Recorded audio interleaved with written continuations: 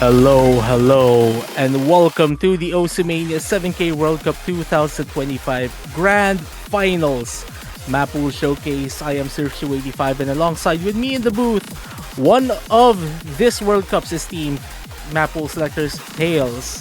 How are you doing, mate? Hello everyone. Now we are at the end. This is the penultimate map pool showcase here for the 7K World Cup. We're gonna see all the hardest maps that we have done this year. Indeed, and let's just say that this Mapool Showcase also marks the culmination of 8, 9 grueling months of charting throughout for all of us in the map pooling team. Just a few thousand notes. I think we've reached like around 100,000 notes placed for this entire World Cup, which is pretty crazy. Yeah, we've been mapping for this for quite a while, especially some of these maps. So yeah.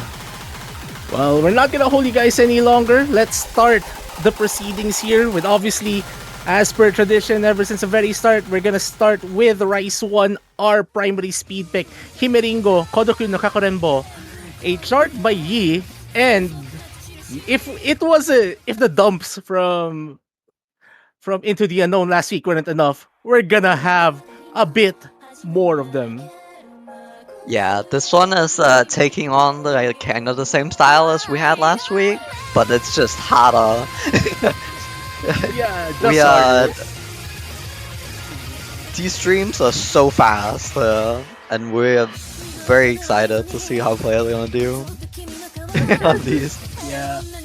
Like, we've seen some crazy stuff already into the unknown. Like, now this one is just gonna be bombarding you a ton of notes. And also just note that this entire song clocks at around 220 BPM, but the streaming here is essentially what, 350, 360. And now we're gonna get into the main part of the pattern. You're gonna see these fast Grace 7 note things there, almost. They're just so fast, these streams there. And then there's some like implicit mini jacks in there. Very tricky. Yeah, it's just with how fast the notes are, like, they're practically mini jacks at this point. Like, what's the tightest snap here? Like, isn't it like what, 1/8 or 1/6? I mean, some of the rolls are definitely on the 112. So. Oh, okay, 112. That's like essentially 660 BPM. That's crazy. They're really fast. Like, they're so fast that you might want to play them as a chord, but given how tight the OD window is, like, yeah, sure, it's OD 7.5. It's not as tight as what you usually see from other more accuracy base picks. But again, the speed chart has never been an accuracy chart. It's really just trying to get as high as you can, despite all of the crazy patterning that you're seeing. Yeah. Something to notice, there is quite a few breaks in between the sections, so even though it is at almost 3 minutes long, it's not gonna be the worst stamina-wise.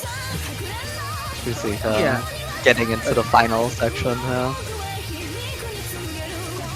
Like, lots of emphasis on double stairs here. Just, well, they're not completely double stairs, they're like offset double stairs, so they're like really fast streams that are double stairs, so they're more like brackets almost when you play them. Yeah, like, it's pretty rough on the hands. Like, everything here, you see, it's easier to watch the chart than imagining your fingers moving along these notes. And the ending, yeah, it gets pretty dense, even if you're just playing like one guitar riff at the very end. All right, up next. Yeah. Next up, we have Dark Avatara Beam Ledos on remix by Super Psychic Fuji. This is our dense chord stream pick, and we are at 215 BPM. This is so fast here this week. We're going up by 20 BPM in the dense code stream. And this is just gonna be really stamina intensive. We're just gonna throw you into it immediately, and it's just gonna be a lot of brackets in here.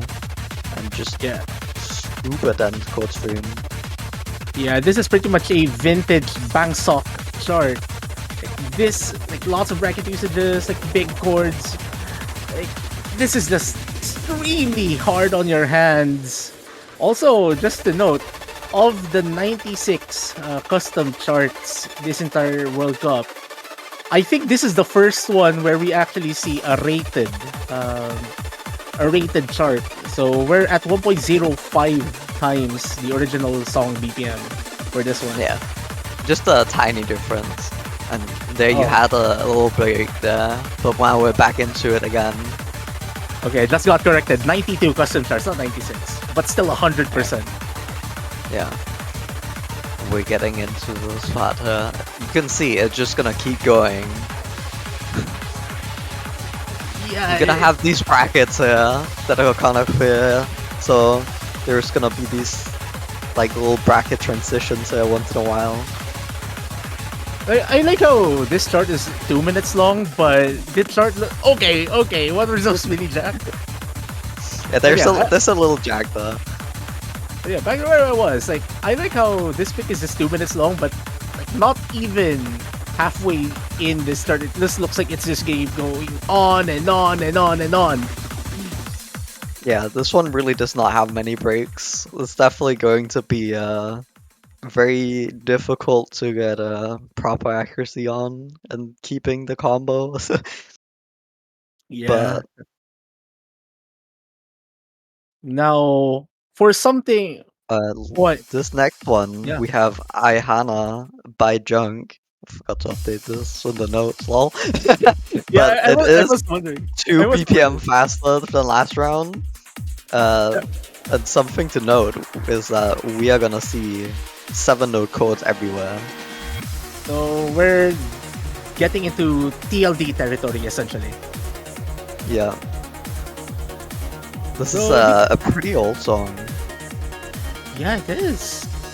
Though, as it sounds like, at least for this one, like, we're not yet seeing those. Okay, we're seeing some of the bigger chords now, but still pretty spread out. Like, not much anchors just yet. Yeah, it really spikes up. Like, it's spreading up progressive, so the ending is definitely going to be where it's gonna be the most intense, but we already see the 7-note chords here now. And they're already here. So yeah, in the first half, you're gonna see mostly, like, keeping to the length of like 3 jacks at most, but the second half we're gonna go up to like 7, so very long jack focus towards the ending. So that section before this break, like, you just notice, like, one hand you're practically doing brackets and the other is 4K chord jack chart. Like, if you're a right hand thumb user, that section there. You're playing 3K and 4K at the same time. Now, this is the other way around.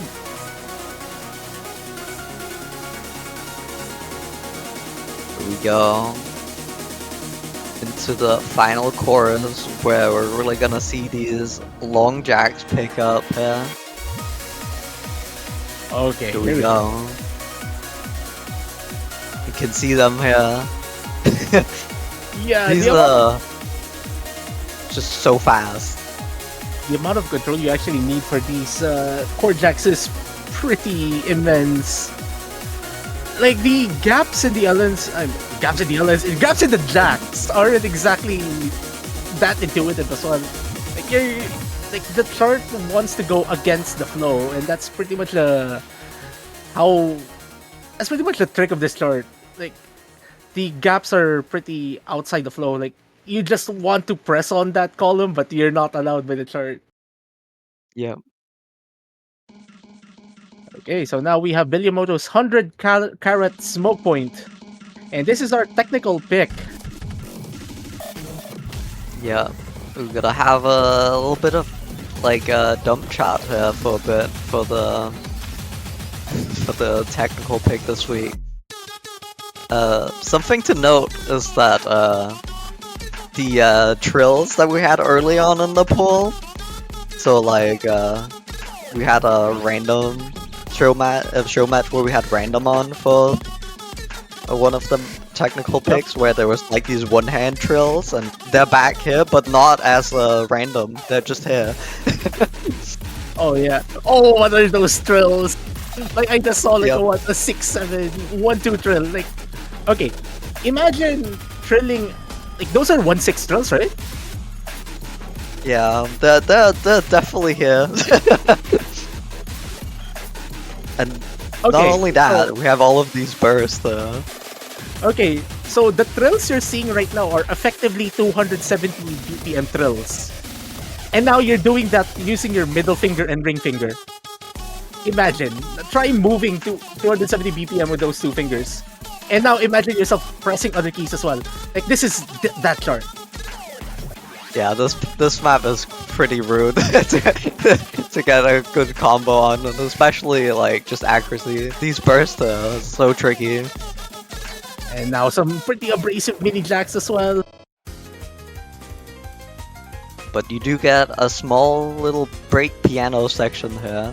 Not to say that it's easy, but it is slightly more calm than the rest before it gets back into it once again.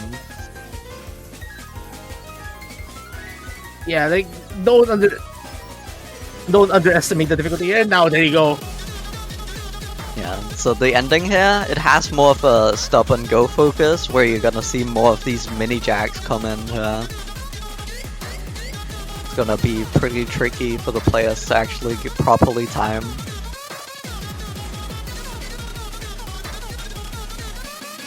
At least for this pick, like, I can actually see why it started this way. Oh man, this is abrasive. Like mini jack transition to pretty much a really fast stream, and that ends it. That is Here we go. painful. So we just saw what is essentially a 270 BPM tech chart. Yeah, that was Yeah. very tricky. Again, the trills, ring finger, middle finger trills at 273 BPM. Just imagine. Now for But our consistency pick. we have Casino Denwa COD version by the Taiko World Cup sound team Yep. from this last Taiko World Cup. This is gonna be our rice consistency pick. And something to note is that this one overall is pretty technical for a rice consistency pick. So be aware. Yep. It's gonna have some pretty abrasive patterns. But again, similar to what we had from last weekends, from the previous pools, consistency pick, like this is where you can expect more high accuracy scores relative to the entire pool. Not that the chart itself would show that it's an accuracy pick, quote unquote accuracy pick. Yeah, quote unquote. As you're gonna see a bunch of different sections. We're getting into those more jacked section here for this little build up. So yeah, definitely gonna be a overall like pretty tricky map for players to get. It is consistency, but it doesn't mean as easy this week. Let's just say that. Yeah. Especially not with these rolls here. They're so tricky to time properly. And now we see him go Albion go. Fun fact about the replayer, like Albion actually does play Taiko. Now that I remembered. So pretty fitting decision here to have them do this replay. Wink wink.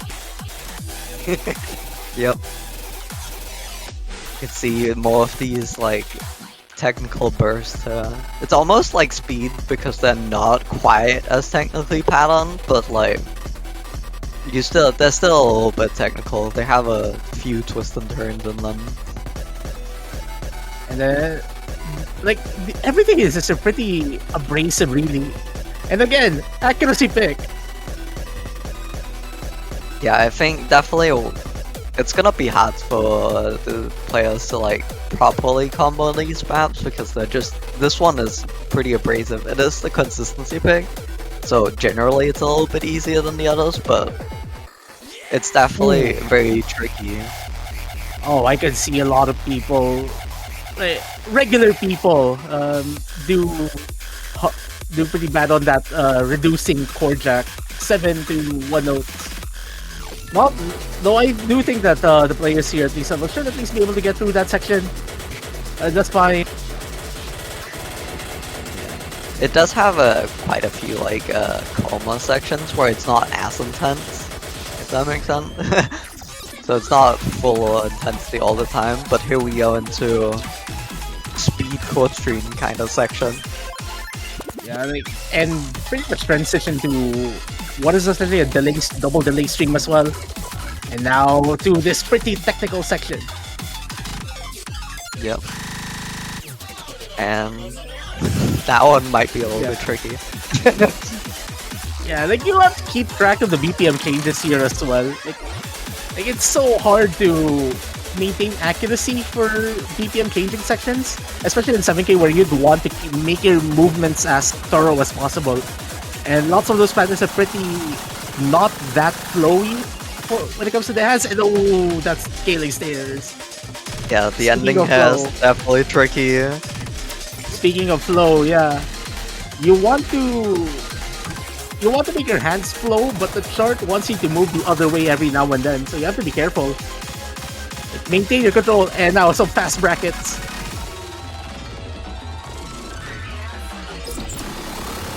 And these stairs. And there we go. And that's our consistency pick. Again, expected to be the highest accuracy pick outside of the Cortex, I think. Yeah. Don't quote me on that.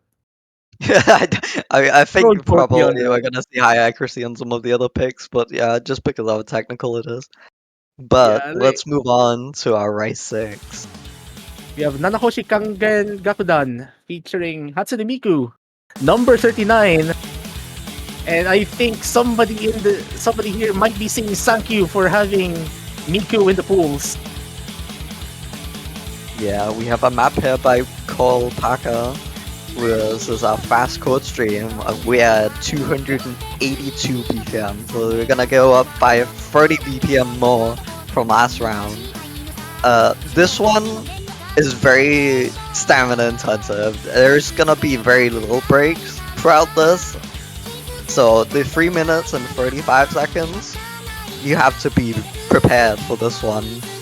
Especially with some of the implicit jacks, and then just like there's some other just jack transitions in general. Oh, there comes the pretty spread out stream really. Again, what makes this pretty much different from Rice 1 is that Rice 1 is more dumpy now, especially at this level.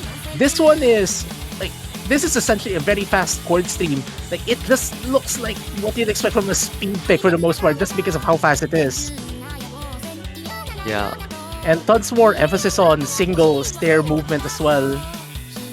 If you're reading it in if you're reading it in a certain way, like it's mostly single stairs with the occasional double stair, so it could easily confuse some people as an overlap with Rice 1, but again, the movement here mostly chord streamy for the most part. We see here, we're gonna get back into the main section here with a little chord jack entrance there. These chord jacks in general in here are gonna be just super brutal to play, especially with the fast streams going on around them. Just super stamina intensive. Now, this is a pretty long pick as well. In a way, this does also double maybe as a consistency pick in a way, just because of the length of the song. So stamina management is going to be a thing here as well, as you mentioned. Yeah, especially you just don't have any breaks. Yeah, this card goes hard.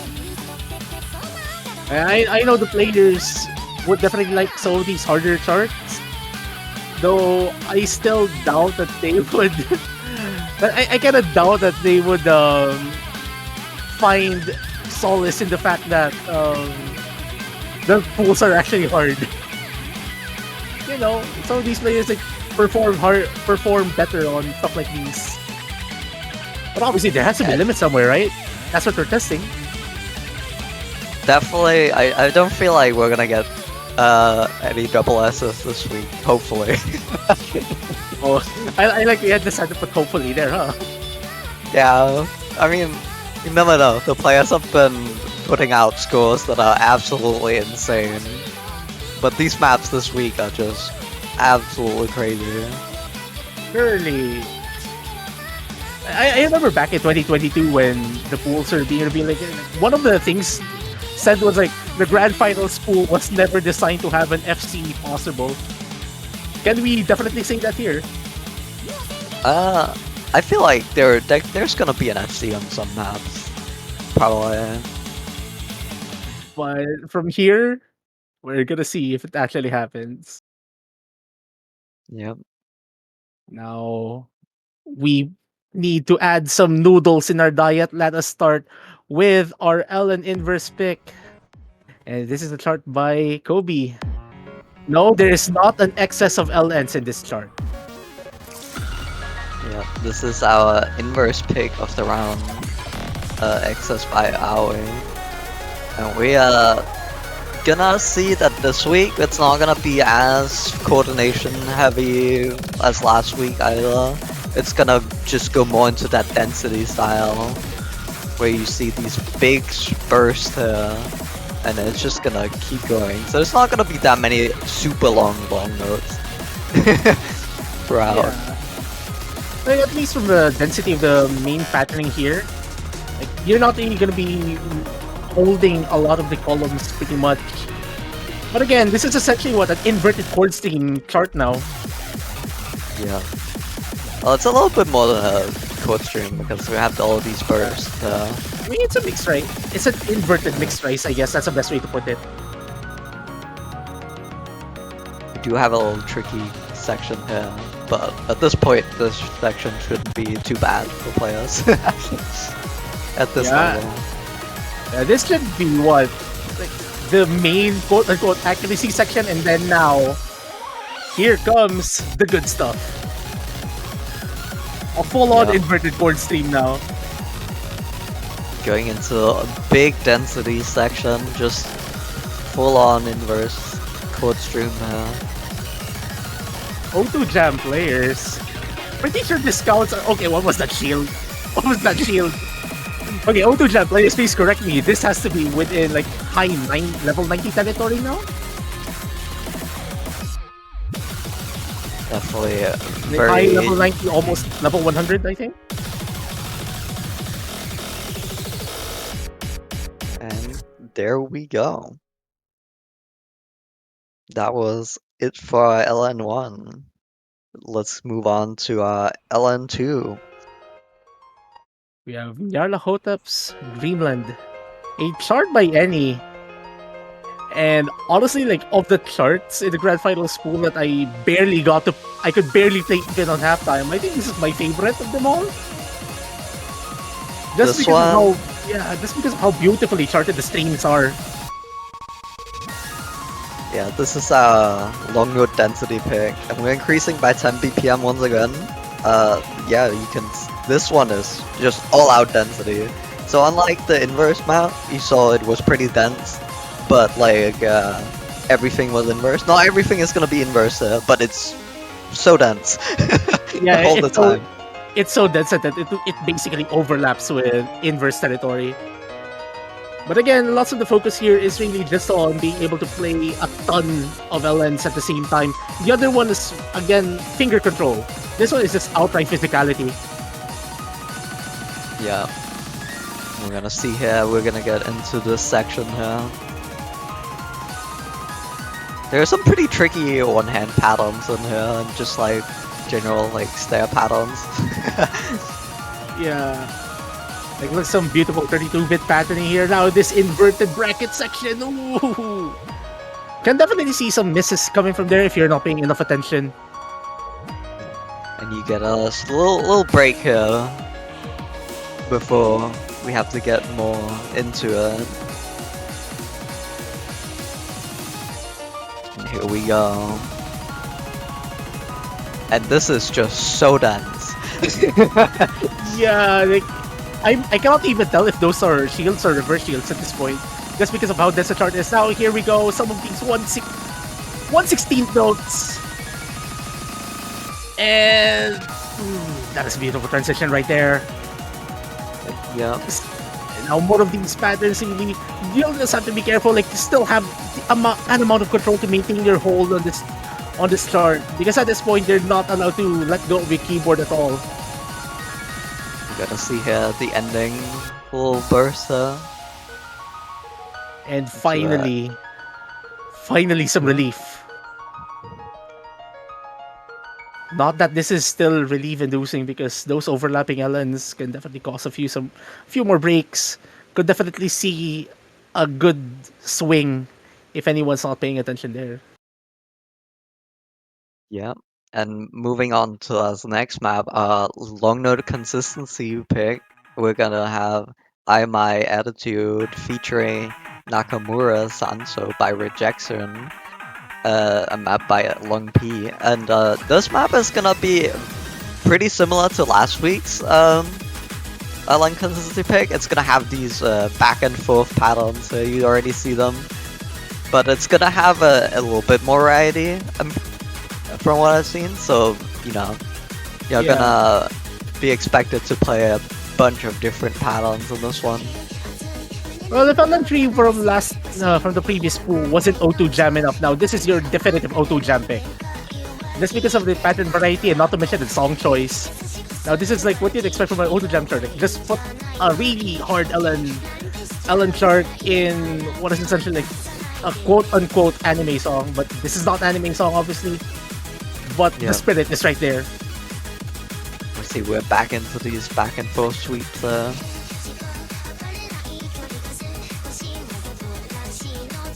We do get like some little breaks between that are kind of like very, very slow chord jacks, but you can't really let up. Especially with these patterns here, very tricky.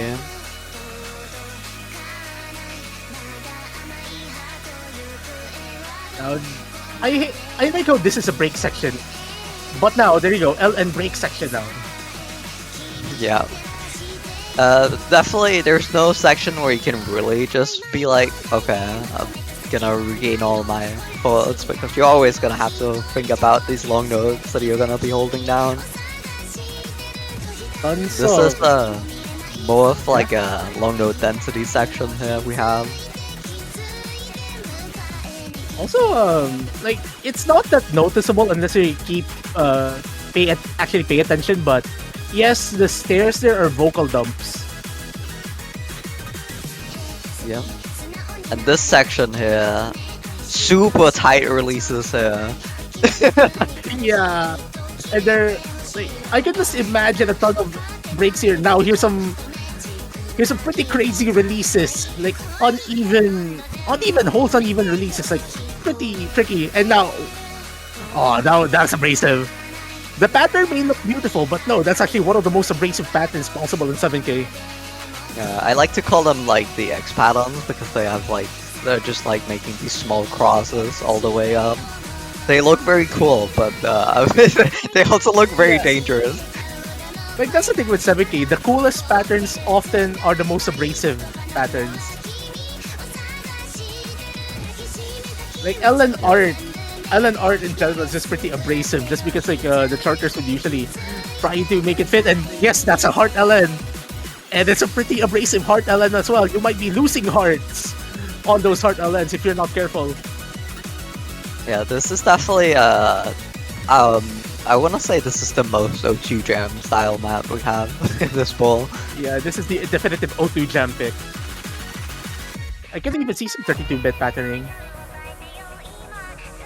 And here, you finally have a break, an actual break, before the ending. Only had to get 3 minutes into the map. Yeah, only had to suffer 3 minutes 38 seconds of onslaught. And now we're back into the deep end. And Yeah. these patterns are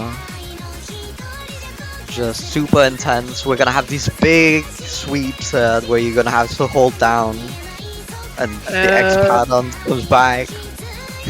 like, again, they're really cool. They look really cool, but they're the most abrasive patterns possible. Like, I guess one way to put it is like, imagine Rice 1, but it's inverted. I think that's the best way to put it. Like, it's that Yeah, abrasive.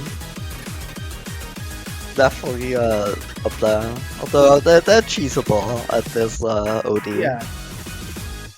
But like, considering the amount of accuracy these players have been showing throughout the entire thing, I don't think you could even afford chasing it at all.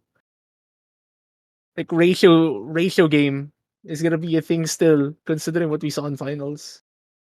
Yeah, for sure. Now And we're gonna yeah. yeah, next up we're gonna have a long note coordination map. So take it away. We have Loki, and this is a classic. An absolute Yeah, classic. Charted as LN coordination. Like this one. I expected this to be charted as score jack, not It's just very similar to a Kojak map, but it's gonna have a lot of these like tricky shields instead of being Kojaks. yeah, So there you go. completely. Now There are totally so many of these shields. and tons of overlapping LNs as well. This is the other kind of LN patterning that's pretty prevalent in 7K as well. And now this is an extremely control heavy section. You have to pay attention to the rice nodes as well, aside from just having to deal with the short holds that you're seeing here. Yeah, we almost have these. We have these like long jacks going on here while you have to handle these shields and the releases and just long notes in general, holding down. There is a small little break here in the middle, at least. It's quote Yeah, unquote.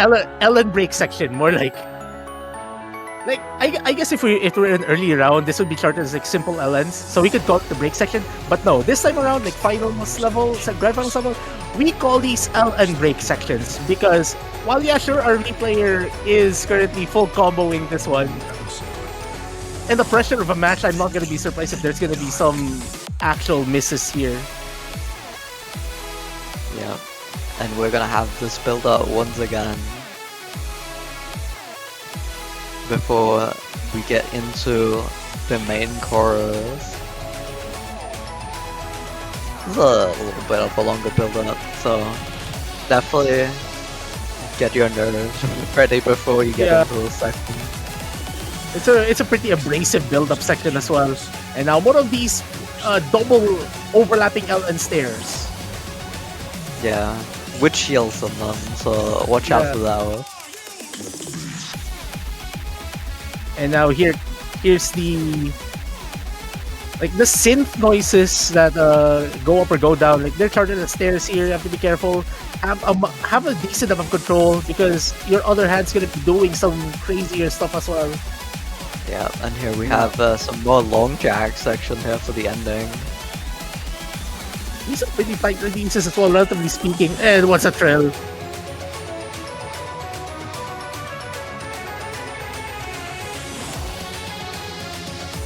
Yeah, this one definitely gonna be pretty tricky. Some Bryce team might prefer this just as like a Kojak map almost if they Yeah. can manage to get their mindset to this. Yeah, speaking of core jacks, there's an inverted core jack. Okay, so we actually have an FC in this Maple showcase, so I guess there is a possible FC in the grand finals weekend. Yeah, FC possible, but that was it for Long Note Pool for now at least. Let us get into the hybrids. We're starting We off have with a generic hybrid. well, speaking of wishing for FCs, I do hope they are coming true. Pun intended. This is a chart by Muses. This is our generic hybrid pick. as what has been for all of our hybrid ones throughout this entire tournament. So a bit more straightforward patterning, but this intro is not straightforward at all. You see an onslaught of shields. Yeah, at this level, the generic hybrids are also getting very tricky. Oh, Yeah. Also, shoutouts to our streamer who's playing this one. yeah. So this map is gonna have like three main kind of sections. We have this section here where we have like the hybrid style where you the rise notes and the long notes, and then you have some just super intense long note sections, and then later we'll also see some just rise sections. So it's a little split up, but it does have these like three major styles that you're gonna have to play through. And now Getting this is into yeah. Like, I could definitely see like why the patterns are pretty straightforward, but like the density of the chart, like, this still looks extremely abrasive. yeah, this is the generic hybrid is more something like you said. You'd find this maybe in rank. This is definitely something you'd find some of the style maps. And we're Do not have a little even break. yeah, no, I'm pretty sure the final quarter is just gonna be crazy. A core jack build up. Yep, super fast go jacks here. Not too tricky pattern wise, at Ooh, least. okay. LN, yep, there you go. LN break section. Oh, that's a really fast forward stream. Yep, and transitioning into some long notes and with just like these mixed rice notes in here. Like, some of the big cores are shorter than LN, so you might want to pay attention to the release timings there. Like those short holds are gonna be a problem if you want to maintain accuracy throughout the entire section. So just something to take note of. And now for our technical hybrid pick, we have We have Signal by Ludizim. This is a collab between Kobe and Blocko. This map is so tricky. It's not as high star rating as the yep. other hybrid on long note maps, but oh my god, these patterns are so insane. Oh yes, indeed. Also, another. I remember speaking of the replayer here. I remember them mentioning they do play DMS every now and then. So how fitting that they make their appearance in the showcase. Now here comes some crazy stuff. Like Yeah, you're I'm gonna not, see just jacks and these very tight releases and just notes there, these long notes. So they're tricky. they're effectively playing them as scores and now some very fast shields. Ooh. Like crazy, I think is an understatement here at this point. Yeah, for sure. There is no breaks. The break sections are very crazy as well. Yeah. And this pattern, oh, Oh, you're effectively playing those as chords, I think, considering how fast everything is already. But like, you have to be super careful. There are more of these.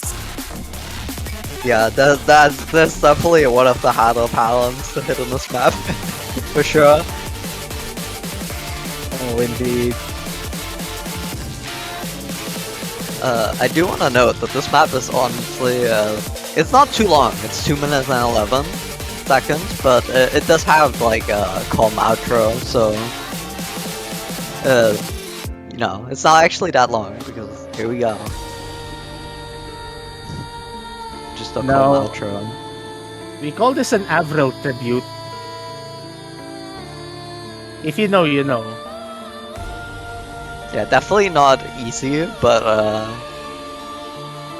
there's not gonna be much score to gain here, so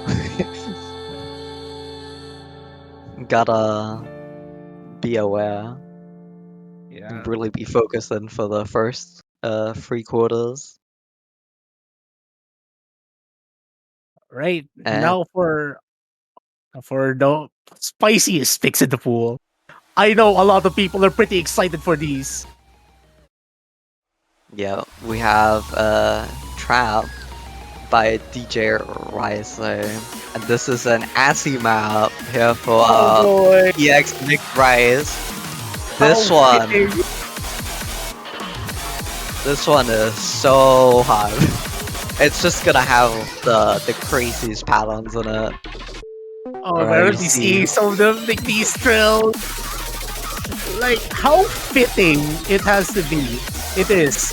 That it EX1 for Grand Final 6 an ASCII chart. ASCII charts are notoriously difficult even at lower levels, and now we're just seeing a culmination of the charting right here. Extremely technical, extremely fast, and what is that craziness? Yeah, these bursts are just so tricky, and now we're getting into the faster code stream kind of section. And just in general, this map is just so fast. Oh boy, I can just imagine everyone's reaction when they saw ASCII as a charter for this. Oh boy. Yeah. You do get a tiny break there in the middle to actually regain yourself before it really starts picking up again. Yeah, that stare, reverting stare. Again, the amount of control you need there. And this section, it's just so fast. They're like chord streams, but like you have 1/6 notes in there between. Yeah.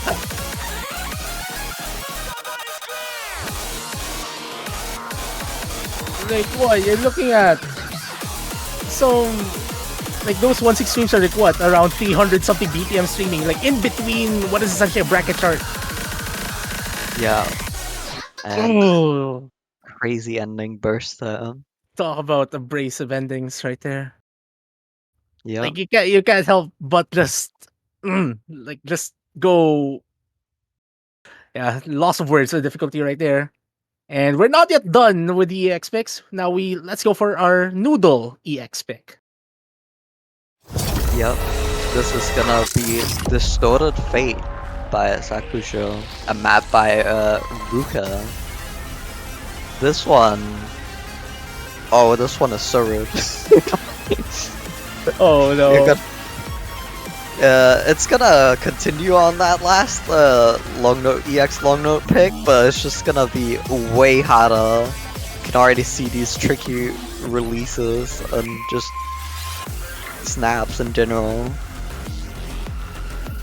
And like this is just the build up, by the way. This is just the build up. Like, You gotta have to watch out. out for all these shields. Like this is essentially a coordination section, and then you're doing tons of dumps as well with your hands as the song continues to build up, and now more brackety style movement, Yep. and it gets faster here. It's just gonna keep building up into a break. And Real break. Yeah, this is the only break section you're actually going to get in this start, I think. Now, let's see what Ruka has for your hands. It's just gonna keep up with these tricky shields everywhere. They don't look like too dangerous, but they are so dangerous and so tricky to play.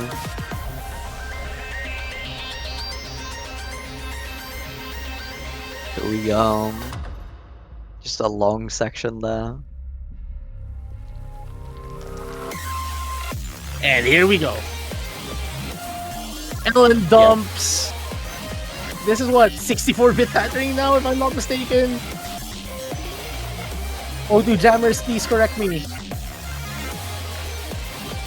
Yeah, these are just gonna be so fast back and forth patterns. They're almost sweet, they go back and forth.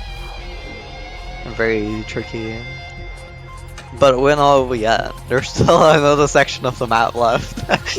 I like how like the music calms down, but the chart like it goes with the mood. Like that's the thing. Like the okay, now a true break section. Yeah. It does have Yeah, breaks, at least for being a bit longer at 3:30.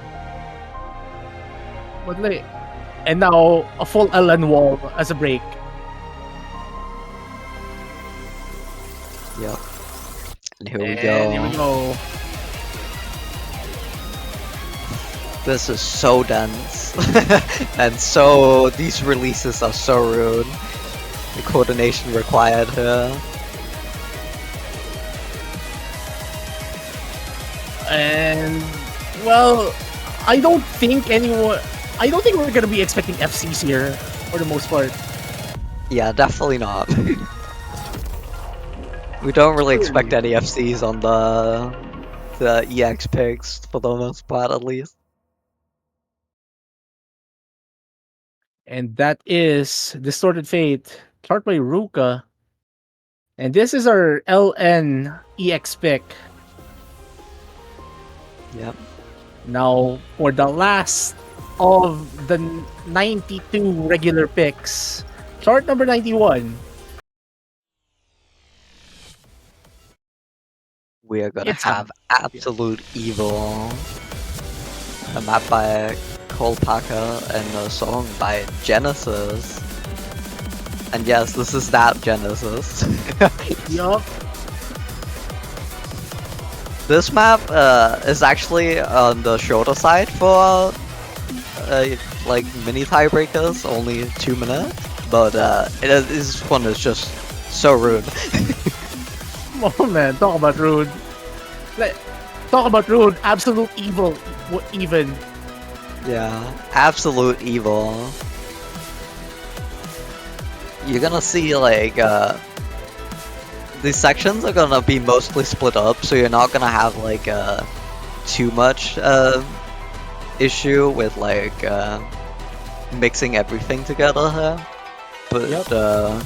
it's gonna transition between like Rice and Ellen quite often, so you're often gonna see like a section being played in Rice and then afterwards in Long Note. Like Now, yeah. some particularly dense section as well. Also, just a note, this is our mini tiebreaker pick, but look at the length. It's 2 minutes. So, any misses here are gonna be so fatal strategy-wise here for the players. Like, you gotta be super consistent in what is essentially one of the hardest picks in this entire World Cup. Yeah, this one is just... There is just, like, not gonna be much of a break here. Yeah, like, again, it's 2 minutes of just outright pain. Now, the speed section. Okay. And now into Like, the Ellen speed section. If you're a player here and you forget to breathe, I'm not even sure if you're gonna be able to inhale. Okay, what was that? 220 ppm bracket. Is this Overjoy? It goes by so fast. If that was the entire map. And well, all of these 91 charts have went through fast. The past 5 weekends have gone through fast.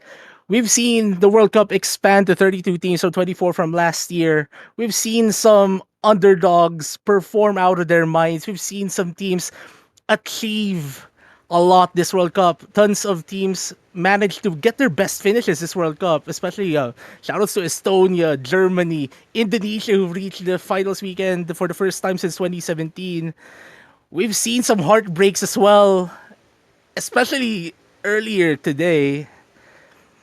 Now we're left with 3 teams, which will have to suffer this pool and what remains our 90-second chart. Tails, I would like to give you the honor to introduce the next one. Let's get right into it. Here we go. The tiebreaker.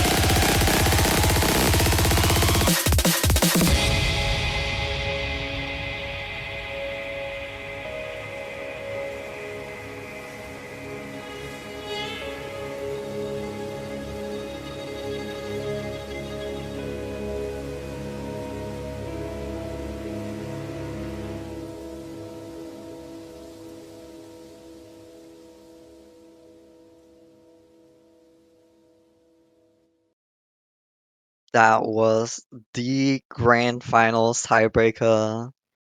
Lost Requiem by Ludicin, our newest featured artist. The post will come up after this, and this song will be releasing on their YouTube in just a moment after the stream, hopefully.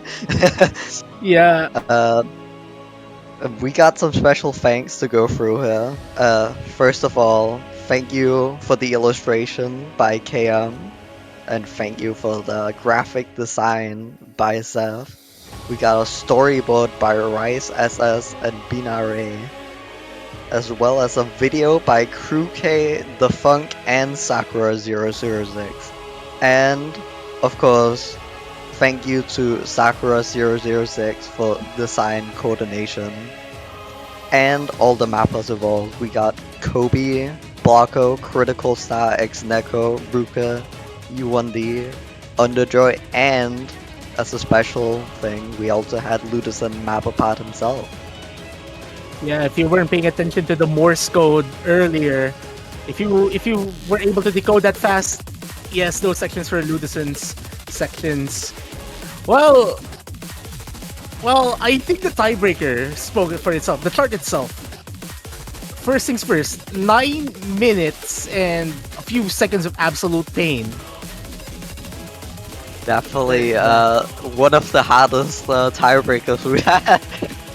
Yeah, like if the previous ones weren't hard enough, like this one, I mean, you already saw how much of a struggle that ending section. Like, we're not even going to the ending section. Like what?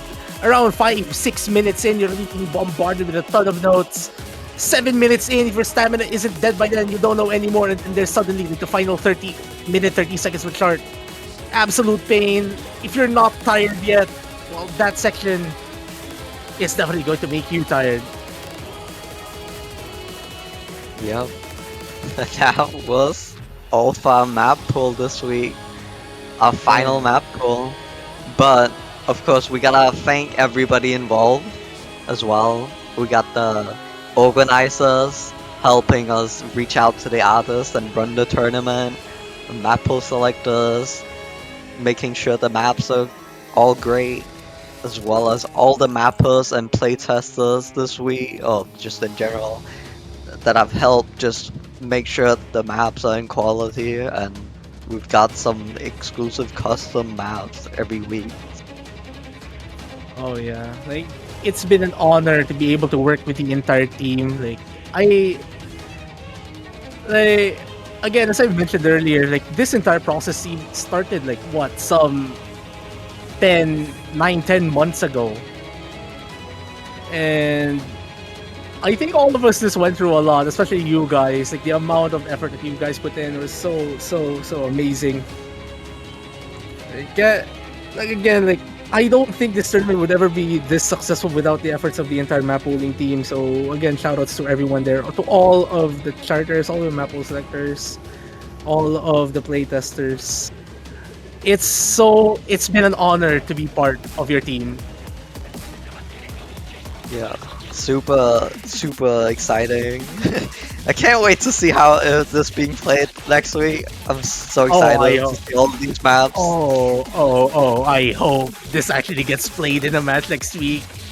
Like not the showcase kind of play, the actual go the distance tiebreaker thing.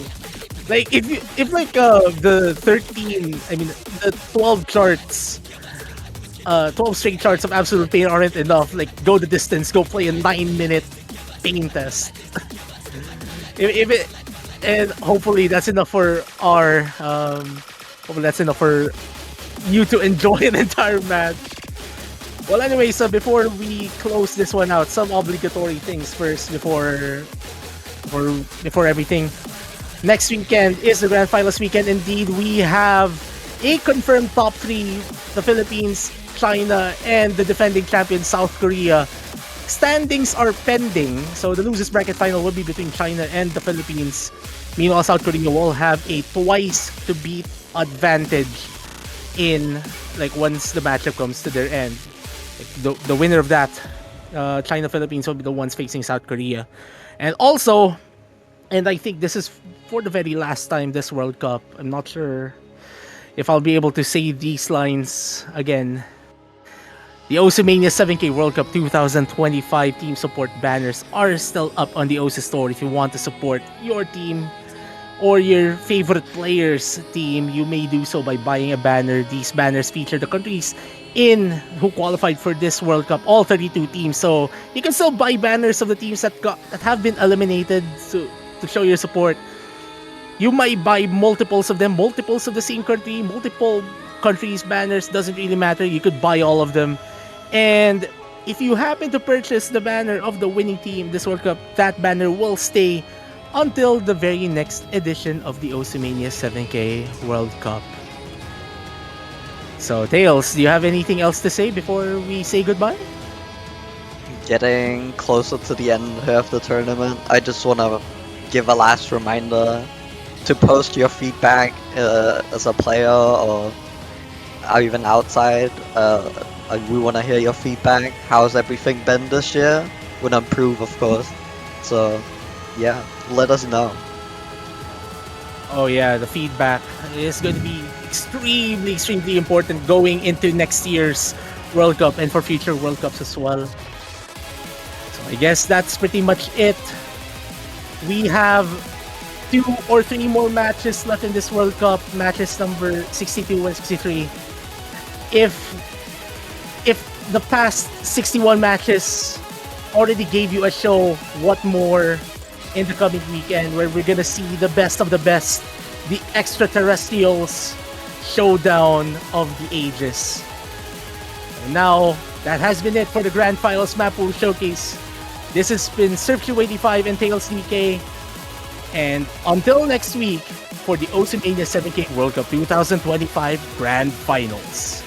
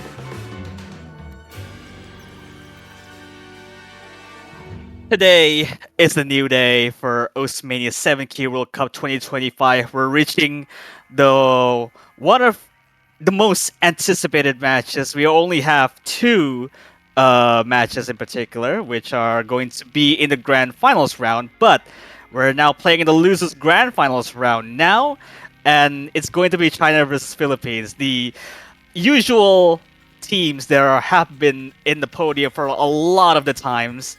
And here we go. My name is Mifa, and I'll be joining here with Rave. How's your road going after last week's matches? Well, it's been a week, and I'll just say that it's definitely been recovering quite well. At least to the point where I'm able to actually commentate this penultimate match of the 7K World Cup 2025. But this isn't the first time these two teams have faced off, because they actually faced off in the semi-finals upper bracket. It was a very close affair. It was 6-4 to China. So let's see if it will be any closer this time round. Hopefully in the favor of the Philippines, if you're a Philippines fan. But also for China, they want to try and make it back to a grand finals Sunday. Yeah, absolutely. China has been they just shy of losing to a top 3 podium spot in like last year. Yeah. I think it was against Philippines, and then it was that one pinnacle of the tiebreaker from like last year, which happens to be the case. But they are meeting instead to decide whether or not they get the second place or the third place. But we get to see how China's protecting straight away. EX1 rice pick, mixed rice. Really, you would expect this to be, I guess, being played for very, very hardcore rice players in particular. I guess Turks in this way. Yeah, you know what to expect against Philippines. Yeah, this is a very bold protect from China as well, because Philippines have arguably one of the best like hard skill set players in Oji-san, aka Kura. Yeah, and Philippines protecting long node 1. We are, Yeah. I guess, saying long node. Well, I guess long node wall wouldn't be wouldn't be that app description for what it is, but it's just the same thing. Except it's kind of indecipherable on what how to describe that pick in particular. Yeah, no surprise that Philippines are going to be protecting an LLAN map, and LLAN won out of all of them as well. They are one of the most dominant LLAN teams throughout this entire World Cup thus far, and also beating out some of China's LLAN scores. So there we have it, and a Rise 4 ban from the Philippines. Seems to be technical picks that are just wacky and Philippines don't want. There's no point in even trying if China is very good at very wacky stuff that are just you're playing against something that are very BMS LR2 heavy. So China has that in the bag, while Philippines doesn't. But they're banning. China's banning Hybrid 2, which the mini tiebreaker, which is arguably, well, not arguably, the shortest mini tiebreaker of all time, I think. Very interesting. I know you can't really exactly compare Signal to last week's Hybrid 2, which was Horizon Blue, but China got first on Hybrid 2 last weekend, so very surprising to see them actually ban out Hybrid 2 this time out. Oh yeah, I stand corrected. I forgot that the EX3 should supposed to be the mini tiebreaker. Oh, This yeah, one yeah, is yeah. the technical one. So my apologies for just having that wrong. But China's going for the protect already. We're just entering the extreme picks. All the hardcore rice picks right out of the gate. Okay, very interesting. Because we are surely going to be seeing OG-san in this, and probably Sunny? Yeah, I believe Sunny would be the. Actually, I mean, Arquin has been like okay so far on like the finals mixed rice pick.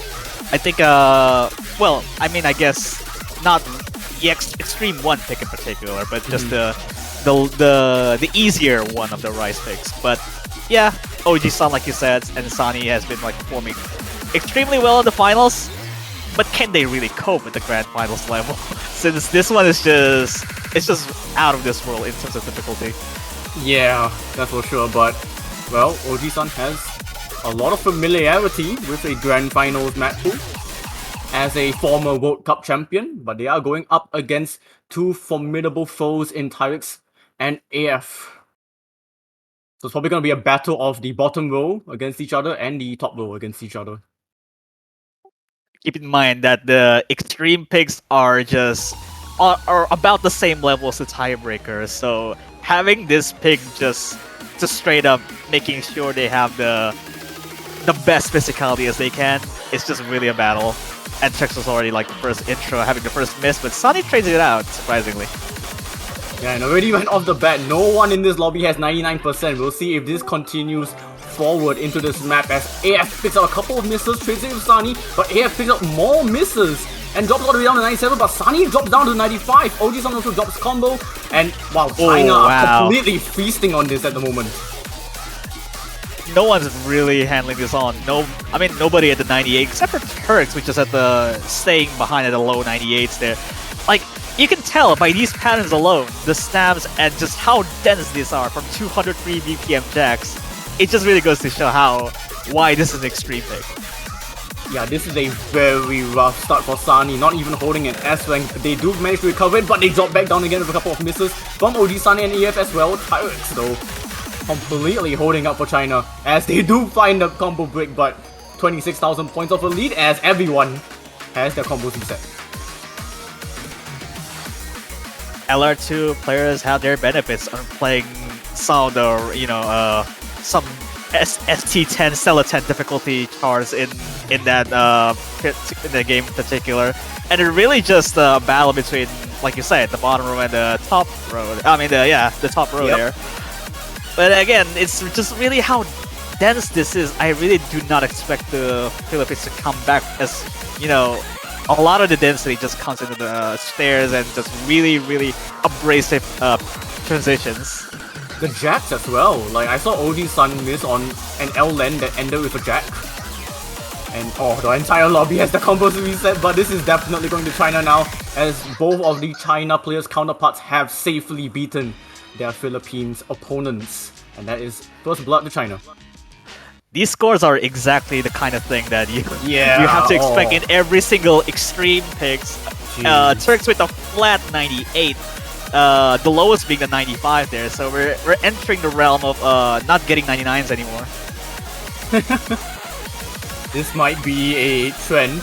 We'll see. We'll see if the players can still keep up.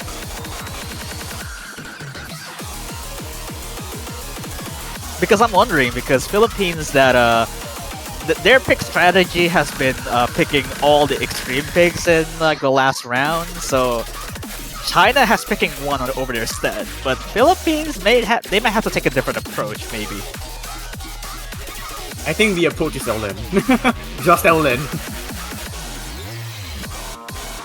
But which LN? There's also the 4 LNs, and there's also that one Extreme 2 LN pick.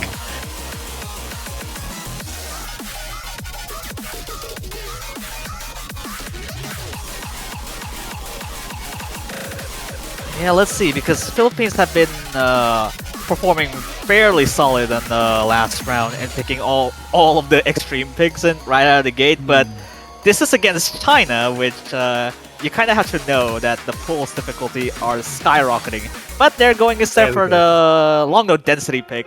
Well, density might sound like an oxymoron, but there you go. Yeah, 10 BPM increase from last weekend's LN2, so this is 200 BPM, a very low 10 star rating. Typical LN map.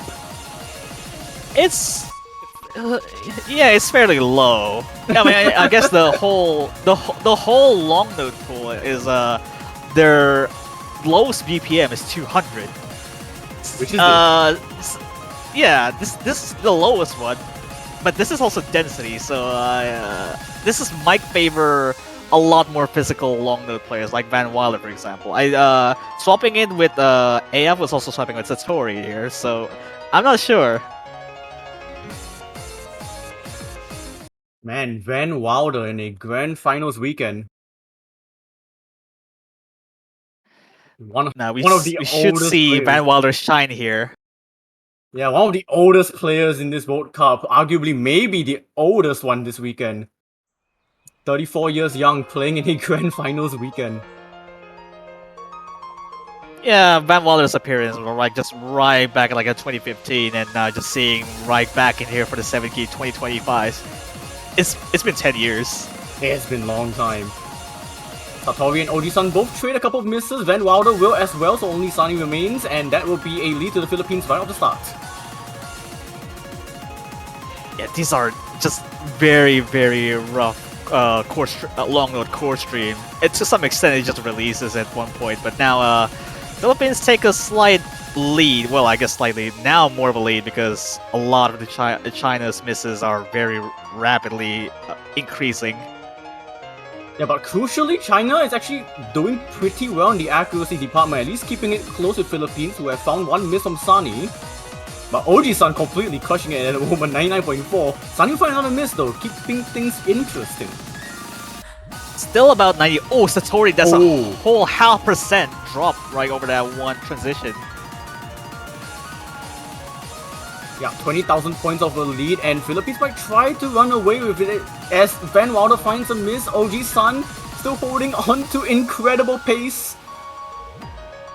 Yeah, these very easy to see why this has been well, not protected, but it's in a way it's just long note strengths in a nutshell, beating your opponent to submission. Yeah, Philippines are the dominant LN team in this entire tournament, and this is why. Like even with this kind of long note course transitions, and now there's one miss from Oji-san right there, but it's completely traded out by China's misses have been very messy.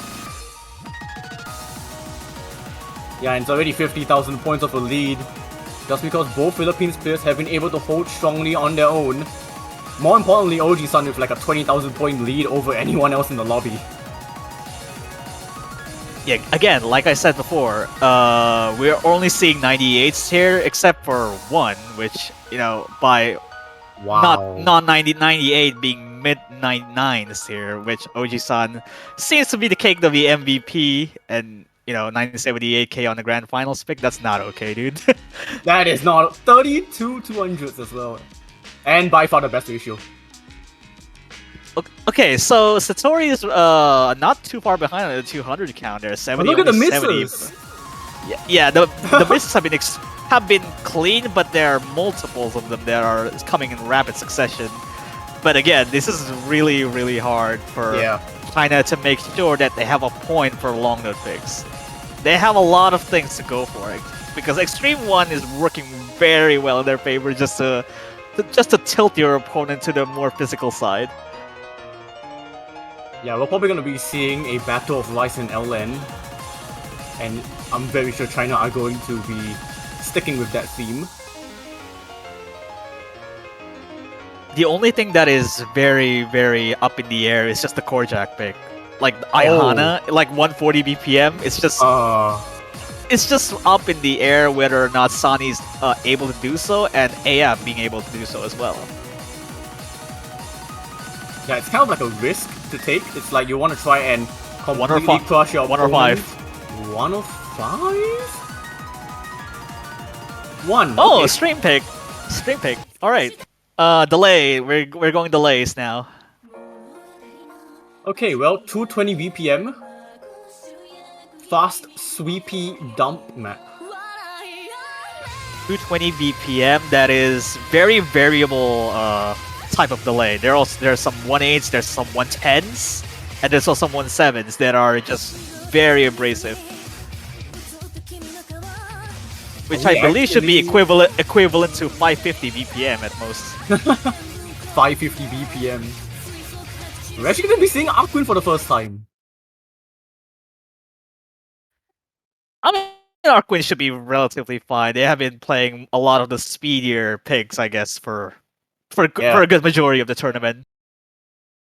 Another one of the boomers, you would say, like Van Wilder, has been playing for a very long time. So you're saying Arkwin is more boomer? Maybe not in age, but maybe in experience. That's fair, I guess. I mean, sure, you can count it that way, but it's really just accounts to how rough these patterns are, dude. Like 1.8 and then one slipping in 110 in particular. Everyone's coming fairly well so far, I guess. Yeah, but how long will that last? As AF will be the first one to actually pick up a couple of misses. Is this actually going to swing it back to the Philippines? Because accuracy game is still favoring China by a little bit, as Arkwin will find that trade and give the lead back to China as OG-san falls. Yeah, it's really not looking superbly well for Philippines there. I guess, I mean, the patterns are just really just look at that sweep. It's just really fast, and it's really not helping for the Philippines' cause here. Turks is doing all they can to carry, but again, they have to. AF also has to keep up with it as well. It's AF keeping up with China and Arkwin keeping up with the Philippines. This is going to be the main important factor. I think both players of Turrets and OG-san are going to do relatively okay. But yeah, Arkwin with a couple of misses themselves. This lead is going to go towards China. Maybe not with AF, but Arkwin will also trade it. Yeah, Patterns are getting more abrasive. Yeah, non-stop sweeps. OG-san finds a miss there. Turret's still holding on to 2.2k. I mean, I guess there's also the second half of it, which I would mind you, this is almost 3 minutes, so you kind of have to endure a lot of them. Yeah, but so far so good for China. AF is definitely holding on better than Arkwin. And Turrets is just completely beating OG-san in the moment. That's a messy one. I believe the OG-san dropped like 3 or 4 nodes in succession there. Yeah. And one of the tail patterns. Dropping out of the 99% as well. There is a small break section here just to kind of rest your fingers a little bit, but after this point onward, here we go. Yeah, it's just really mesmerizing to see how the grand finals level players are just really stepping up to their plate. But, you know, when the lead is already this big, you kind of have to wonder that Turks is missing that full combo right at the last quarter of it, but that lead is actually shrinking quite a bit. AF with multiple misses. Wait, this is actually shrinking a lot faster than I thought. It's only 20,000 points. There is a couple of the map left. I don't think Philippines have enough time to drag it back. Can they actually? There's no way. It's 10,000 points now. Arkwin's accuracy is going much lower though, but even they're still holding the combo. But it's still just these sounds, these delay sounds that goes to nothing. But it's the lead's cut down to 9,000 now. Wow, that just cut down out of nowhere. It just seemed like AF combo broke a lot. Arkwin held on to combo, and suddenly Philippines from losing by like 50,000 points to just 9,000. Yeah, the miscount is really what really just cuts down the Wow. lead by so much. 27 misses by the sheer ending alone, I would say. Yeah, but an MVP performance from Turks as well. 974k, just 2 misses away from the PFC. Really impressive. Yeah, this is looking kind of sketchy for this pick, but I would say it's understandable that they want to go that way. So I'm wondering if court streams in particular, you know, China has to step up their game in court streams. Yeah. It's the risk that China have to make because Turks is completely destroying these maps, but then you have the second player, it could be AF, it could be someone else, perhaps falling off a little bit, and then you have to kind of compromise, and that's kind of giving China these leads, but not comfortable leads. Philippines still has quite a bit to go after that long node density pick that we saw earlier, and now we're going to a much longer marathon. Okay. We're still sticking with the Rice and Ellen battle Also, here as Philippines. yeah. Yeah. Ellen Also, doing- another 10, almost well, I guess in one cases this is a marathon, so everyone's really happy when they see a whole long marathon for a long node map, because after all this time, mini tiebreak is supposed to be the longest one. Yeah, this one's 4 minutes of Ellen consistency. So we will see Sunny in, we will see Van Wilder in as well for China, as is Satori. 4 minutes of long node consistency for all these players, but to us it's 4 minutes of just unreadable patterns. Yeah. Oh, it is Grand Finals pool after all, so we gotta test these players to their limits. I mean, luckily this is supposed to be like the easier of the long node picks, but there's still a marathon. You have to endure quite a bit of the stamina. In comparison, yeah. So already some trades between Van Wilder and Sunny. And because Van Wilder has hit more than Sunny, we'll give this lead to the Philippines for the time being. Van Wilder seems to be like kind of releasing a little bit earlier than you normally expect him to release, but maybe the lead's still staying around there somewhere. But Sunny has also trading that out in the misses, not necessarily accuracy. Yeah, it's actually Satori just barely beating out OG Sun in accuracy. But Van Wilder picking up another miss, that's gonna contribute to Philippines' lead at the moment. Yeah, these long nodes are not that any easier than the long node pick we saw before. It's just there's more of it in like the next 3 minutes. Yeah, the amount of focus that you need to have in this Oh, map wow. as both China players drop. Yeah, the S pattern, the alternating outer column LN, they are really not helping China's cause there. But accuracy is still staying afloat for the most part, but it's just a battle between Van Wilder and Sunny for most of it. Yeah, and Sunny is beating out their counterpart by a couple thousand points as Satori finds another miss and dips their accuracy under OG Sun for the first time in this map. And Philippines have a 5-digit lead now. Yeah, 5-digit lead is still quite a good lead so far because it's becoming a marathon of all things, and OG Sun's very comfortable with this. It seems like holding to 5k combo like nope. Well, I guess not anymore. Well, there you go. It had Just to happen. just nonchalantly mentioning people's name and then it happens. Crucially, OG Sun still has 99.5%. It was a very clean miss. Philippines still have a 12,000 point lead, and it will grow as Van Wilder picks up a couple of misses. Oh wow, yeah, the releases for Satori is not handling this very well. I saw just letting go of the supposedly all the releases there. Yeah, some time to recover here for all players in the lobby. Yeah, still all the 99s except I guess Van Wilder just a little bit under there, but it's still more of these for the next, what, 1.5 minute to go? Yeah, I think so. This map's pretty long, if you can't tell already. Sunny picks up the first miss in a while, but trades it with Satori. Yeah, it's just every time except for trading misses all around. It's just the top row header, and now Van Wald is shining at the combo a lot more, which Oji-san picks up very relatively quickly. Yeah, it just seems like every time the lead wants to go back to China, China just find a trade back. So the lead's still 15,000 points, but there you go, Van Wilder picks up a miss, and now the lead is slowly going towards Philippines again. Now at the 99s. Well, Oh, no. I guess still 99 range, but there's one more minute to go. It can potentially swing if the Philippines have a massive misread out of nowhere. Yeah, and the Philippines can try and run away with it from here. Satori picks up a few more misses. Oji-san, after picking up that miss in the middle, they do not seem to want to drop any more as Sunny finds a miss again, but yeah, both China players dropping again. This should be Philippines now. Every time the miss happens for China, it's always of the non-focused core stream. It's just the one pattern that stood out most of the time, and then they drop more of it. Like these bursts in particular has not been faring well for China. Looks like the lead's gonna grow to Philippines, and Philippines has this in the bag.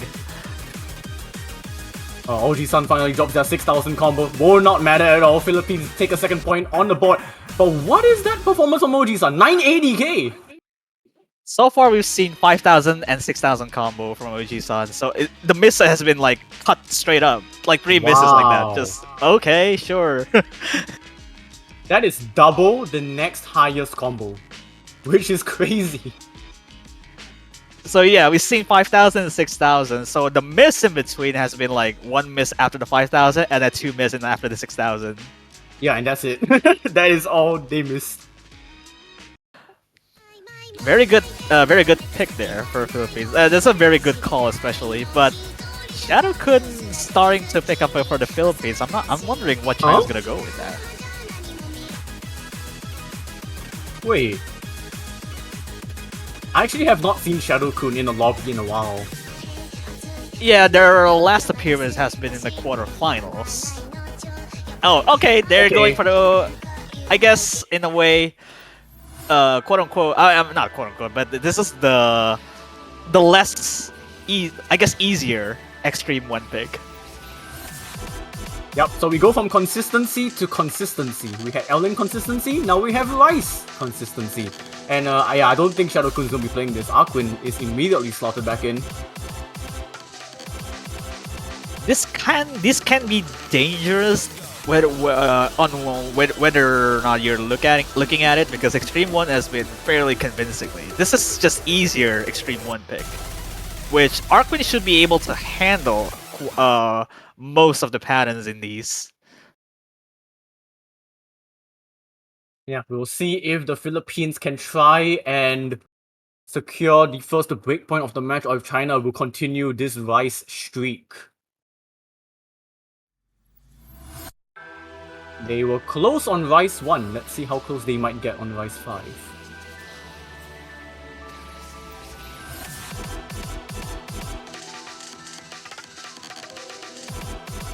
Abrasive patterns at the start will cost Arquin's combo though, and accuracy as well, dipping them under 99. So this gives a very slight advantage to China. That's another one to follow from Arquin. Already right off the gate. So China will be handed this lead on a plate. And Arquin finds a couple more misses. AF will treat it back though. AF will now dip below 99%. It's just the top row missing. Bottom row, no misses just yet. And the slowdown. And go into some jacks. So you would think that these players would try and gain some accuracy over here, but you will also need to be very careful managing your stamina for 4 minutes as Arquin finds a miss in this section. Seems like T-Rex is actually beating out Oji-san in the bottom row. Picks up an accuracy drop, but Arquin will find some misses themselves. And AF has also stabilized their accuracy back up to 99%, so 15,000 points to the good. Top row both missing. Still safe haven for the players on the bottom row. But Arquin is just not having fun with these sweeps, dipping them down to 97.6. And that's the bulk of this lead to China. Yeah, quite a decent lead they got there for AF holding on at least a whole percent ahead of Arkwin there, but Turks finally missing out the full combo. Only OG-san, which is supposed to have the full combo, but that accuracy difference between AF and Arkwin is a whole percent ahead almost. Yeah, that it is night and day in the top row. AF will find a miss, but it is still a large gap between those two players. T-Rex is doing very well to match with OG-san, so like I said just now, the bulk of this lead is just from AF and Arkwin. If AFC has to keep continuing missing like this, it might actually just shift the lead back, regardless of the accuracy here. But yeah, actually just trading in between because of the court stream and one of the wackier bursts like that. Also, OG-san picking up a little bit of an accuracy drop. Turks is actually beating out OG-san because of that. But yeah, Arkwin is just not finding fun here. Yo, that's nasty for 7-7 court descending there. Yeah, and both players on the bottom row drop. Understandably so. That pattern transition is rough. But yeah, 20,000 points to China. So far, so good. But anything can still happen towards the end. Arkwin will find another miss. Oh, Arkwin seems to be running out of steam here because the accuracy is trying to dip down to below 97. AF is also below the 98s there, but now actually the lead gonna start to cut off a little bit there. Yeah, but Arkwin does find another miss trade with AF. Accuracies now between both AF and Arkwin are slowly merging towards each other. Yeah, these patterns are just much hard to decipher too, and OG-san's taking the bulk of the miss on the one of that transitions here. Only Trick is just still staying above afloat here. Yeah, but I also feel like Turks and AF have just done maybe enough. 28,000 points, 30,000 as Arkwin finds a flurry of misses here in these sweeps, dipping them down below 97%. Oh. This might be it. This might be the third for China. Yeah, looking fairly, actually decent pick so far, even after like the extreme pick we've seen earlier, but I believe there's also like one miss from Turks? Because that one transition alone that catches OG-san and Turks, so maybe. Maybe. Let's not call things till the map is over. But I think it is. Wow.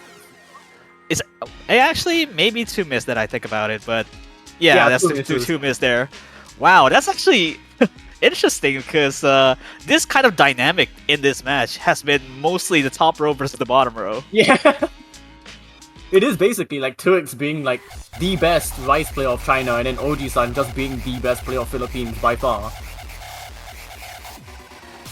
Now this might actually be a very good thing for China since they all have the time and all fun and games with the 3 Rice picks remaining.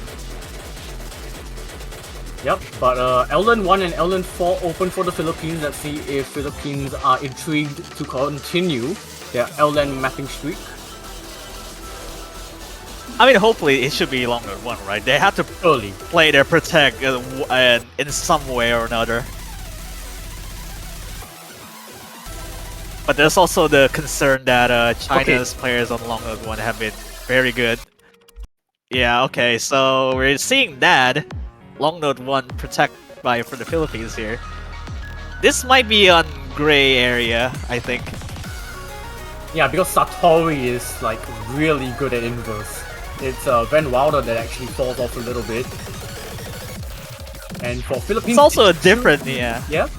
It's also a different pick from like the other long node picks we've seen so far. Yeah. It's just straight up LN wall court stream kinda.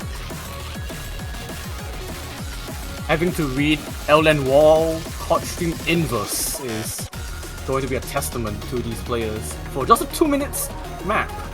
So very little room for error. Yeah, for those people who are wondering why we call as such like long node walls in their core stream, it's because you're reading negative spaces in order to actually read through all of the stuff that you see on the screen. Which the good thing about when you are very adept at long nodes in particular, you might encounter some like long node walls like we talked about earlier. You just kind of have to read negative space, which easier said than done. Yeah, it's making sure that you're reading that empty space, having to let go of the appropriate key and then pressing it down again. And when you have to do that for 7 different keys, it can be a little bit confusing. Yeah, I guess 7 key makes a whole thing so much different than Yeah. I guess in 4 key, because 4 key you kind of have to you have the avenue to making sure that you hit and release them properly, but coordination matters a lot here too. So there you go. Already an opening miss from Oji-san. It shouldn't affect them too much because it is right at the start. Yeah, most of the time you're just gonna be a lot of negative space meeting.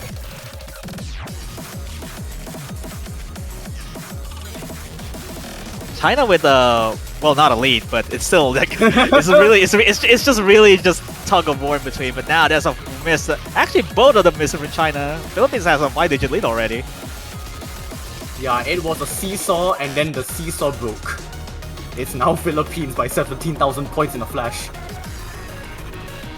Oji-san, after that very early miss, recovered to just be almost rivaling with their own teammate. Yeah, actually beating out Sunny in accuracy now. And Sunny finding the miss. Straight Silver and Wilder. Yeah, it's just mostly trading one after the other. So this is a common occurrence there for most of the match going forward. Yeah, it seems like all the players dropping there except for Oji-san, Satori, and Ben. Oh, yeah. Another drop. Yeah, I forgot about the slight offset chords there. Satori does not liking that, and you can already see more drops coming from Satori's side because of that offset chords. I'm just in awe at Oji-san's accuracy still. Keeping on to the 99.4. Basically just giving Philippines his lead. Reverse choke, most likely. Which is a shame, but it happens. We still got a little bit more of this map.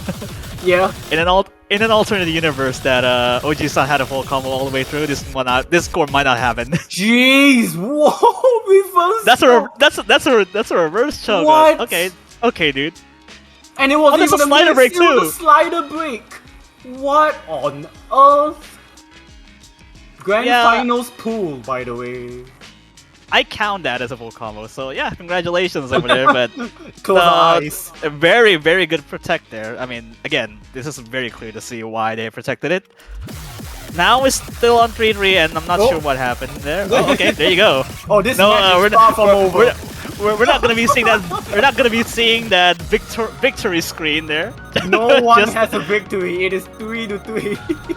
We are far from a victory.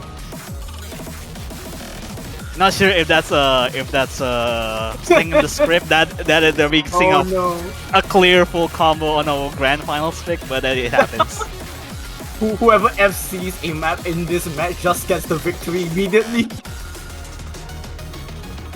So you're saying a full combo is basically a sudden death? Sudden death, yeah. But what happens if both teams have an FC first? Like, both teams win. Well, the higher score wins. The highest score I wins. mean, duh. Okay, core check time, huh? Okay. Oh my sure. gosh. Alright. Alright, we're gonna be seeing, I guess, Sunny for Philippines, because Sunny's been playing core checks for most of the time. Yeah. It should be Oji-san Sunny and then Turks AF. I mean, China has been kind of just all the way through for all the rice picks have been AF and Turks. It's just all the way. So it's going to be the same situation as pretty much every single rice pick we've seen so far. It's just going to be Turks versus Oji-san and then AF versus Sunny.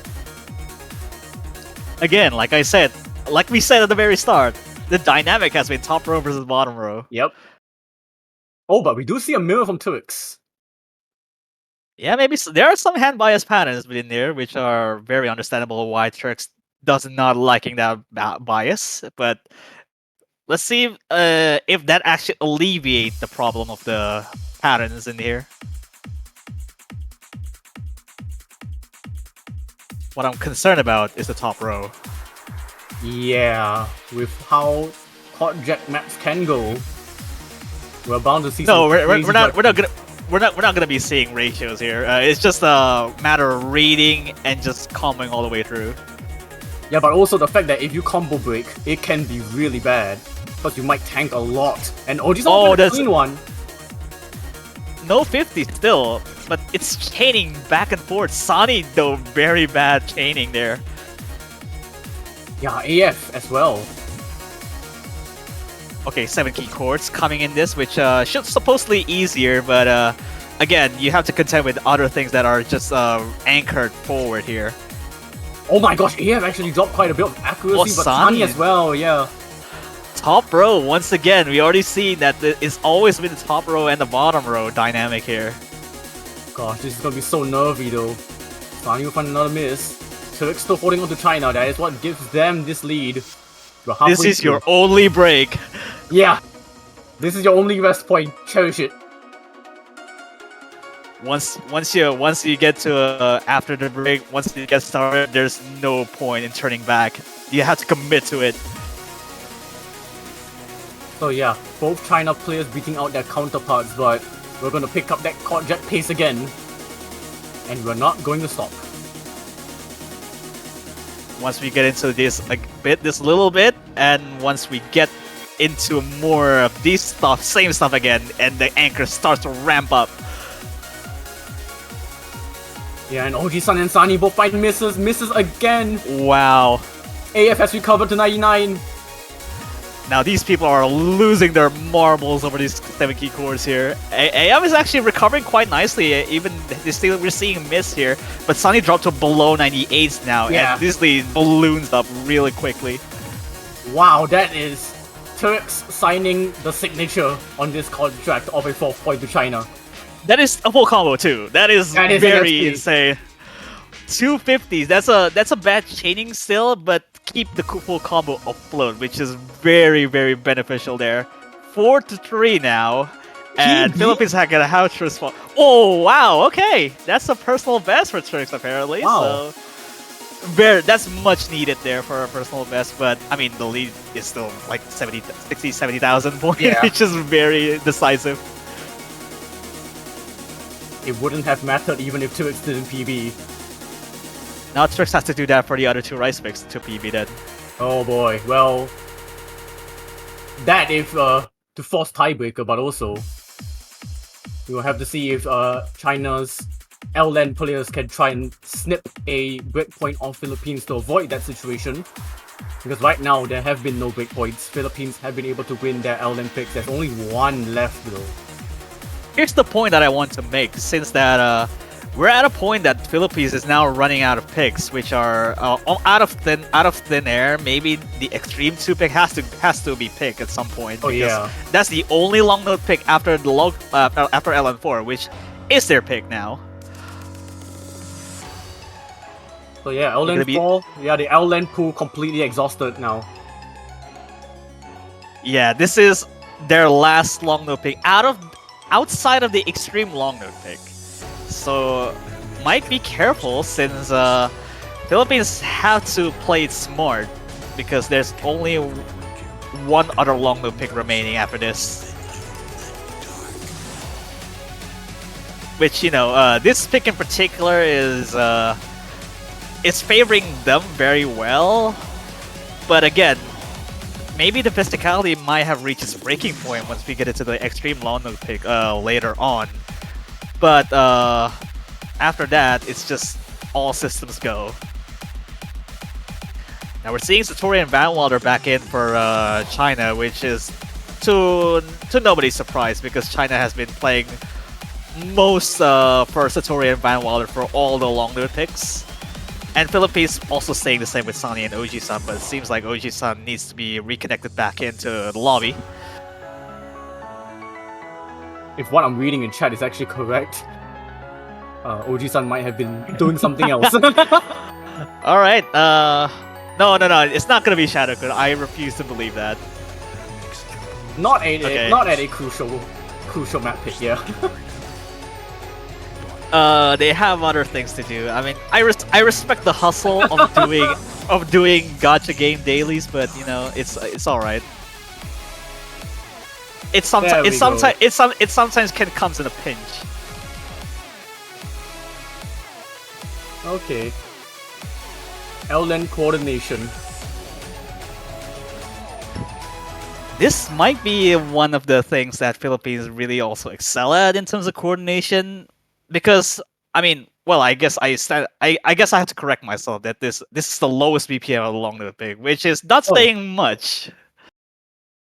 Yeah, 150 BPM. 150 of just either you release your finger correctly or you lose, basically. Yeah, and you can lose cleanly or you can lose very messily. We're at a point that they can lose their marbles if you're releasing and just bad chaining on the releases. Yeah, that is what Grand Finals pool can do to you. Okay, we're at a point where the releases are now starting to favor Philippines because Van Wilder releasing a bit too early. I'm watching Sunny though. But Sunny's also slowly dropping accuracy, but Satori will be the first one to miss. Sator has been missing on most of the transitions, it seems like, for every single long note pick so far. Yeah, kind of anticipating the transition and then maybe overcooking it. Like all of the times, yeah. OG-san actually Ooh. dropping? Huh. Well, only Sunny's left now in the lobby that has the full combo. Satori chain misses though, and Sunny never there mind. it goes. Lead's still not favorable too much to the Philippines. Yeah, 7,000 points of a lead is almost nothing if China can hold on. Yeah, still staying around somewhere in the realm of 7,000 to 8,000 points, which understandably so because releasing long notes with the I guess slowly extended releases, I might add. Yep, and these chord patterns here catching Van Wilder. Again, what I said earlier about the slightly extended long note releases there, it really catches Van Wilder and not really liking about releasing it too early. Yeah, both players at the bottom row will find misses around the same time. But their accuracy game is heavy favored to Philippines as Satori misses, dipping them down below 99. So 20,000 points. We're at a 20,000 point lead now, which is a sizable one for now for the Philippines. Yeah, way sizable than the 7,000 point lead that we saw just now. Now it's actually grown to 30,000. Sani will bring that one back down, but Satori trades it back. 30,000 points of a lead reinstated, and OG-san just, yeah, holding the torch. Yeah, And never 99. Yeah, 99 there still across every single other players in the lobby, which struggling to get a hold on the 99 here. Van Wilder is at the mid 98 here, which supposedly that's all the difference comes in. Yeah, these are not bad scores from China. It's just that you're going up against the monster, the powerhouse of Philippines LN. And there's pretty much no way back now for China. 38,000 points, we have a couple more seconds left in the map.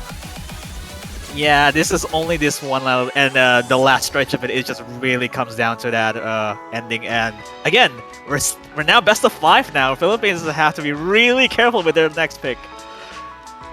I mean, there's like realistically only one pick left for them, which would be Distorted Fate. Yeah, that's the other long note pick that I talked about earlier, which when the physicality reaches breaking point, I'm afraid that China will be able to capitalize over the physicality differences. I think the good thing so far is that Philippines have been able to take all of their LN maps by a good margin, where they can maybe feel comfortable with just going with EX2 afterwards. After this Rise pick. The speed hell of 7 key. Not timing hell because that's in 4 key, but regardless, speed hell. What I mean by speed hell is that 282 faster chord stream. Oh god, these players have been playing, well, not 8 maps straight, but quite long already. Well, OG-san probably 8 maps straight. And you're going to 282 BPM, 3.5 minute long chord stream. This is very stamina draining. Also, yeah, it's also 3.5 minutes, which there's Nice. there are some breathing room in here, but you really don't get much of a break once you get into the more core stream types of things. Yeah, this might be quite yikes for the Philippines, and I'm not saying it because Oji-san has played like every single And map I'm not so far. sure that concerns most of the Philippines because Arkwin is now playing instead of Yeah. Sani in this case. And also, can Arkwin keep up as well?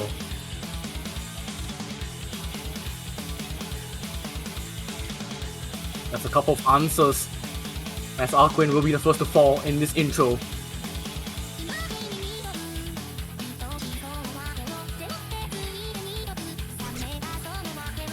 Trades with AF. Couple of drops from AF actually, so keeping this lead a bit more close than expected.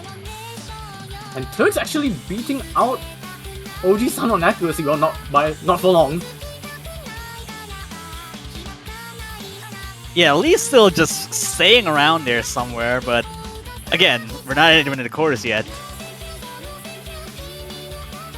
First call was actually, and Arkwin will be the first to fall in this section, and OG-san as well. Oof. Yeah, it's just really rough to consider that you have to keep doing like this for the next 2.5 minutes. Yeah, and the fact that Turks has been able to be able to rest between maps, because during the LN maps, they can just rest Turks and AF and just bring in their LN roster. Yeah, the stop and go motion of this kind of core stream is really what really kills your stamina, because you're worrying about the transitions more than just the core stream alone.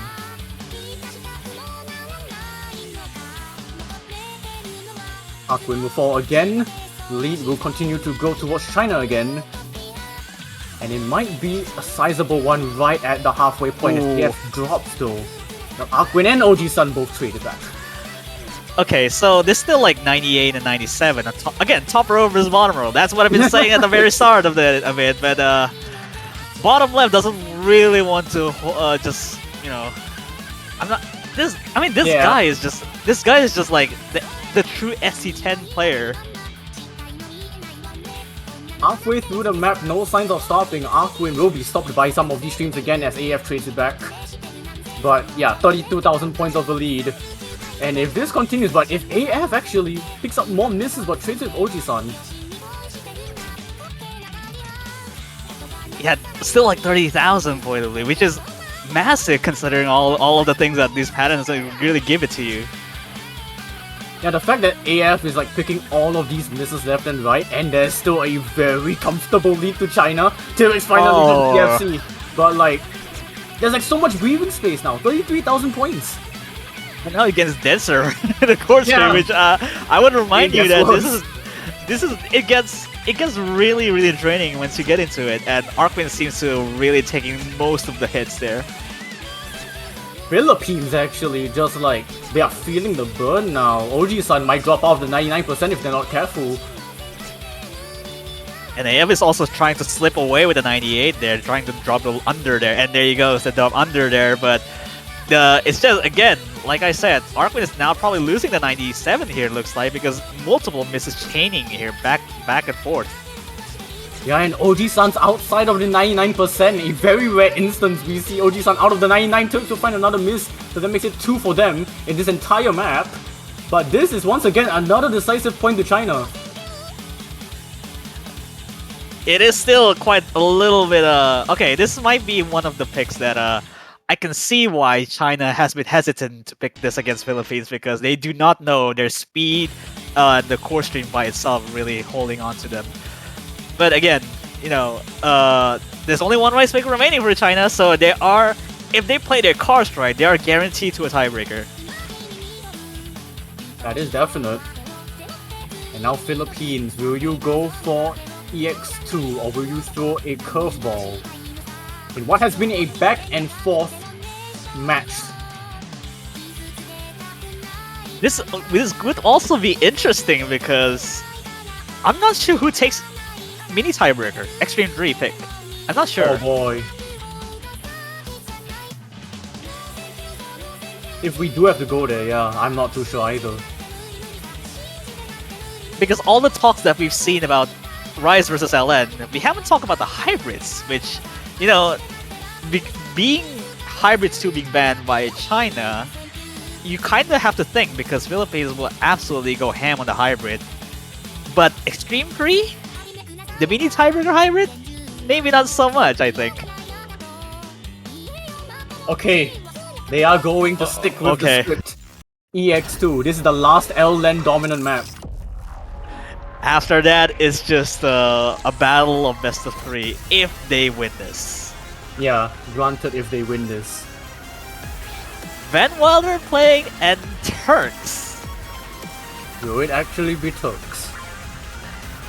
Will it actually? I mean, because Satori actually, this might be a good time for Turks to play in this because Satori is not very comfortable on most of the physical side of the pool, and the most physical one is along the density, which arguably is just along the core stream dense and just burst in between.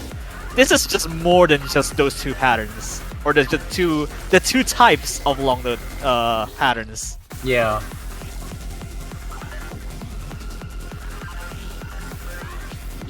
You are going to be tested so much more.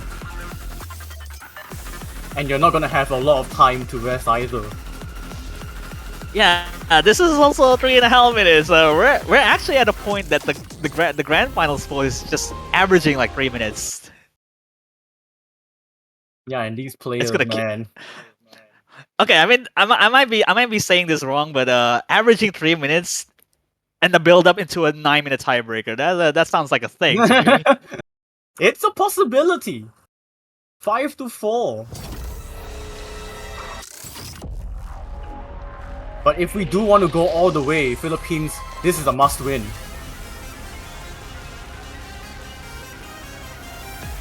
Yeah, the intro doesn't seem to be faring fairly well for China, but recovering very fast. But I guess Van Wilder takes the first miss on the side, so Philippines has the edge over something that is just not the patterns by itself. But there's a miss with Turks there. Yeah, and Philippines already leading on the accuracy game as well. By a margin, actually. Yeah, already a 5-digit lead straight up, but Sunny actually taking the first miss now. Accuracy is still staying at the 99s here, which should be a very good thing for the Philippines. Yeah, this lead dropping down to 8,000 points. It is starting to get a little bit uncomfortable for the Philippines if China can still hold on to their players. But Turks will find the next miss, as is Van Wilder, and that's a 5-digit lead to the Philippines. Very complicated stuff for along those, really taking hits, multiple hits from Van Wilder there, straying at the low 98. Yeah, and here's a rest section.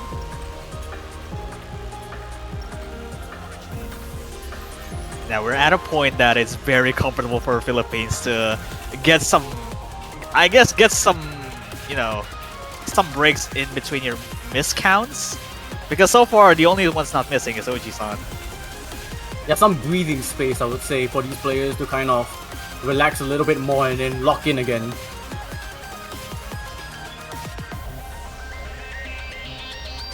But so far so good. Turks and Sunny will both trade, but 30,000 points to the good for the Philippines is what they definitely love to see at this halfway point. Yeah, these patterns are just getting more and more absurd with the delay-ish patterns. What on earth is OG-san doing?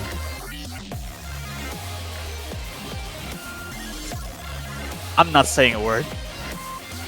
I mean, we're seeing like everyone else in the lobby just completely combo break. No one else has 99%. And if that's going to continue, then Philippines will run away with it. This time Turks is just matching Sunny just barely, but Van Wilder seems to be taking most of the heavy damage on their side. Again, like I said, the dynamic is actually kind of sort of broken, but it's understandable because this kind of physicality, it really hits his breaking point. Yeah, and somewhat of a rest section, maybe, maybe not. because it's inverse and Sunny will fall there. Oh, okay. It's really good to release early because that kind of LM wall is just really hard to manage, and Van Wilder takes multiple mistakes, and there he goes, the full combo from OG-san right at the very end because it's really absurd. Yeah, everyone just completely capitulating. OG-san drops from a 99.1 to a 98.6. Everyone is just dying to these patterns, and for a very good reason. Turks fell off really hard to 98.7 to 98 flat. Insane. Might have column locked somewhere around there, but again, 46,000 Philippines lead. Best of 3. Look at that. Just Best how of 3. absurd those scores are. Yeah, Sunny was actually just a few thousand points above Van Wilder and Turks, but OG-san, a mountain above everyone else. And just like against Japan, Philippines have made this a best of 3. And now it's gonna be a single map shootout for both of these teams. Surely it's gonna be Rise 2 for China, and then it's going to be a question mark for the Philippines. I'm kinda wondering that if Philippines sticking with their extreme picks, you know, Oh gosh, EX3? China, yeah, since like the physicality is really boy. helping Philippines afloat in the hybrids, and now Turks is picking that last Fremont pick. It had to be.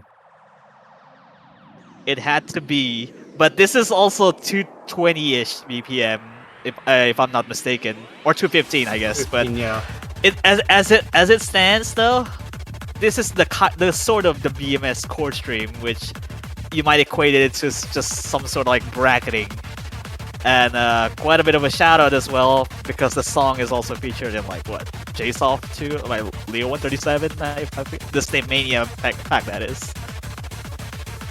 Very popular song in the PSRG. But yeah, if we're just going to be looking at scores on paper, China should have this in the bag. Mostly because of the dynamic that we have already discussed since the start of this match, where Turks is able to be slightly ahead of OG-san and AF being ahead of Sunny. Yeah, we'll see. This is really a make or break. Yes, if China give this up, that's really bad. But we'll see. We'll see. Why then? So you really have to nail some of the patterns correctly, or else you're just gonna be in danger.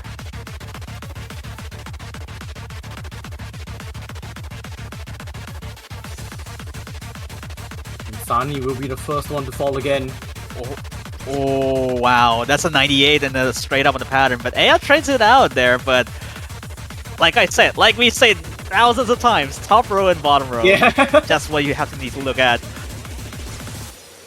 Oh, but 2 is a 4! Oh, Turks! That's important. That's a very important miss for the Philippines. Okay, a lead to the Philippines. You kind of don't want to rest on that one player drop there. Sunny have to making sure they do not miss on the next sections here. Yeah, because right now OG-san's beating out Turks, AF is beating out Sunny, so Sunny has to be the one to hold on, but AF will fall, and Sunny will be trading back. Sunny? Philippines, the lead Oh, is no. slowly falling out. Turks recovering quite nicely after that drop there, but Sunny is losing their marbles here to drop to the 98 flat. Oh no. The stamina game might be getting to them. OG-san's not having a problem, but Sunny is finding Bracketing. multiple. The bracketing getting to both players at the top row. AF actually picking up quite a hefty miss, so this lead will shrink down to 5,000 points. Oh my Turks god. is still holding on quite well in terms of accuracy, almost matching OG-san. AF and Sunny will trade. Oh. Turks go! Oh my god, this is Lead actually to going to Philippines. 6,000 lead. Sunny, they did not have to drop the ball here. We're at Oh no. we're at last stretch. And Sunny, hold on, the stamina starting to give Oh way. no, Sunny! Sunny will miss again though. But AF will trade it back. How much time is there left? Sunny. But Oh no, Sunny the will drop bracketing. the ball. The bracket. Oh my god. Too much for Sunny. 8,000. 650. That's an 11,200 full Oh. combo there for Kura, but it was not My enough. God.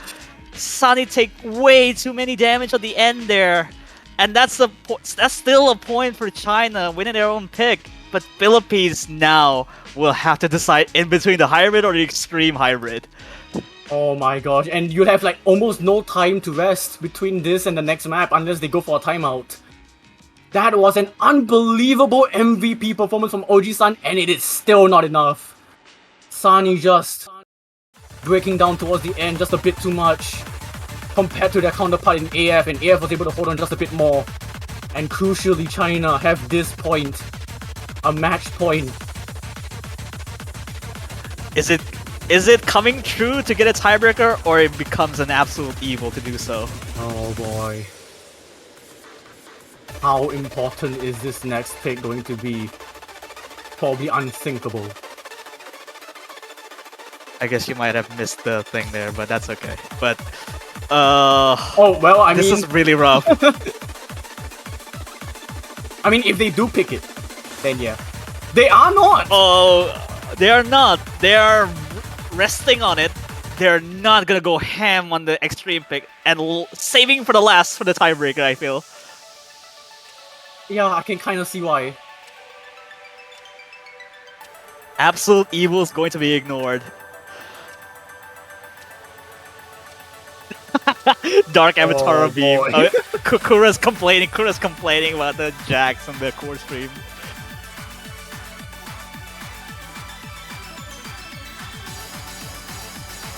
Alright, this is the make or break. Van This is Wilder staying in. I'm not sure, but you have to work with what they got. Question is, are they gonna get this or not? Run your support for both of these teams. They really need that 9-minute tiebreaker. The tiebreaker is in the hands of if Philippines can win this map. If OG-san and Sunny can pull through against Turks and Van Wilder. Here we go, we have 2.5 minutes to decide their fate.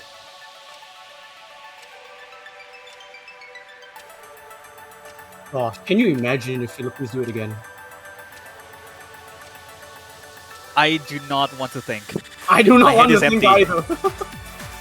My head is empty. Oh gosh, my heart is not empty though, it is racing, and I can't imagine how much faster it's racing for all four of these players, as Van Wilder will be the first to fall for China in this lobby.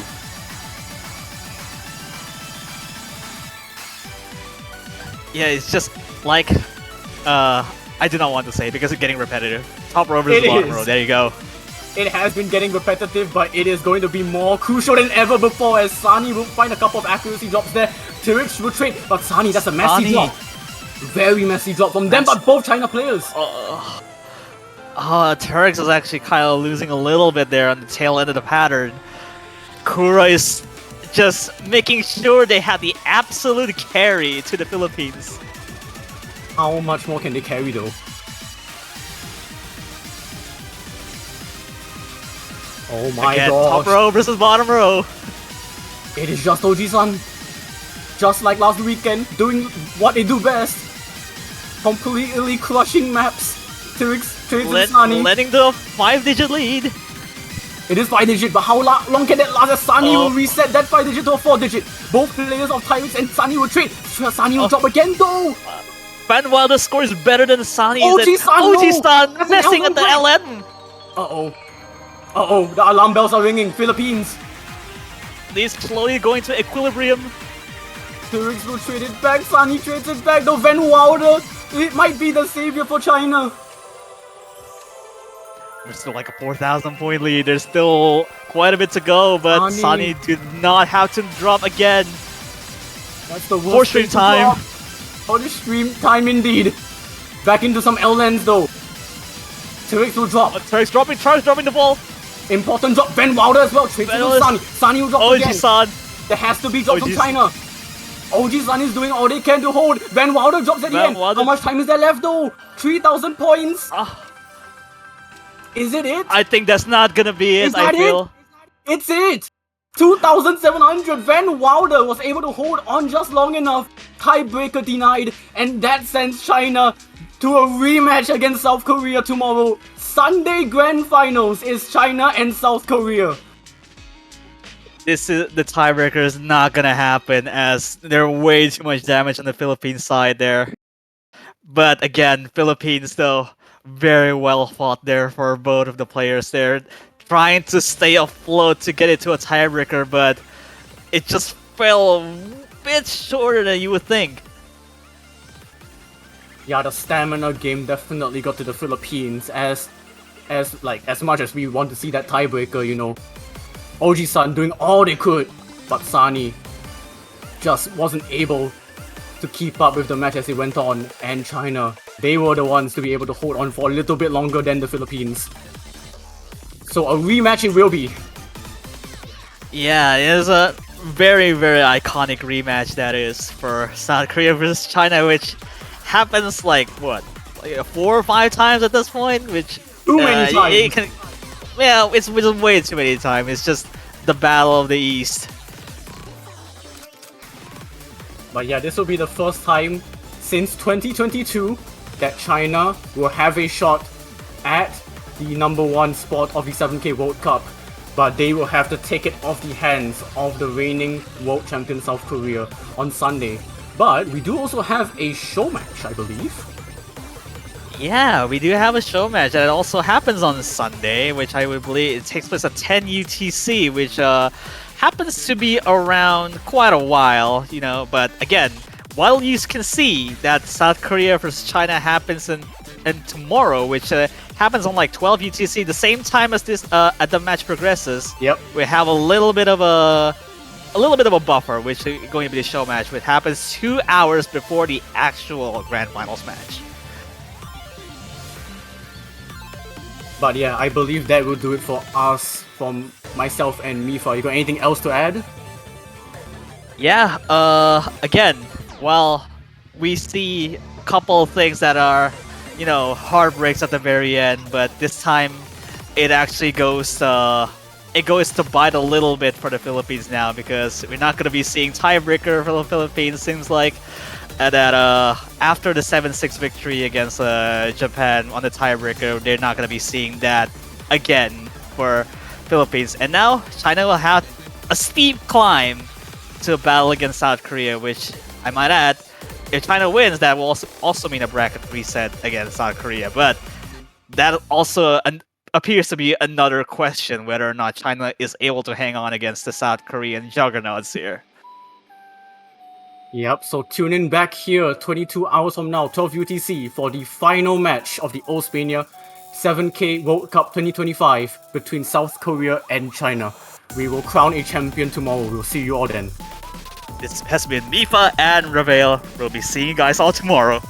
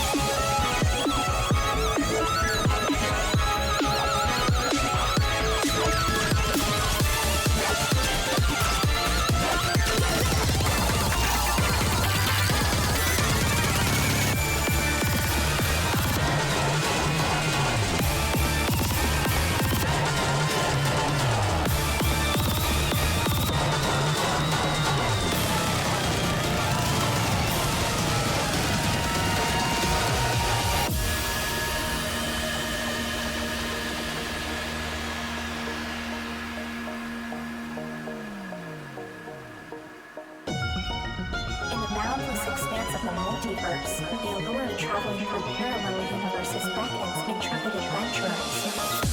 Each universe presents distinct laws of physics, alternate histories, and uncharted wonders. As we journey, we encounter reflections of ourselves and ponder the myriad possibilities that could be taken. Guided by curiosity and a thirst for knowledge, we embrace the thrill of discovery amidst enigmatic landscapes. This cosmic odyssey, the dance with destiny, reaffirms the unbreakable spirit of human curiosity, a feeling that the wonders of the multiverse are limitless.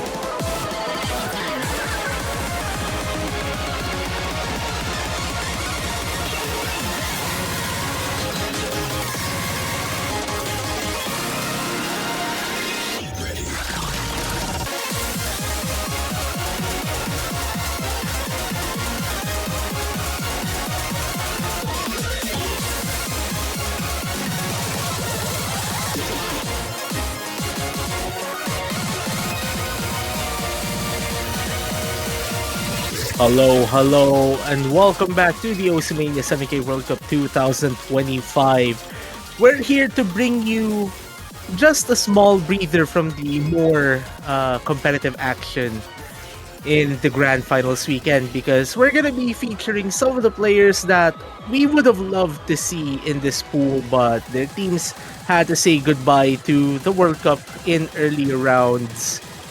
We have the eliminated players all-stars match here. So you see the players here. We have 10 players. Very, very notable players in this World Cup. I am Sergio85, and joining me in the booth is Potassium F.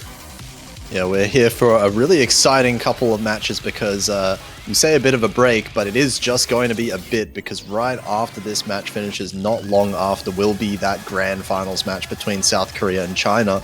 So all of it's happening in a row here.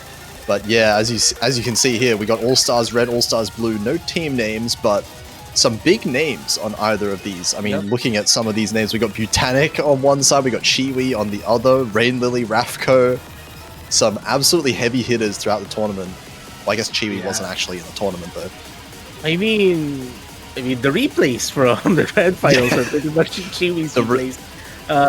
Being part of the map pool selection team, just a guest in this list of very extraterrestrial players. I'm very glad seeing Chiwi in a match though. Always an extremely competitive player, but not joining this year, of course. But we'll see how this one goes. I actually think these two teams are fairly well balanced. Both teams have their share of extremely strong players. I guess the biggest question mark is how some of them are going to adapt to some of these harder picks, because we saw even players on Team China and Philippines yesterday, they were struggling getting some low S ranks even on some of these picks. Yeah, such as the difficulty of these pools. They obviously the grand finals pool has to have that amount of difficulty, considering the players that we have throughout the entire roster, especially for the top 3. Maybe you could even argue top 4. And very competitive. I mean, we have 2 of them already in here. We have Botanic and Rain Lily. They're playing against each other this time around in this matchup. Yeah, less interesting to note. I think the one that we might want to monitor as well are the people that are part of this, especially from the European teams, and also 3 players from Peru who are in this show match as well. Yeah, Peru having a really strong year this year, making it to the finals weekend. Getting a few upsets along the way as well, so there's some really strong players split up, of course, between the two teams. They are not together. Yep. And as you said, some of the European players, Sukiya Whisk is one of those players that, despite not making it quite as far in the tournament, he is one of those extremely well-scaling players you would have to expect here. Yeah, the other 2 as well, Bagyatka and Lucas, who have been a massive revelation for their teams this World Cup. Lucas, as far as I know, did achieve number 1 in Spain around a few weeks ago, just a few days after the qualifiers finished. Correct me if I'm wrong. And that #1 spot has been claimed by That's another 7K Aita. superstar in Aitor. It is very weird hearing Aita not being #1 in Spain, actually. It has been how long? Like, what? Surely like 10 years at Years. this point. Yeah, it's been years. And then on the other hand, Bagietka, as I've mentioned them, like another revelation. Bagietka has been a superstar for Poland. Like their accuracy scores. I mean, they even topped one of the charts over the past few weekends, like when they were playing around the round of 32 or round of 16. Like that's pretty notable in a field that has YZ, Botanic, Dresser, and all of those superstars. You can list off a lot of names. This tournament has been absolutely stacked. But yeah, a good mix then of some of the older, more experienced players, along with some of these, rising stars that we're seeing from the maybe lesser known countries or lesser, countries that don't quite make the top 3 as of now. So maybe we'll be seeing more of those players in the future as well, potentially making it even further in the tournament. We'll see now how they fare on a grand finals pool that is causing those top teams to even struggle themselves. I mean, well, the good thing about this match is that this is done all for fun, really. Like this is like a place for these players to just show what they could do. Like just be themselves, really, for the most part.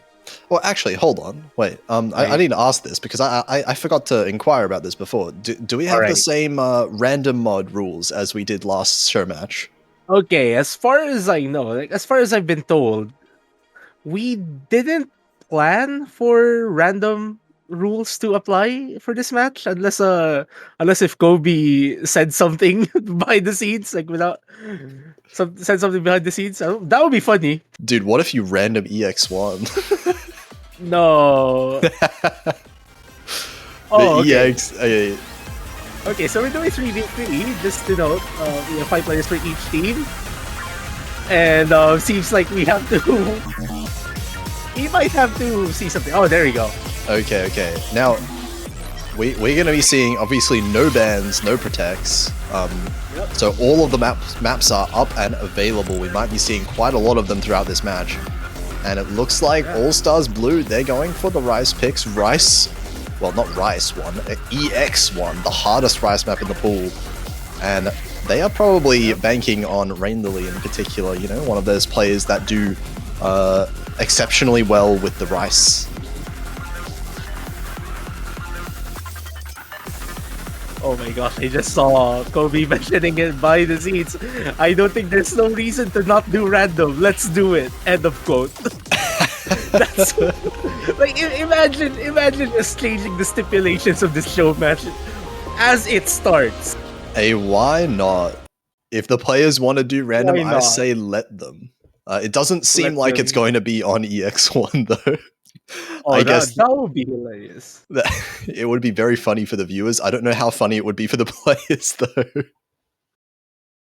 I think this is plenty hard as it is. There will be a lot of struggles going on here, of course. But wait, no, it's EX2 actually. Never Wait, mind. this is true. Wait, oh, okay. I was wondering, wait. I thought EX1 was I picked, was but wondering. EX2 is being played. Okay. Yeah, I mean, we saw the chat. It was EX1, but well, it doesn't really matter. They already started, and we're already seeing misses across the board. We will be seeing many more of those. I guess there'll be a big advantage to whoever can hold on to any sort of combo, but it looks like right now, Team Blue holding on a little bit better, but also finding the misses themselves. It's Chiwi, the only one that's holding combo through this entire section. Yep. Just to note that it was a lot of the replays in the map will showcase were done by Kiwi. I mean, I think like of all the players here, I think Kiwi's the guy who we all know the scores already at this point. Yeah, and we're seeing quite a few players in danger of dropping down into the 95s. Both Rain Lily and Sukiya Whisters now in that A rank, but Bagietka finding the B rank there at 83% is causing most of this gap. Of course, Chiwi on the other side still holding the full combo. I believe it is. I mean, we've seen their scores. Like, it's still pretty surreal that we're still seeing a full combo of almost essentially the hardest Olympic this entire World Cup. I mean, there's a few difference more- between yeah. seeing a replay score and doing it live in a match, right? Yeah, there has to be. But now, more misses for practically everyone. It's only Rafko and Chiwi who's holding pretty sizable combos against Chiwi with the full combo associated at the halfway point of this chart. Ridley almost dropping to below 95%, just holding on to that mid 95 performance as of now. And now here we go with the sweeping LNs. No misses coming for it too. Well, that's one big combo down. Only one more left. Yeah, these are so brutal as well. If you mess up on those, you can see the miss potential being chained by everyone right now. Everyone except he who shall not be named. Yeah, they'll stay unmentioned for now. But still, misses coming in from the other 5 players. Rain Lily and Takia Whiskers both managing to reach that S rank again. And Bagetka actually finding a little bit more accuracy as well, trying to build back up to that A rank. Ravco Botanic still holding the 98s themselves, so they're still doing quite well in terms of accuracy, just not quite catching up to that bottom right corner. Oh, those tight releases did not face the guy at all. Oh, and Well, there Chiwi you go, drops it's the gone. combo finally. I mean, this is an absolutely insane section of the map. No one is surviving this right now. Accuracy's tanking by multiple percent. Like, these are some pretty tight release windows, and not to mention we also have shields to deal with. Not exactly the easiest to combo. And I think I just made an understatement of a lifetime as we see Team Blue pick up their first point. Yeah, big Chiwi performance. A classic right here, getting the 955k. Some A ranks for the other sides of All-Star Blue, but Botanic as well, holding up quite well with the 900k.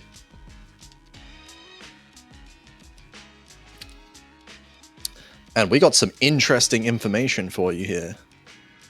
I think, apparently, these two teams are locked with these 3 players. Oh yeah, but just by virtue of time zones.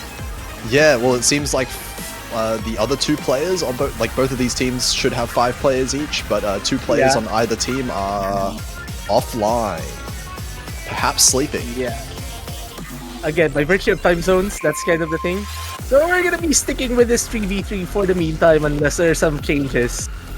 But hopefully, I'm really hoping that we see 13 out of these charts actually be played, including the tiebreaker, obviously.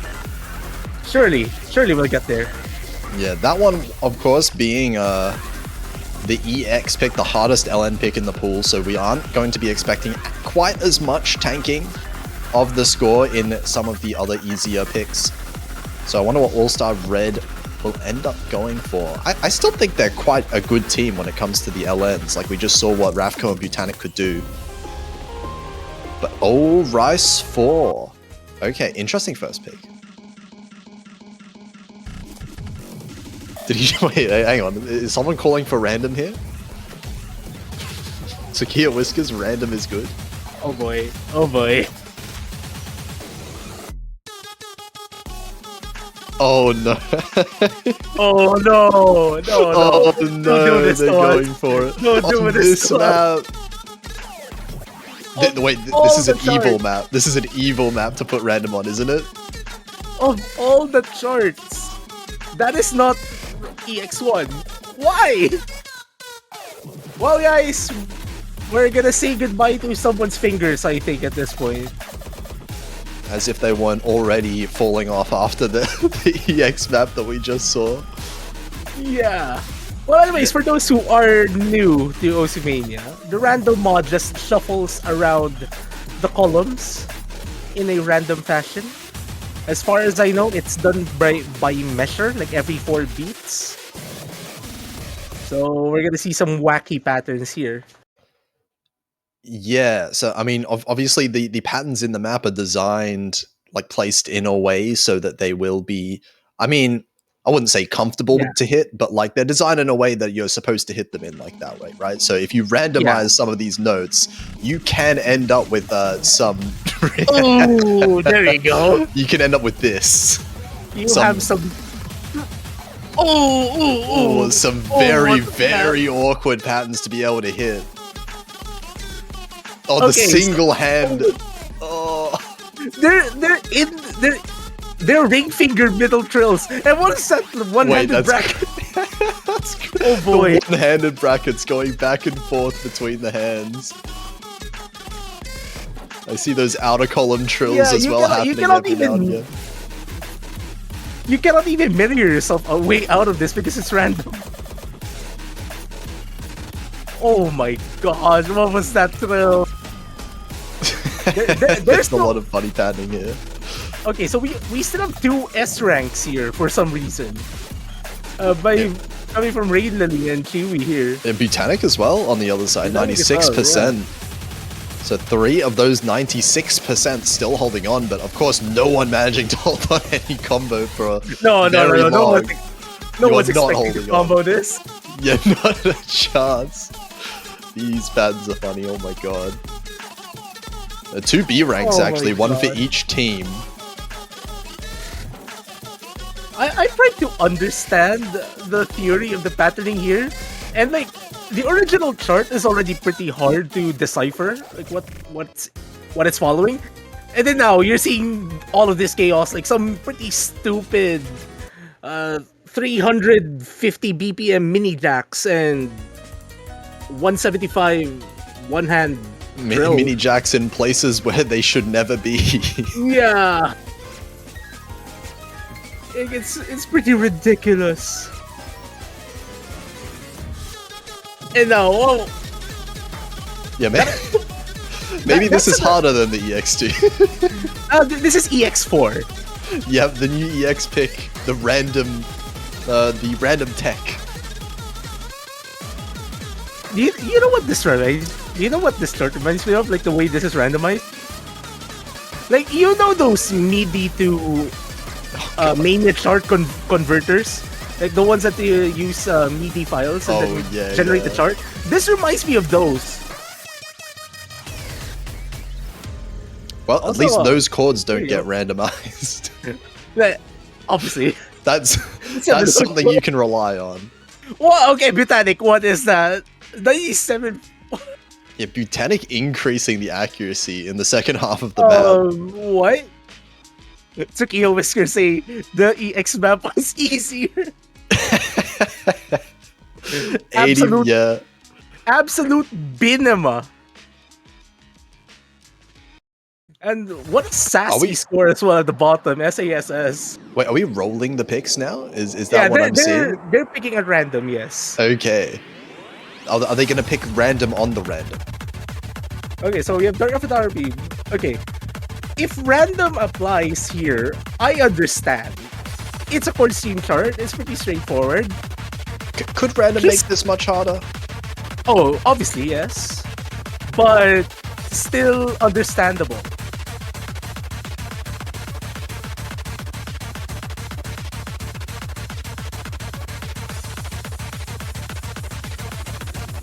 Oh, the circumference for the tiebreaker. Alright.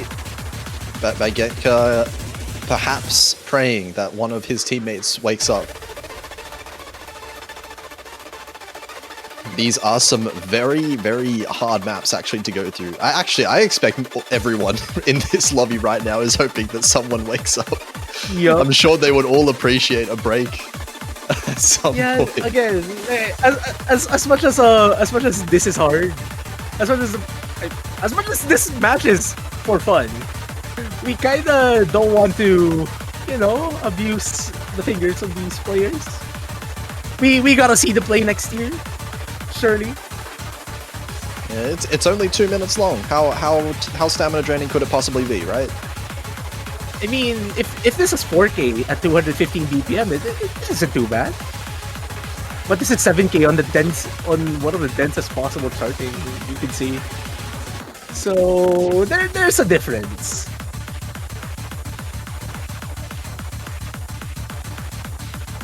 Yeah, we'll see. Of course, we still have. I mean, okay.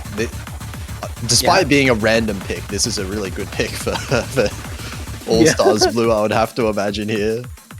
If there's a player that I would like on my Rice 2, it would be Rain Lily. Okay, so let's see what's gonna happen here. Team All Stars do have Botanic as well. This is support. Yeah, and it seems like Here Whiskers is downloading the map pool, which would be useful. Nice. It typically does help. It increases your score if you played the map rather than sit in the lobby. But let's see. Yep. All right, time to see how everyone's gonna deal with this. I'm actually pretty excited to see both Botanic and Rain Lily scores here for the most part. Yeah, I mean, a lot of players that you would expect to score quite high here. Ravko, Botanic, Here Whiskers, Sight Read. You know, you never know. Yep. Misses coming out from both sides here as we're getting into some. It really just does dive right into the density here with this map. Like, you are not getting a break right out the gate.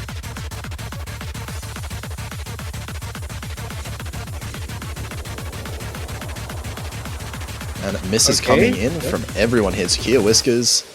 A whole bunch of people. 4 players missing on that one note right there. Yeah, like, again, we're not really expecting full combos here for the most part. Like, for this entire Grand Finals pool, like, there are some full FCMO charts right now. You see Rain Lily performing very well. But, like, in a match situation, like, pulling off these scores live is really, really difficult. You see miss coming from Rain Lily to Here Whiskers following up. And, I mean, again, I just have to emphasize, like, I don't think this pool gives Bagyetka enough justice. Bagyetka's a really strong player. Really, really strong. Like, this is just them really just wanting to have fun with these pools. So don't worry about them. They're still a really, really good player. These pools are actually just brutal. These are insane. Yeah. 215 DPM on something like this. And yeah, as you said, no full combos. We're not going to see any full combos on any of these maps. We did see, I mean, like, if someone does full combo, it's going to be like an absolutely exceptional score that is not going to be beaten. And we see the first fail at the end of this chart. As you see, Team All Stars Blue get their 3rd point. And as we're doing that, I've just received news because we might see a substitution for the first time in this match, and I think you're gonna like it. Botanic's ratio is kind of cracked. What? Okay. Well, okay. Thanks for Just pointing looking that over out. there. Yeah, that's a Thanks for 1 pointing to that 1 out. to 11, just casually. Yeah, okay. Yeah. Such is the power of these BMS mains. Okay, who's being summoned? Okay. Please don't look at where you'll know where. Just keep it as a surprise. Let's just say that someone might have messaged me as the past chart was playing. I see. Yeah. Well, it's going to be a surprise to me too, it seems. Oh. Right, so... oh, okay. No. I saw something. Yup. Okay, number 12. saw that so message. That's Okay. EX3. That has Oh my god. Wait. 6. Oh, wait, no. Rise 6. Yeah, Rise 6. But I just saw who's about to be switched in. This is going to get very interesting now. Oh, yep. I told you, like, it's like the funniest substitution ever. Like, someone just messaged me, hey, I think someone told me to ask if this player is allowed to join. If they're allowed to, If they're allowed to. The theme of this show match, I think it is A-OK. It matches. I mean, we'll see very shortly, I assume. There we go. There we go. it is. Why am I here? Yeah. Welcome, Oji-san. They are an eliminated player. It is Yeah, true. technically. It is true. They're already eliminated. MWC 7K 2023 World Champion, MWC 2024-2025 third placer Oji-san coming in the room. The uncle is back. Oh god, there's a red is now cracked actually. We got Oji-san and Butanic. I'm assuming. Wait, is he joining red? I presume. Yeah. Yeah. Got to join the underdog team, right? Oh, now no. we come back now. I'm getting rumors. This show no. match is about to get funnier. Oh no! Oh no! Who's This messaged you show this match time? is about to get funnier. Oh Just god! wait. Just Okay, wait. I'm waiting. I'm waiting.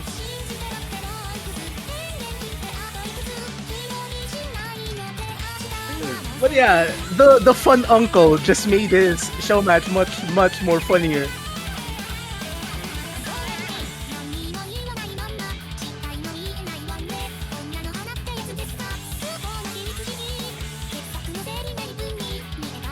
But yeah, I think All Stars Blue kind of gotta start winning all of these rice maps now because Kura might just eat up all of these noodle charts. Or Alright. not?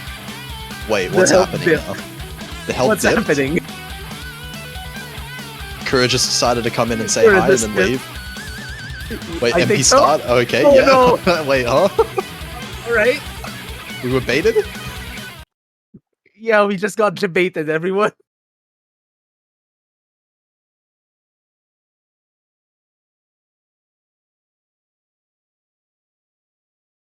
We just got debated.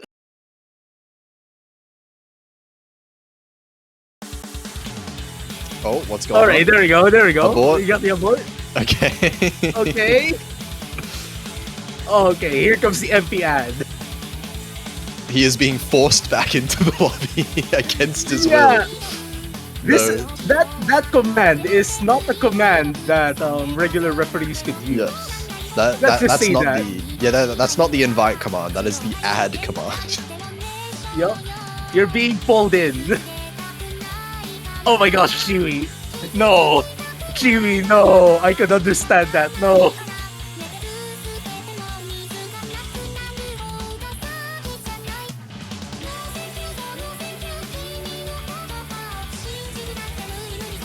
What a story we're telling right now. Okay. Look, we're just waiting for the switch out. It's gonna happen at some point.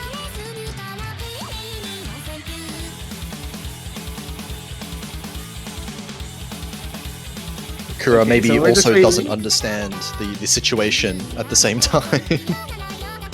Yup. This is so. I'm not even sure if I'm allowed to tell the circumstances of this addition to the red team, as what we saw from Leo. I'm not sure if. Oh my god. Definitely just try to balance this match out.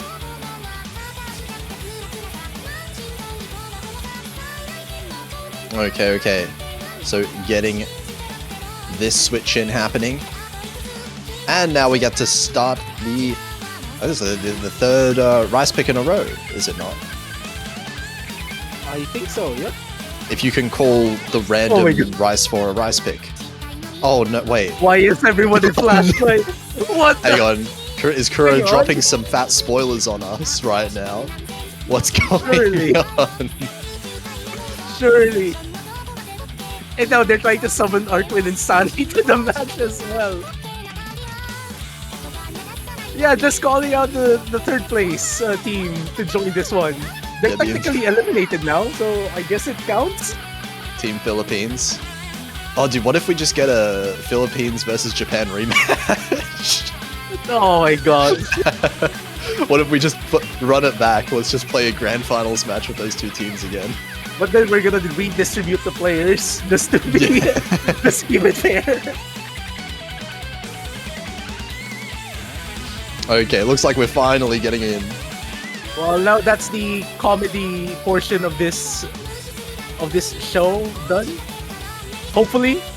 Hopefully, I have a feeling we're still going to get some to come later on. Yeah. We're not yet done with this comedy of a show match, I think. It's a secret OG. Oh my god. If you guys are watching the stream, please pay attention to the multiplayer chat. Like, Yeah. aside from... Yeah. Or don't. You know, it's Or supposed to don't. be a secret. You don't know Yeah. anything. You didn't see anything. Naisho? Oh my god. Chewy, please. That is very crispy, by the way.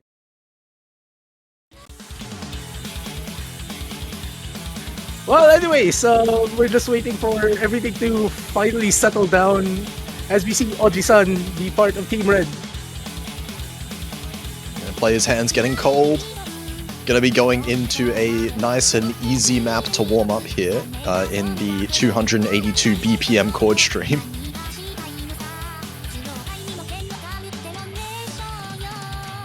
And here we go, we're getting in. Yeah, Alright, here we go. Kura's warm up as well, actually. Oh, okay, so here we go. Oh. Why is everyone a flashlight? Wait, why is Kura's not on flashlight? Okay, so Oh, it's Rain only Lily Kura isn't and Rain either. Lily as Okay. well. We're gonna Alright. get a little no more. Wait, what? Okay, no, Kura is What? playing. Wait. What is Wait. Kura- wait, what is he? No, don't do this to us. Is that is Is this that the scroll one? Oh, that's a scroll one. Oh my You're god! using the Wait, scroll one skin. I remember this. I You're using the remember scroll one the skin. I remember the Kura scroll one a couple years ago. Oh, and that was a couple of years ago. That was last year. Oh my god! Okay, guys. Just for those who are watching us for the first time, Kura is using a note skin that is specially edited to be playable on scroll speed 1. Yeah, he is not playing with this skin. that would not be possible. But Yeah. still, very hard to read regardless. I mean, the other players also with flashlight. Rain Lily with fade in as well. Okay. And it looks like Rain Lily's struggling a lot, not able to read, down to 54%. Yeah, this scroll speed is too fast for me. Perhaps forgetting to lower that scroll speed enough to account for that fade in. But wait, hang on. What just happened? Butanic dropping down to 60% as well. So this is a tied game somehow with two players on a D rank. Yeah, this is actually so funny.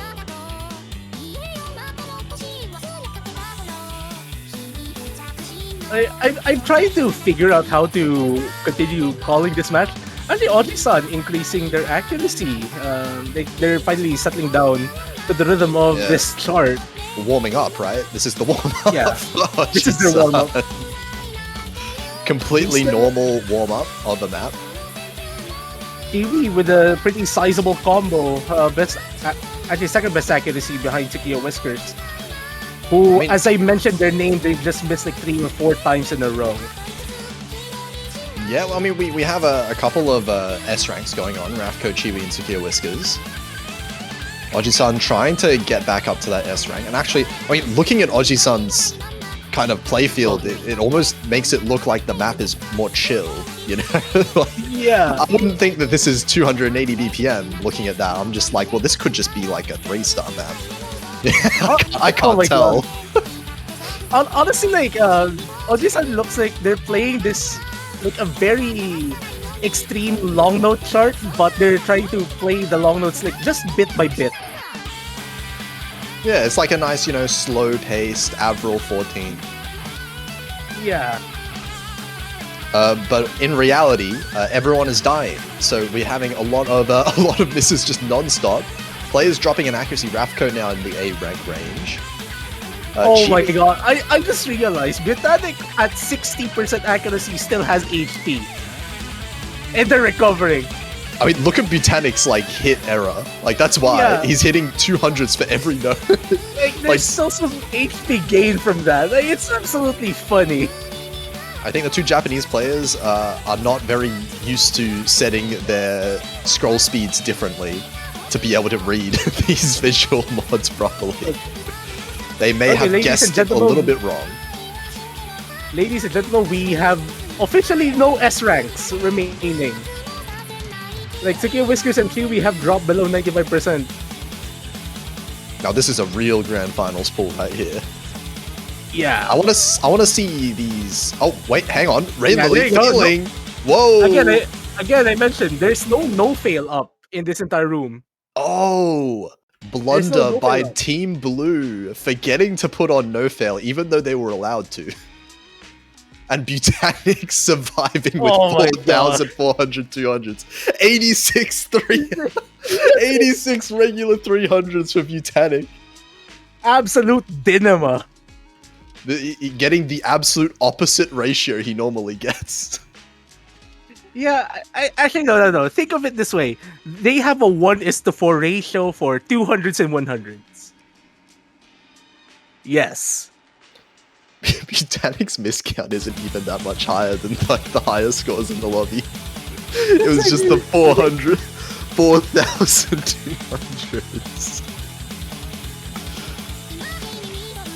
But yeah, All Stars Red clawing their way back in. They've got a point on the board. Hard fought one at that. Okay, so roll 11, 7. So we have LN4, I think. There you go. Oh, okay. I'm starting to get how the rolls work here for this match. Yep. So LN coordination. What's the role? What's the roles that we want? What's the next random pick? Because we still do have a random pick, right? Yeah, we I had guess- random. I mean, okay. To be fair, like if we're just changing the rules like this, surely there's not a limit to which maps get randomized. I'm still hoping for an EX1 random. I also want an EX. I think we're gonna be seeing some low scores on that. Okay. Oh, no. Okay. Oh, I Okay. just saw Something that. funny is about to happen. Okay. This is what I said. Earlier. This match is about to get funnier. More shenanigans are about to be arriving. This way, Twitch. This way, chat. And Chiwi has left. Chiwi is out There you of the go. lobby, going to get dinner. Oh, there you go. perhaps, as Sunny joins. There you go. So we are also getting the Team Philippines split up as well. Yup. So there's MWC 7K 2024-2025 third placer Sunny, also two-time defending OSU Philippines Nationals 7K champion. Facing the guy who he took the throne from on the Philippine national scene as well. And now they're trying to trick him Arthur Salbay. Okay. Arc went in.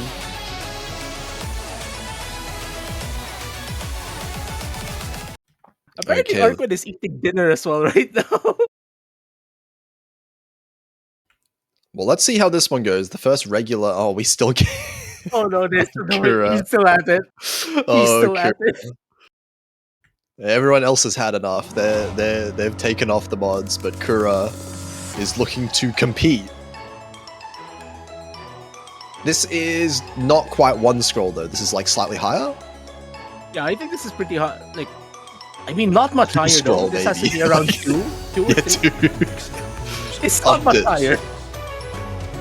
And the crazy thing is, All Stars Red off to an early lead. Rain Lily struggling a little bit.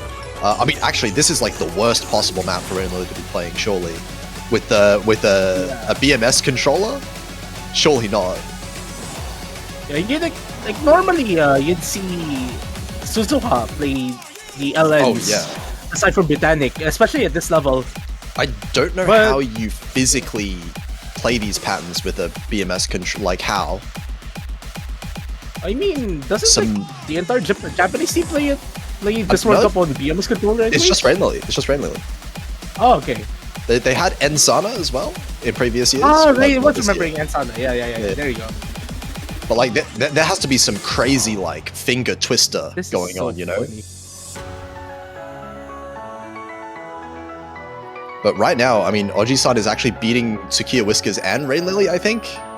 Oh no, not quite Tsukiya Whiskers, but Oji-san beating Rain Lily with the 2 scroll. Okay, so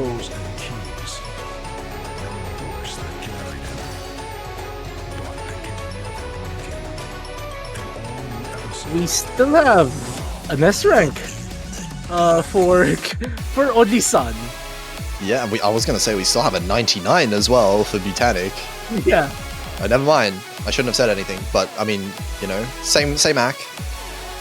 Still top of the lobby right now. That's giving them a big advantage. Yep, and I think we're gonna be expecting some accuracy drops later once the chart really becomes pretty meaty for the most part, as we're about to see now. Like just a few moments from now.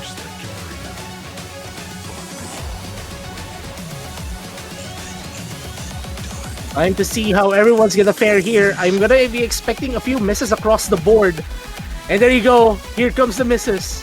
But it's Rafko and Sunny who's holding, well, only Rafko now, holding a pretty sizable combo.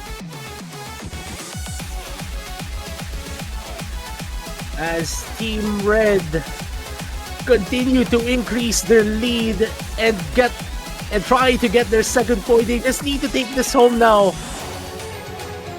As you're about to enter the final 8 of the start, like just the outro really to do. Still a pretty difficult section to deal with. But now, Team All-Star Red getting practically guaranteed their second point unless something funny happens. I mean, no one has no fail on. Yeah. But no one's looking like they're about to fail though. That's Yeah, they all passed there. A lot of 6s for Team Red's score.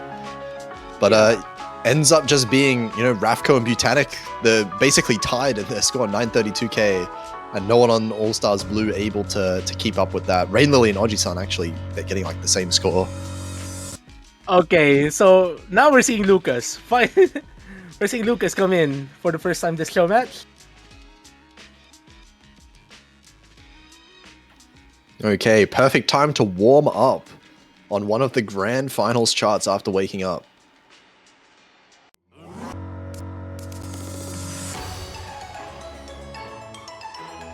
Okay, so now we have 10, so...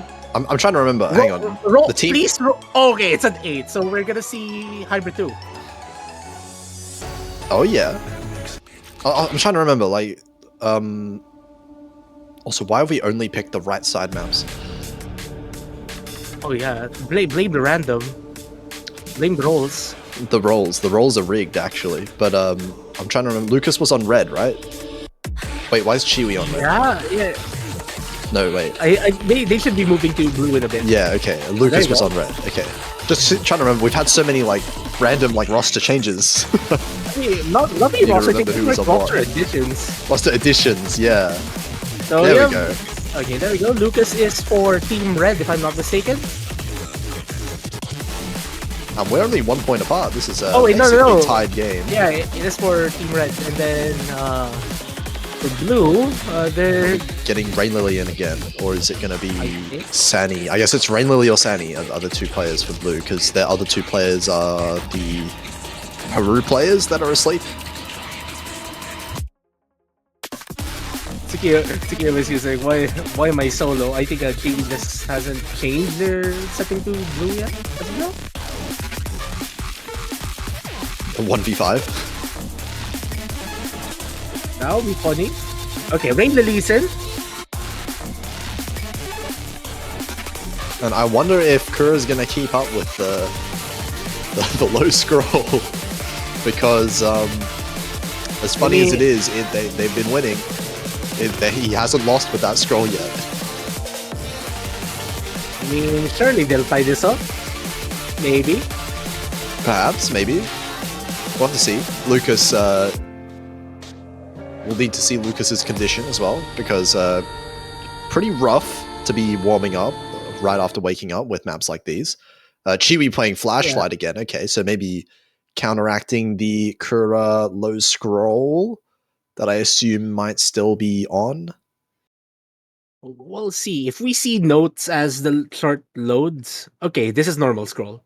Normal scroll. Okay, so Chiwi the only one. No, never Oh mind. no, that's no. not that's not normal scroll. Hey, Chiwi and Kura fighting out for the funny scores of each team. Lucas with the first miss. Of many we're gonna see throughout this entire chart, throughout this entire room. Odisa, Ray Lily, Rapco. A few more. So no, 2 more full combos left.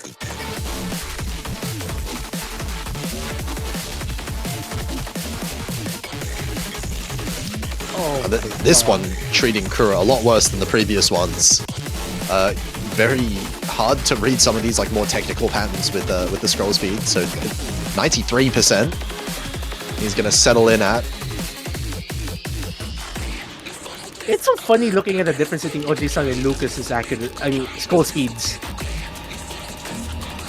Yeah, Lucas that's by far is the fastest, I think. Like That slightly is a- faster than Rayleigh's scroll speed. very fast scroll speed. Yeah, you are right. Oh, everyone not finding that pretty hard wub section. No one hit that. No one's hitting any. Actually, all of these players have like pretty similar accuracies. Actually, no one's really. I mean, in fact, Chiwi has the highest score in the lobby with the flashlight. That's right. Yeah, like you know. I mean, there are people who are flashlight mains. Yeah, I mean, I mean, with us two I in the don't commentary see Chiwi booth. as one. Oh yeah, I mean, you're the flashlight main. I just picked a flashlight for fun. Yeah, I mean, same, honestly. And then it just turns out that I also get better scores on it. So Yeah, that's I've never switched back. It happens.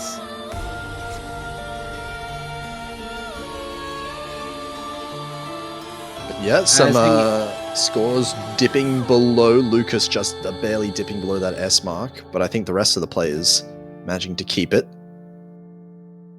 There you go. Team Blue gets a quote-unquote breakpoint. Yeah, quote-unquote breakpoint. I don't think you can really count anything as a break if all the maps are being rolled. Okay, so roll 9. We get 8, so EX1. Here we go. Uh-oh. Random. Oh, wait, no. Wait. Oh, wait, it's not. Okay, it's a... Wait, is it 8 or 9? Was it roll 8 or roll 9? Okay, there we go. Random. Let's go. Random. Please, Let's I go, beg. random, please.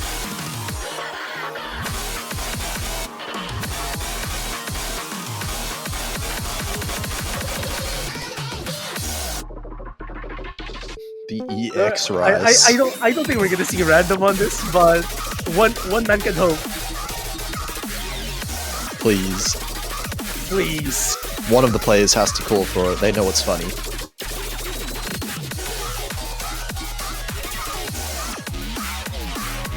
Oh yeah, wait, is Sani joining Kura? Or what's going on there? I think they're gonna. Oh no! Don't think they're asking for 4v4.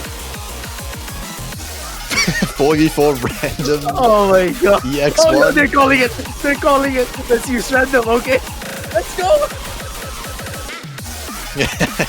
Oh my! We can go 4v. Oh my god!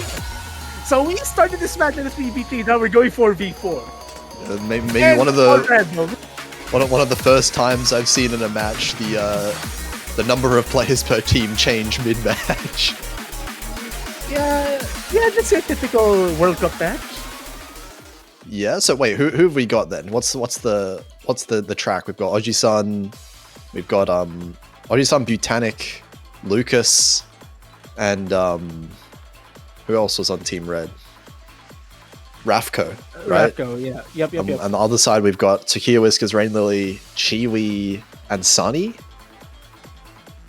I think so, yeah. I think that's the 4v4. Unless, of course, Begeta wants to come back in, but maybe not for the EX. EX yeah. plus random. Random, yeah. You know it's funny when even as commentators are struggling to keep track of who's playing for what team. Yeah, I'm struggling to like just process the amount of information going on my screen at once when these maps are being played. But and like the only change was like we added one player each for both teams. Yep. And there we go. What a beautiful sight. Oh god. Again, the number of misses that we're going to be seeing is going to go up quite a lot now. What a beautiful sight we have. A 4v4. OWC has come early for this year. This might be fairly balanced, actually. I'm thinking. Honestly, yeah. Depending on whether Kura decides to play with regular scroll or not. Surely now. This has random. Surely now. I mean, this has random, so anything can happen. Yeah, that's the thing. Are we going to see no fail? I think it would be a pretty good idea.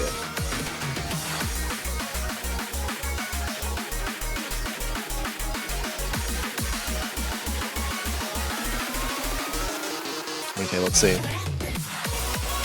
Okay, so... Okay, here we go. EX1 plus random. Yeah, we're seeing some no one fails. chart. The one chart that we are so awaiting for.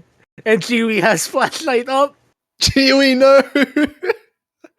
Oh, does that mean Kura also has the scroll, the low scroll? I mean, no, Kura's playing regularly. Okay. Wait, no, Chewy wait. doesn't have flashlight. Okay, Chewy doesn't have Okay. flashlight. Wait, how does the client do that? What are we That's the getting first time I trolled saw for? it. That's the first time I saw the client using that, right? Oh my god, what is that randomization? Ooh, that right hand. And we got the full brackets, of course. Did I just hear welcome to O's? Yes, you did. It's a feature of the song, clearly. Yep. But will anyone maintain an S rank? It looks like so far, Rain Lily, perhaps? Butanic, perhaps? Oh, like, everyone's just missing at the same point. Okay, a calmer section, record stream. Oh, okay, never mind. Calmer section, he says. That was a pretty short. Oh, that's disgusting. The sea of red names everywhere. Look at everyone missing. No one can hold on Oh during my those God. parts. Okay, so the biggest combo we have right now is Butanic with 47. Going into that break section.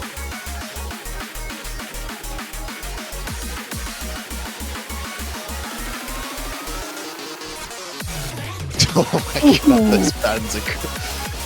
Well, we have a couple people holding on. Hold on, Chibi randomly. Butanic just missed. Yeah, like a bit more straightforward. Okay. I'll stop saying the word straightforward at this point.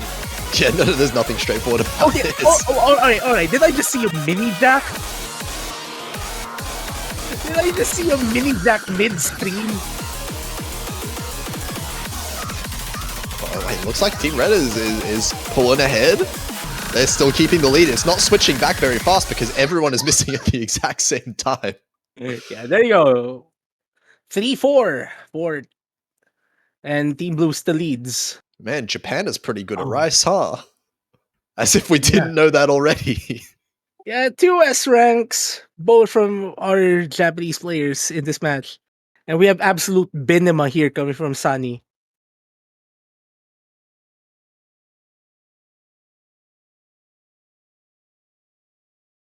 Oh no, Okay, wait, did roll we get is- the last So we- EX? Yeah, we also get the last EX. No, what if we EX random again? No. Yep, these players are not getting any rest at all. EX into EX? If that randomization isn't absolute evil, I don't know what else would be here for this one.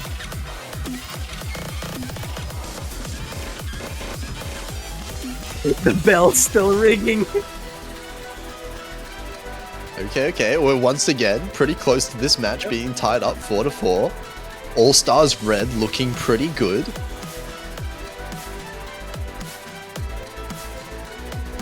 Oh my gosh. I know that Oji-san is referring to Ring-Con as in the ring for Ring-Con for O2 Jam. I just can't help but think of Ring-Con for Ring Fit Adventure. That fitness game. Right. Imagine playing Osimania using a freaking Ring Fit Adventure controller.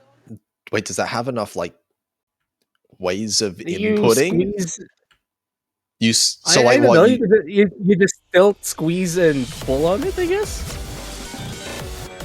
So like what? The amount you have to like squeeze further for you to go like to the more to the right, like one note or something. I guess so. Jiwi back at it with the flashlight though. EX3 is not hard enough for him to be put back to no mod.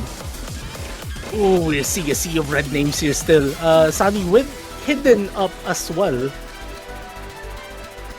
So Well, hidden is like more normal. At Yeah. least. It's just a little bit annoying when you miss, but it's fairly standard, at least reading wise. I mean, you'd think a flashlight is all pretty standard reading wise, at least, if you're Yeah. really pretty used to it. Yeah, I mean, flashlight just takes maybe a little bit more adjusting than hidden would normally, because people usually aren't used to like the change in speed. But hidden, you can use the same speed as you're used to, and it just kind of it feels pretty similar. But this is a big lead all of a sudden now. We got some players on All-Star Blue. Actually, all of them still with the S rank. It's just that the S ranks on Red are even better. Oji-san and Butanic in particular, kind of crushing this right now.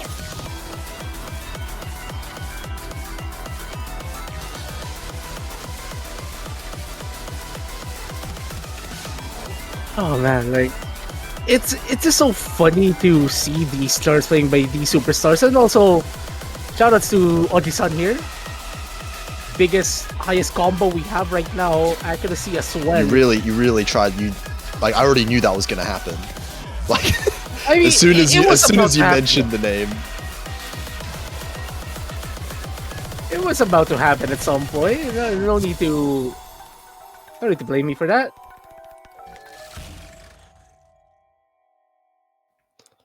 So now we're tied up. Oh, 4-4. Back to an even game. It's a couple of A ranks there.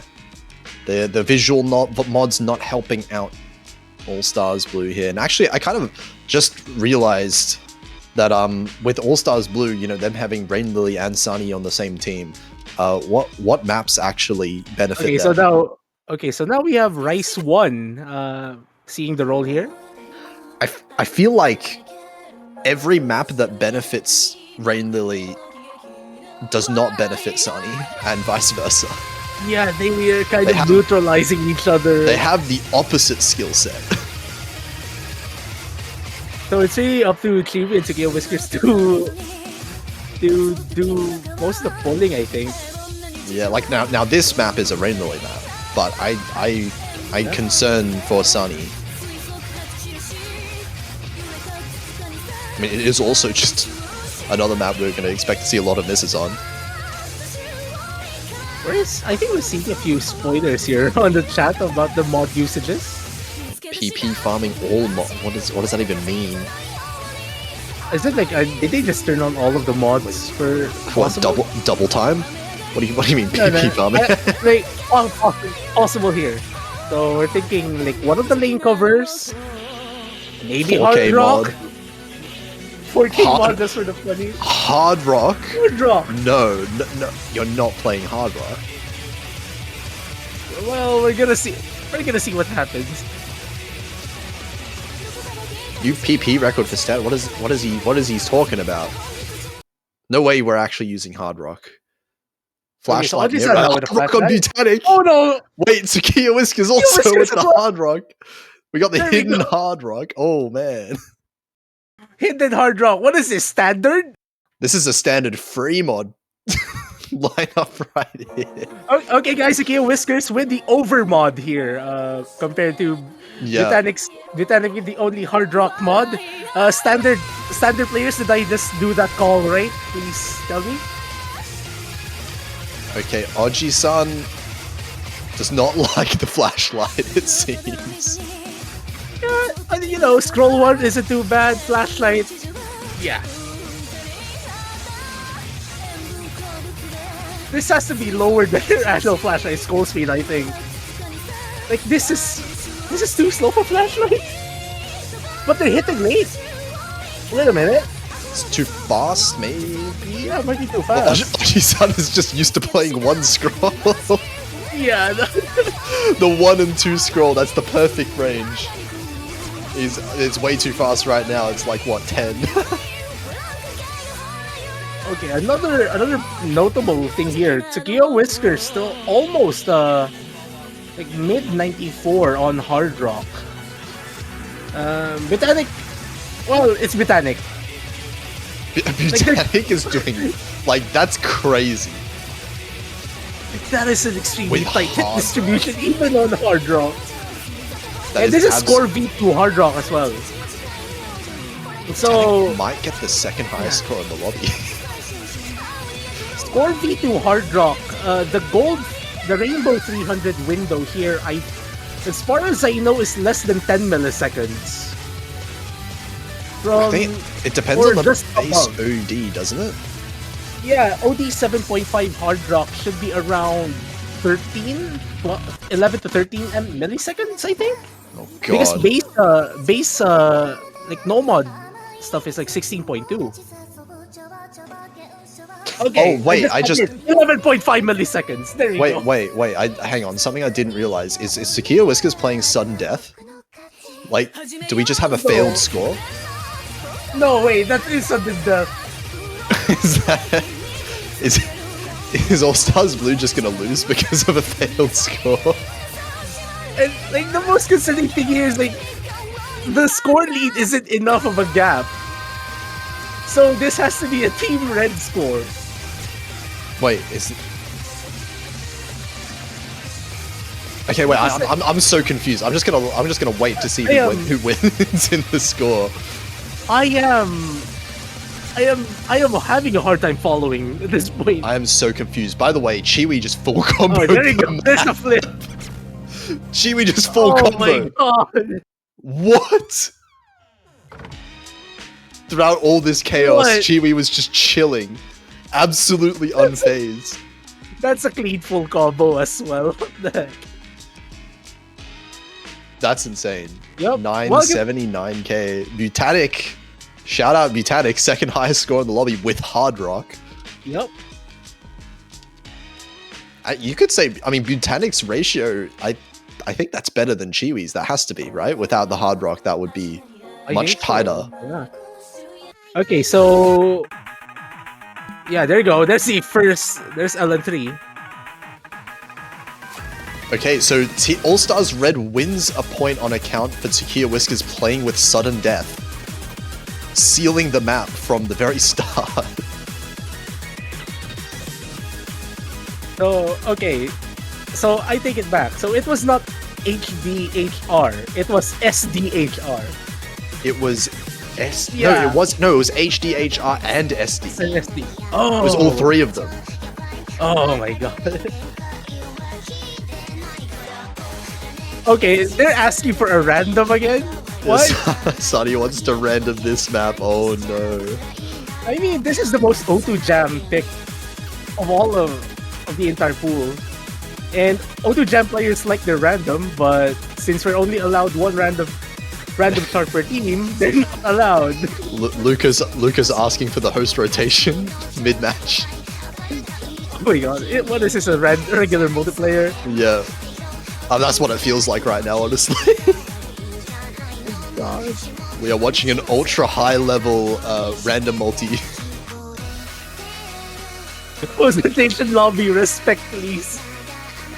Oh my god. Like imagine seeing this in like your regular regular game, and then you're just seeing like rank range number what, like 1 digit to 2 digits, something like that.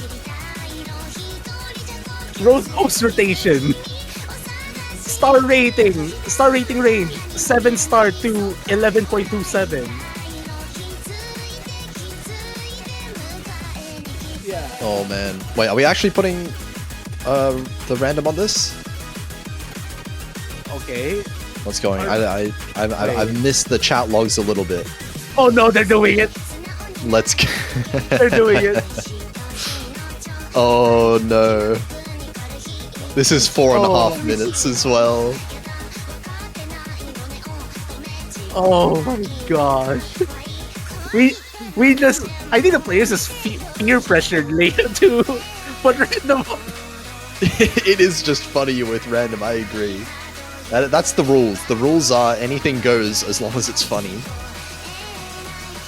I mean, again, this is all for fun, and this is a showcase of these players. This is your average 7K player showcase, yes? That's how these 7K players are. They're just here to have a good time. Especially that we do have the grand finals still after this. We got Hard Rock again on Ski Whiskers. Did we But, forget to turn off Hard Rock? That is definitely Hard Rock, though. You can see how small that hit error bar is at the bottom Yeah. of the screen. What? Okay, where's... Oh, these Okay. patterns are going to be so gross as well. Trying to not only like they're not only going to be so awkward, but they're going to be like inverted as well with this density. Yeah, though I guess the players that we actually have to watch for this chart in particular, especially with random, are Oji-san, Shingi, and Sunny. Like these three, I know play O2 Jam with each other, like around with charts of higher level than this, as far as I remember. So there's some people to watch out for, like their scores. Most likely, we're not going to be seeing pretty big combos for the most part, but they're going to be Yeah. pretty impressive. I mean, Osu Jam also has a lot of like really funny, awkward patterns as well. So I would just call it Osu Jam. did I just say Osu? I meant You to just say said O2. Osu O2. Osu Jam. I mean, that is essentially what this is, I guess. Fair enough.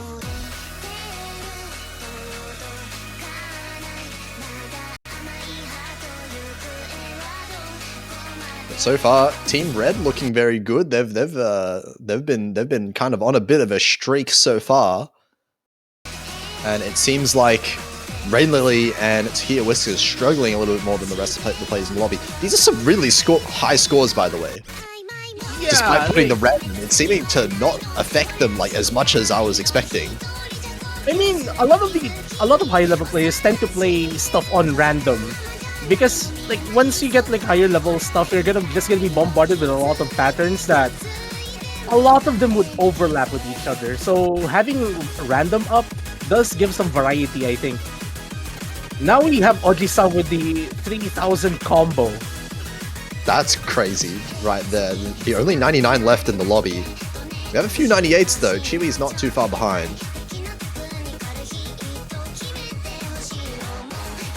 I think we just have to note like okay, there's the combo gone, but the accuracy did not drop that much. But yeah, again, just to note that this chart has its columns randomized, so the patterns here are pretty like practically everyone's sight reading this. So no surprisingly, we see the combo breaks for the most part. Just like how good these players really adjusted to this chart. Like that's the most impressive part, really.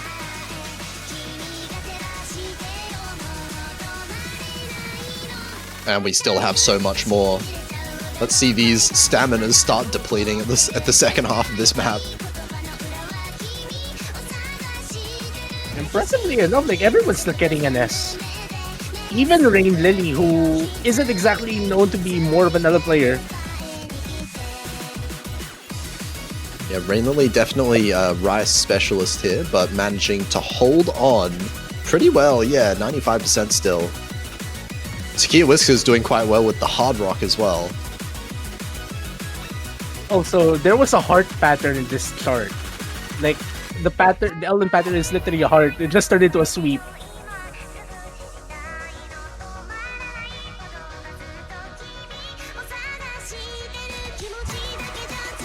Also, Takia Whiskers, what?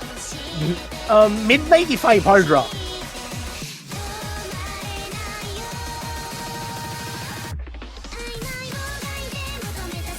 Last section coming in here, 160,000 points for Team Red, as they've managed to get a very comfortable lead. This lead isn't really going to be shrinking at all anytime soon.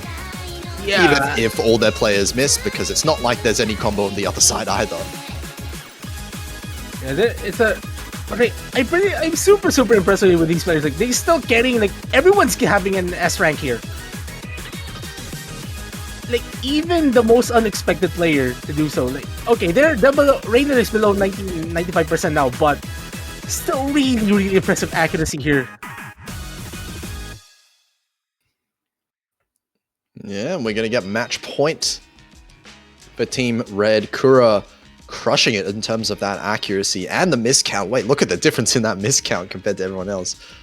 Chiwi and Sunny being the next two highest scores. Okay, And so now we're not we slowing have down. Hybrid 1. Yeah, the last of the hybrids gone. And it's going to be Team Blue looking to win these last two of the regular picks to get to that tiebreaker, which I'm sure everyone wants to see. Yeah. Tiebreaker with random. No. But what No. if? No. I'm just throwing it out there. It's possible. Oh no, they're already talking about it. Oh, okay, Tiebreaker, no random. No random for the tiebreaker. No. It's hard enough as it is. But don't we have like one more random to be used since we Do got we? a third random? We got 3 randoms. Yeah, I mean, Yeah. I don't think there's anyone's really counting, honestly. Like, I think just whatever map sounds like it'll be funny with random, just, you know, go for it. Surely we have one more random in this show match. What This map to keep left it over? just to keep it even. What map would be funny Okay, with so- random? We have LN1, LN2. We've also got Rice 3, Rice 5. I think, is that it? Rice 3, Rice 5, Rice 6, I think? Yeah. Something like that. Or have we already had? We already had Rise 6. So no, Yeah, we those already would played be Rise the only 6 ones. So earlier. Rise 3, Rise 5, LN1, LN2. I want to see LN1 random just because of how ridiculous his scores would be. Like, we're not talking funny scores. We're talking actually impressive scores. We got some interesting things going on here for All Stars Team Red. We got 3 flashlights and a hidden. And a hard rock as well. Butanic going all in. I don't know if that's the play, given Butanic's previous score with the flashlight. Well, what's sure here is that Botanic is truly giving us the MWC 4K 2016 experience. Yes. If you know, you know. Both of us played in that Absolutely. World Cup. We did. That was why I played in that World Cup, in fact. Yeah. Shoutouts to those who played Osimania back then, like some 9 years ago. But yeah, Takia Whiskers, shout out. Running the hard rock again, committing to this 3 maps in a row. Lucas with a pretty impressive 98 on hidden. We still have a 99 as well coming here from Kiwi. Wait, hang on. I just realized what Oji-san was doing. Look at the hit error bar.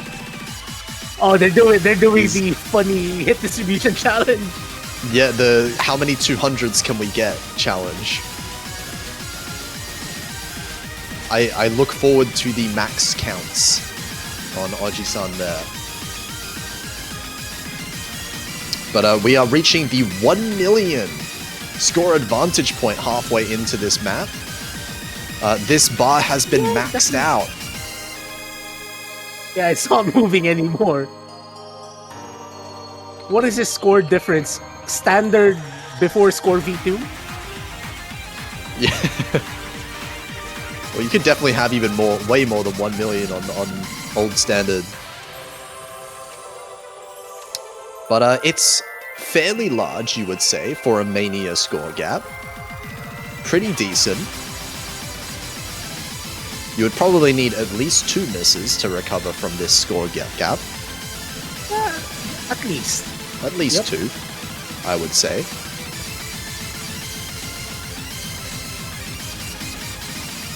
And of course, actually Lucas getting the only S rank for All-Stars Red. Have some nice D ranks on that team. Absolute dinema. Well, you get 2,500, not quite reaching the peaks that Butanic reached with the 4,400 200s. But still a very strong ratio for Oji-san. And every time we're getting these extremely chaotic rounds, Chiwi's just like in the background getting these 99% scores. 968 just dropping casually. Like, this match is so chaotic that we cannot even like, we can't even pay attention to like these super impressive scores, like everyone just dropping all of a sudden. Chiwi just soloing Team Red. And meanwhile, Sunny mentioning like they're having flashbacks of yesterday.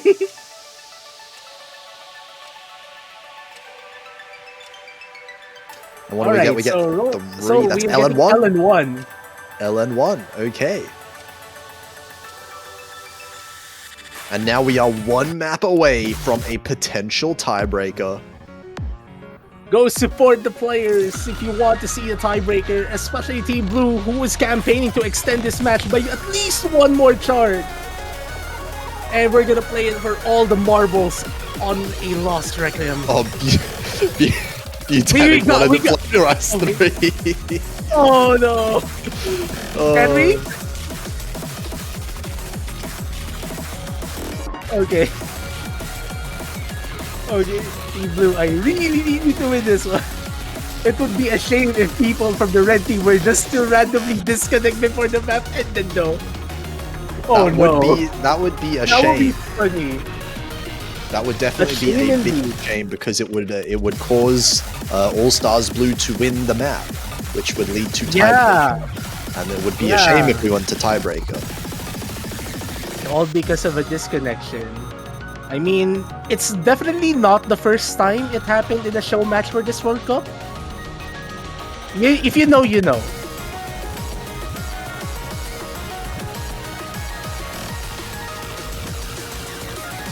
Can we play this on DT? Did I just do that right? What if we have... someone put on sudden... I think someone's putting on sudden death. Okay, let's see it. DT? Are we farming? Wait, did they... DT? Are we farming? No, we're not farming. There's no DT. No. Okay, so we're seeing one... Flashlight 4K? Hard Rock? 4K... I mean, 4K mod doesn't actually do anything to real, actual, like, Mania maps, just for anyone who doesn't know, so that mod doesn't actually affect anything whatsoever. 2 Hard Rocks on blue and 3 Hard Rocks plus an FL on red. So, for all the marbles, Team Red 1 chart away. If they win this, that will be an absolute cinema of a score. If it actually happens. Incredible comeback from Team Blue if they manage to win this. Going well so far. I mean, Chiwi's doing some Chiwi things with this accuracy with Hard Rock. Wait, highest AC? Chiwi? Yeah. Okay, well that tanks very quickly. Also, Oji's highest combo.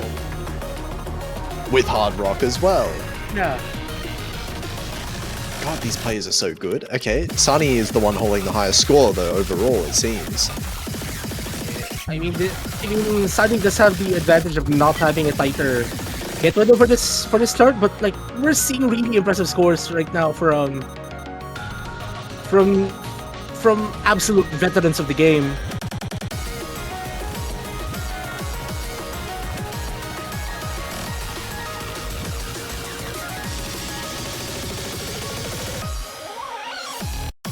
And now it's Chiwi with a big combo. Nice. What? You gotta mention it. Stop mentioning it. I want Chiwi to do well. I'm just trying to react. Yeah, no, everyone's missing. No one's holding on to any combos right now.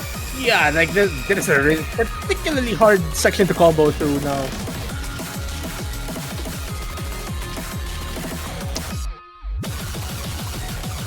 Wait, what am I seeing with these scores? Why is Chiwi's score like 100k less than Sunny's? Wait, oh, it's because Chiwi's behind. It's a bit delayed. Oh, Okay. I didn't even realize Chiwi was behind. No, Wait a second. Wait a second. Okay, let's see. Oh, okay, right. Oh my god. Dude, there's so many notes and everyone was playing with like visual mods, I can't even tell. Like, it's like the density of the journey is hard to tell. But anyways, absolute cinema. We are going to tiebreaker, folks. We're gonna be playing Lost Requiem in this match. What are the chances? What are the chances, indeed? Let's go. Tiebreaker Also- hype. This one is a long one. Okay, just a PSA for the players. Make sure to turn off hard rock. Make sure to put your scroll speeds in the right position, in the right setting. Or leave it on, you know. It's up to them. It won't be very nice to them if they do leave the hard rock on. Oh But, my god, Tsukiya Whiskers hasn't even heard of the song yet. Or it's on the chart. They're sight reading this, folks. Is it harder than last year's? Only one way to find out. Only one way to find out, indeed. Okay, so Rafko is coming in for Baguetta. Don't think so, says the replay set. Yeah, I'm not trusting Chiwi's opinion on how hard a map is. I'm just saying that. Okay, jokes aside though, there are players in this room that I really want to see their tiebreaker score on. Yeah, I hope we do get some serious scores coming out here. Especially considering like the scores that I've been seeing in somewhere. Like some of these players are absolutely capable of doing something very special here, and I hope that they actually do it live just to show why they're part of the All-Stars match. I think the only player scores I've seen on this is actually Chiwi. Oh my god, In Tsukiya the, Whiskers. Do I use 38 or 37 scroll? That is fast. Use 40. True. True. Alright, here we go.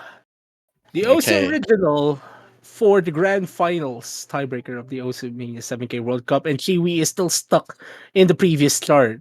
Yeah, Chiwi is not playing hard rock. Surely. Surely.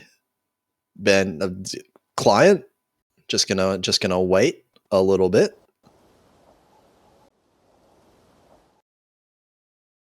Alright, there you go. There we go. I'm not seeing any mods as of yet. Just a Okay. no fail and a mirror on Lucas. There we go. Okay, so the only players without no fail are Botanic and Tsukiya Whiskers. Actually, Chiwi as well with no fail. Lucas with a mirror, kind of expected for some of these players to actually pick up mirror for these charts. No surprises Yeah. there. Mirror's pretty common. Very easy to get like mind blocked on sometimes with some patterns in 7K. And also I think a lot of players just use mirror by default because of how mapping works with left thumb versus right thumb, right? Yeah. Like there's only like you can only count with the fingers in your hand the amount of people who could do double thumb. Like at least who are known who can do double thumb. And we're already getting a few misses out in this relatively calm intro, but still fairly coordination focused. It's Avril. Yeah. But I mean, of course, compared to what is about to come, we are going to be expecting a lot more red names to be following pretty soon. Oh, especially at the final 2 minutes of this song. I can't believe I'm actually saying final 2 minutes, not final 30 seconds. The final 2 minutes because it's a 9-minute long map. Stamina a big concern here. I mean, if I had the scent for every time a high level 7K tournament ends with a 9-minute grand final tiebreaker, I'd have 2 cents, which is weird.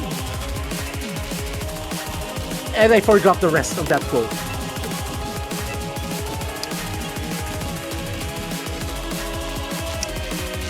That's how it goes. So far, looks like Team Red in the lead by a little bit. We're seeing a few 98s across the board here. Butanek, Oji-san, Chiwi. Chiwi almost still keeping up with that 99 as well. I think we're gonna be seeing a lot of accuracy tank much later, really. Just as that, we're seeing Rain Lily drop a little bit below that S rank. Still almost keeping up with Rafko. But Sukiya Whiskers also currently being beaten out by Lucas, so 18,000 points. But I don't think this lead matters all that much until, as you said, we get into that last 2 minutes, because things can get very ugly towards that end there if these players are not ready for it. Oh, we're about to enter the part of the song that I really like the most when I gave this a listen for the first time. The string section here is so good. Oh, and everyone's struggling to hold on to this combo here. Only Chiwi holding that 4-digit combo at the moment. The only combo, like we still have 2 combos being held here. Well, they're gone. Oh no, this section is brutal. Like no one is holding combo through this ever. It has to be expected at this point. Like this is just pretty ridiculous patterns. You see some shields as well when it's effectively an inverted dump. Like this is an inverted dump stream at this point. Here comes the Rice. The time to see how Rain Lily, Botanic, and the other Rice mains in this match are going to be performing.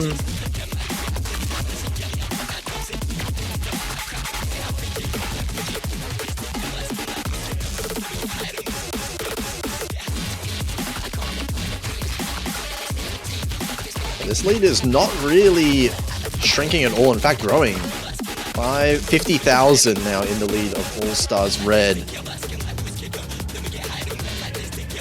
As the AC difference is still there. I think Rain Lily being below 94% is helping Team All Stars Red stretch that lead a bit more. Also, just the second highest score of All Stars Blue right now is on 96.5. Sunny being beaten out by 3 of the players on All Stars Red. Like we're still at like what, 297s, like one almost 97% here coming from Lucas, and now here comes like these dumps. Everyone is struggling to maintain composure here. I think like whoever escapes unscathed here is going to be having a good time, I think, at least score-wise. Okay, here we go. Rain Lily did manage to increase the AC a little bit during that Rice shenanigans, so back up to 94. Pretty good time for them.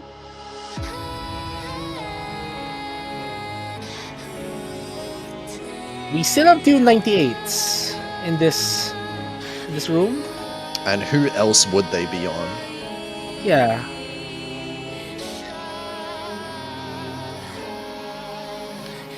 No time to rest though, because we don't really have that much of a break. This is still pretty straining despite having like the low note count in this section.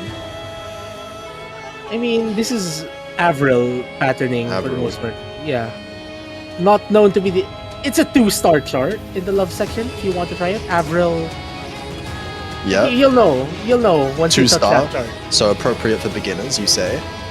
Yeah, 2 stars, but it's actually MWC semi-finals level, yes.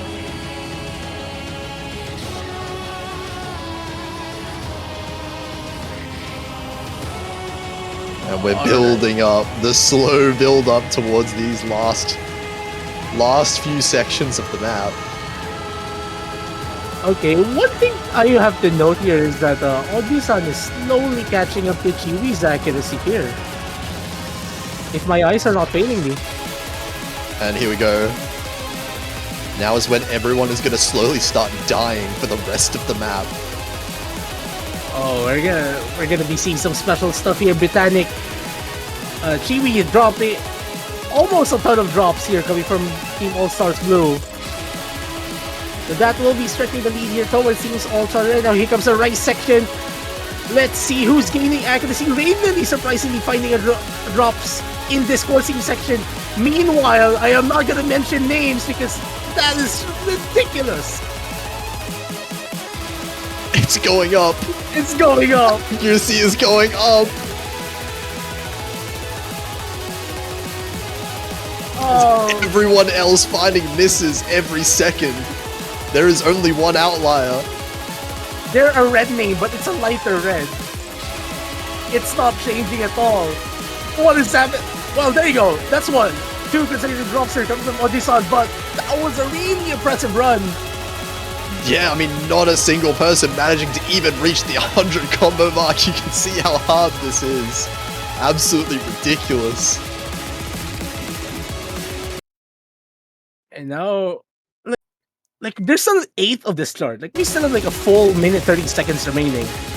And they're just going to need to keep holding on until then because it's not getting any easier. Yeah.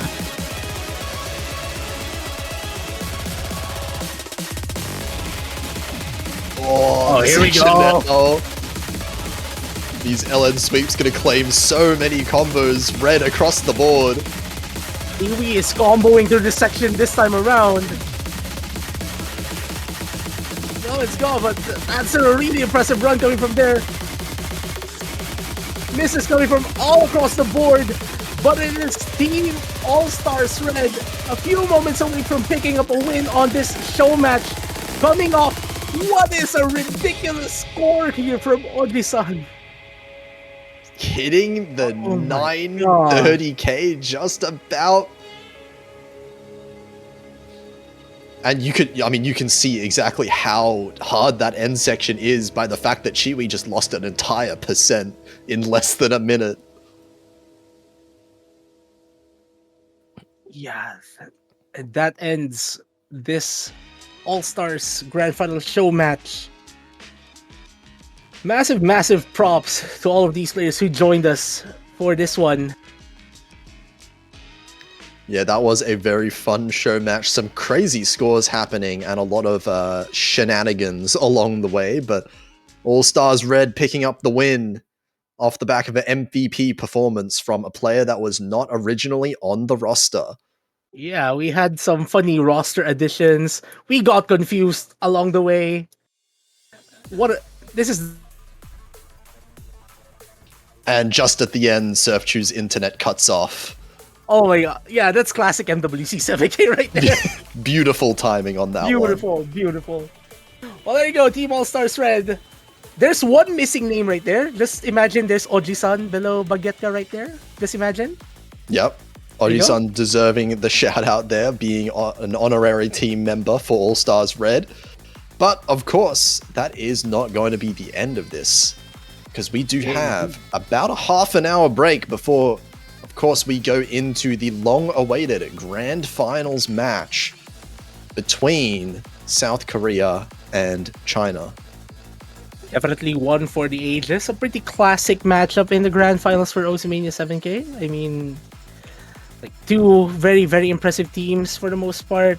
Team China definitely wanting to repeat a finish that they had back in 2016 when they won it all. You know, including Team South one of Korea- those players, important to add, from that time. Yeah, they still have Zhang Fan or Van Wilder from that 2016 winning champion team right there.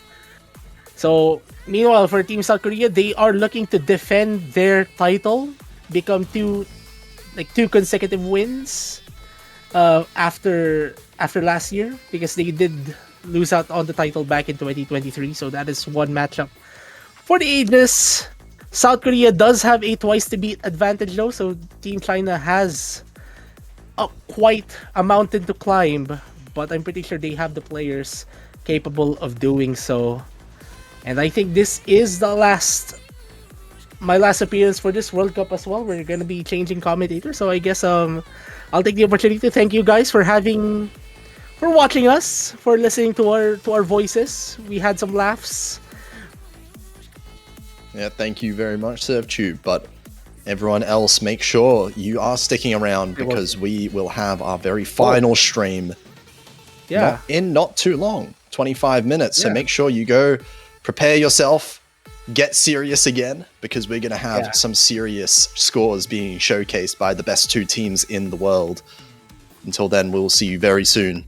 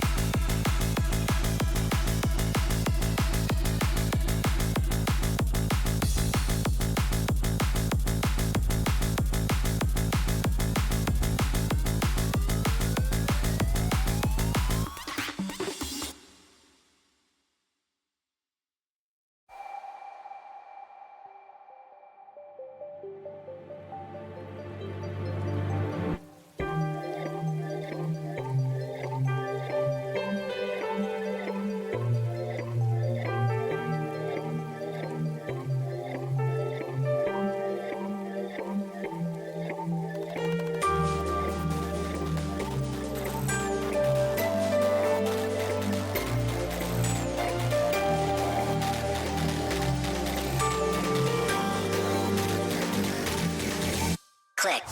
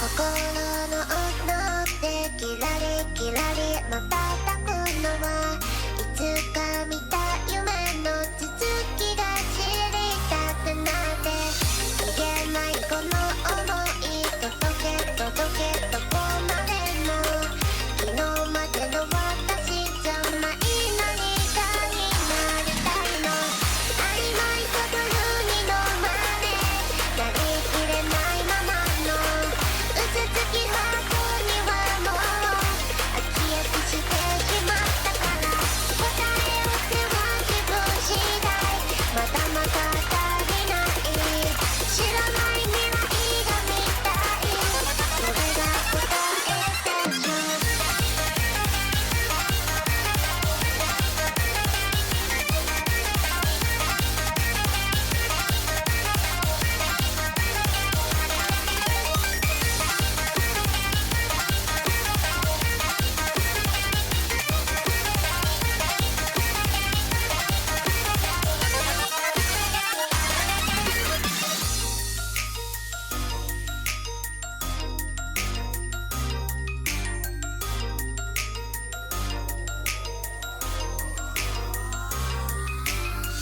普通なんて言葉じゃきっと君は測れない誰かじゃない君じゃなきゃダメなんだそうでしょもう一度を繰り返せばいつかは届くはず諦めかけた夢ほら止まってしまいたいの曖昧さブルーに飲まれなりきれないままの嘘つきハートにはもう飽き飽きしてしまったから答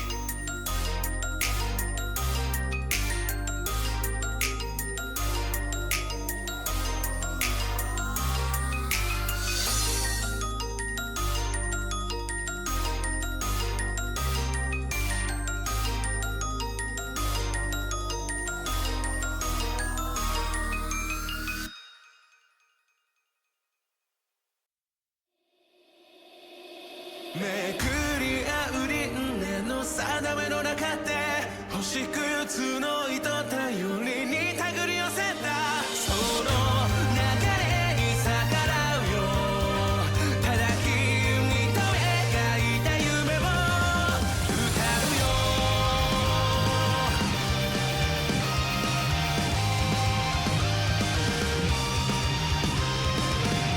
宵の奇跡輝く時綴る歌悲しく別れ告げる言葉さえも見当たらずにさよなら夜が明けて目を閉じた君はまだ少し怯えて絆見失えることないように鳴り止まぬから星屑の雨願いなせ落ちる星かなずに瞬く奇跡描き闇を払えて永遠を君と誓うように知らぬ嫌かは定めの中で降り積もる雪解けと共に目覚めてそれがたとえ幻でも茨の道を君と渡る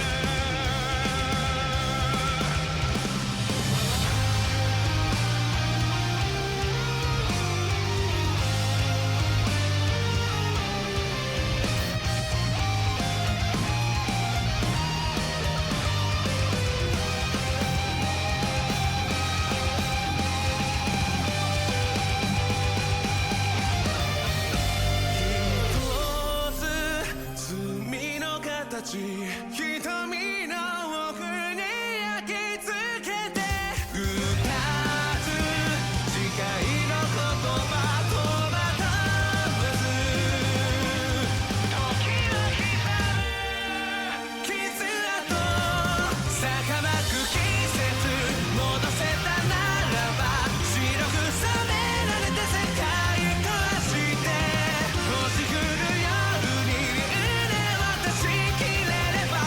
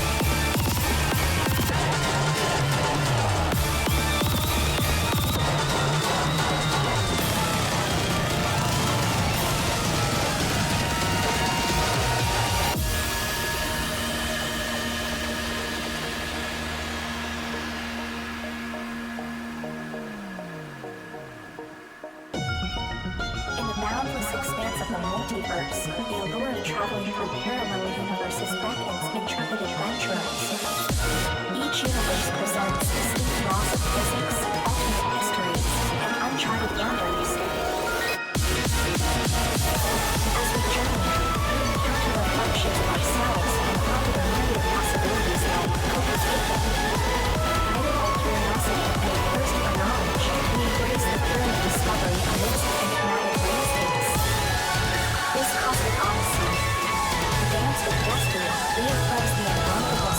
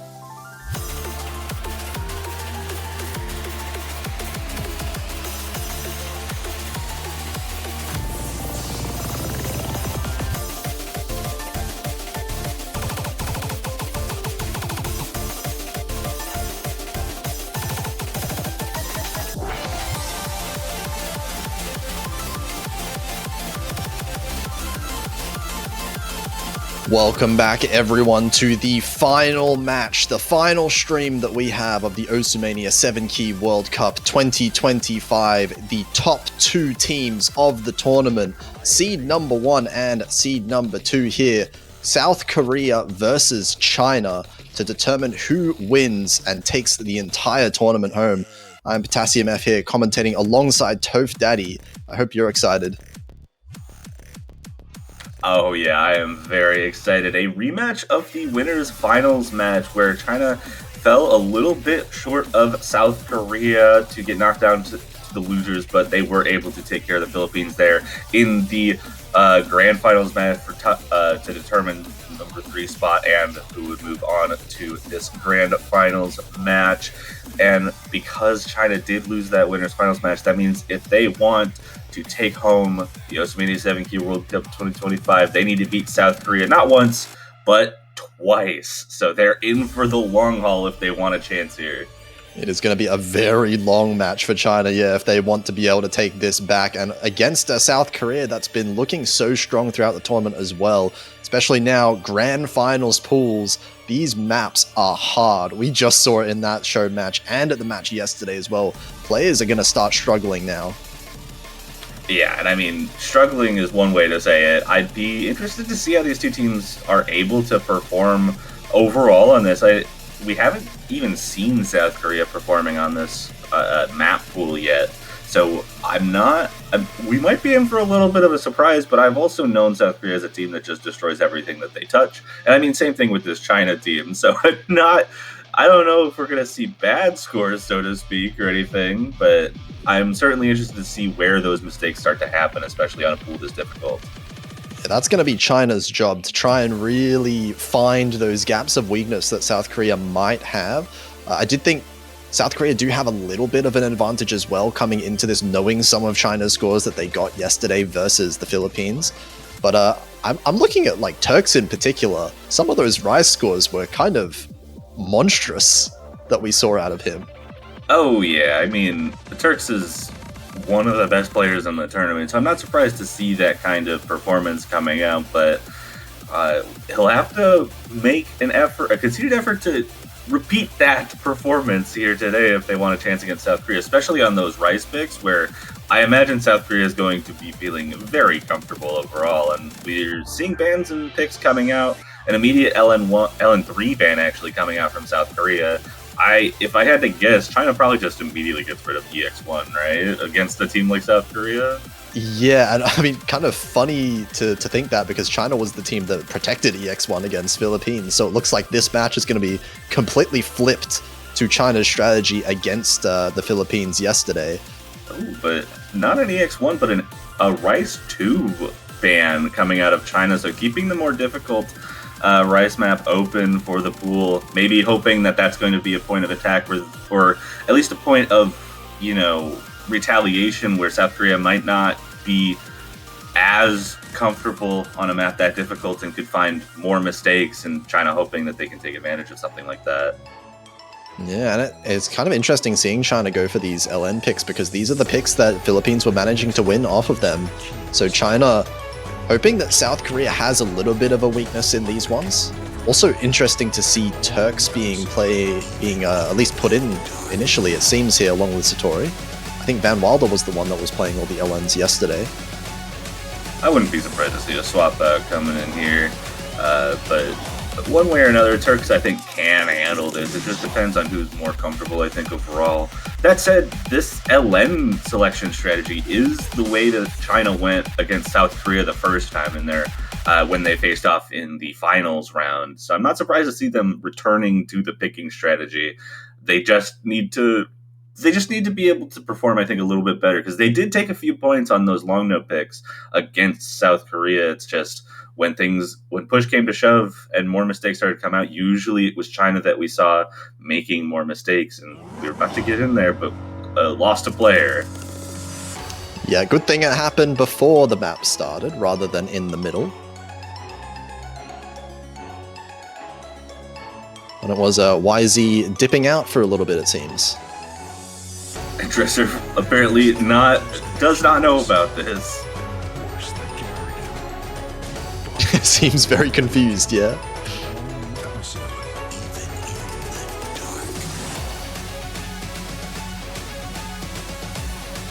It's going to be interesting to see how China manages to fare, because I know Satori is also one of those players that you can expect in this kind of map as well, right? An LN4, more coordination focus. This is where I think China has some of their strongest skill sets in. Yeah, for sure. And I mean, it kind of throws me off a little bit. Usually if you're looking at a team like China who has a pretty clear picking strategy against a team like South Korea, they're going to want to go with the long nose. They're going to want to stick around that coordination aspect. And South Korea deciding to keep LN1 and LN4 open for China in favor of banning out the more mixed LN pick, LN3, is sort of an interesting decision. I'm curious why that was the case. I guess South Korea maybe just trying to get rid of an LN pick that maybe they feel less comfortable with overall. But yeah, interesting kind of decision, because LN1, as you said, that is one of the most popular kind of slots to see banned throughout the entire tournament, just because of the nature of the skill set in general. But here we go, YZ back in the lobby. If you start command, hopefully they don't crash again. But here we go into Loki, our first pick of the match, China's first pick of the match, and what I expect to be their most comfortable pick going through this this matchup here, if they're willing to go against South Korea immediately on it. Yeah, it makes it all the more important as well for them to secure this one as well, because South Korea are going to be looking dangerous on every single pick in this pool, you have to expect. Yeah, and I mean, we saw that in their previous matchup where South Korea, despite, maybe being a little weaker on the long notes, were still able to take a few points on China's picks there. But early breaks coming out, Dresser finding one early, Satori trading it back, but a double break from South Korea there.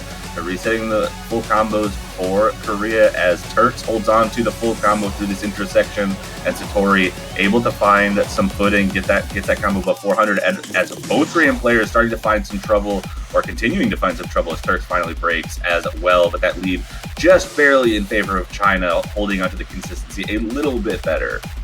Yeah, starting to switch over though, because Turks did drop a significant amount of accuracy, down from 99.4, and there's a trade back and forth. Gonna maintain this 2,000 points, it looks like, in the favor of China, but it could switch back at any moment right there with Satori dropping. Yeah, and Dresser finding some pretty consistent breaks, but in those combo breaks, Dresser not finding that many accuracy drops. They're very, very clean LN breaks, so it's not impacting the score quite as much as the misses from China have been. But as combos start to come back up, China is taking the lead, but Turks in the break section is going to find a combo break. And YZ now approaching 2,000 combo gives South Korea a very small lead, about 700 points, as Turks gets back up to 400 now. Not just in the combo as well, YZ also pulling ahead in terms of the accuracy. 99.4 is keeping this really close. Dresser did find another miss, so this is going to go slightly towards China, but not for long. Yeah, Turks finding a break to trade that miss from Dresser, and now the bottom row here holding on to the combo, finding some footing, finding some ground as Turks builds up above 400. Now all four players there, about a 900 point lead for South Korea, as the accuracy seems to be slightly in their favor. Turks and Dresser matching each other, but YZ and Satori, YZ taking over the accuracy lead compared to Satori, but that's not enough to make any kind of increase to that lead, though Turks finding a pretty big break there, traded back by Dresser. They're going to shrink that lead just a little bit as the bottom continues to stay consistent, and that consistency is going to support South Korea with the accuracy lead at the moment. Oh my god, this lead is so close. It's been close the entire time, but there goes Satori, there goes YZ as well with Turks. Dressup, the only one to hold on the combo through this last section, and this lead is going to go up to 10,000 points. And it looks like Stamina's starting to break a little bit on the Chinese side. Turks and Satori not able to get any consistent combo, as Dressurf now being the one to hold onto the huge combo nearly at 2,000, again approaching the end. And that lead skyrocketed as a result. 23,000 points going into the final few patterns of this map. And an early break point for South Korea on the LN4 selection, the Protect from China. Yeah, really close point though. It just came down to, at the end, Dressurf actually finding that last section easier than the rest of the map, funnily enough. And it's going to be the 299s for South Korea, while the two Chinese players just dropping down below that mark at the end of the map. So break point early on. South Korea going to have an opportunity to establish a lead here, try to break it 2-0 with their first pick. I imagine it's going to be somewhere in the rice pool, though I can never really predict how South Korea is going to select in these scenarios. I would guess something like Rice 6, Rice 1, Rice 3 are my options. It may be pretty targeted, I think. I think Rice 3, I would probably expect them to avoid, given what we just saw Turks pull off yesterday with the full combo. But one of the harder maps, maybe, is what South Korea I would expect to go into, try and punish China's second player a little bit, because AF was finding quite a few misses in some of these maps. Ooh, but going for the Rice 4, going for the tech pick immediately, like right out the gate, I'm not sure. This is an interesting pick. I would have been interested to see something like EX1 come out, but ultimately, as the stronger Rice team, it almost feels like South Korea would benefit more, in my eyes, to picking something more straightforward that they can really hammer out the consistency on. This feels like a very risky pick. Especially given that this is like one of the Rice maps that South Korea doesn't have information on China for. I would have expected one of them that China played yesterday, you know, South Korea picking one that they are confident that they can beat the team score that they've seen for. But this one's going to be a bit of an unknown for both teams. Yeah, so we'll have to see how this ends up going. Dresser and YZ both staying in, Turks staying in, AF coming in for China here to take Satori's spot. I think that's kind of what we're going to be seeing through most of this match, is Satori and AF swapping out for each other when it comes from LN and Rice, and then Dresser and YZ kind of being the powerhouses for South Korea. Yeah, definitely. I wouldn't be surprised seeing Van Wilder coming in for China either, but these are definitely going to be the Rice teams that we'll see for either team.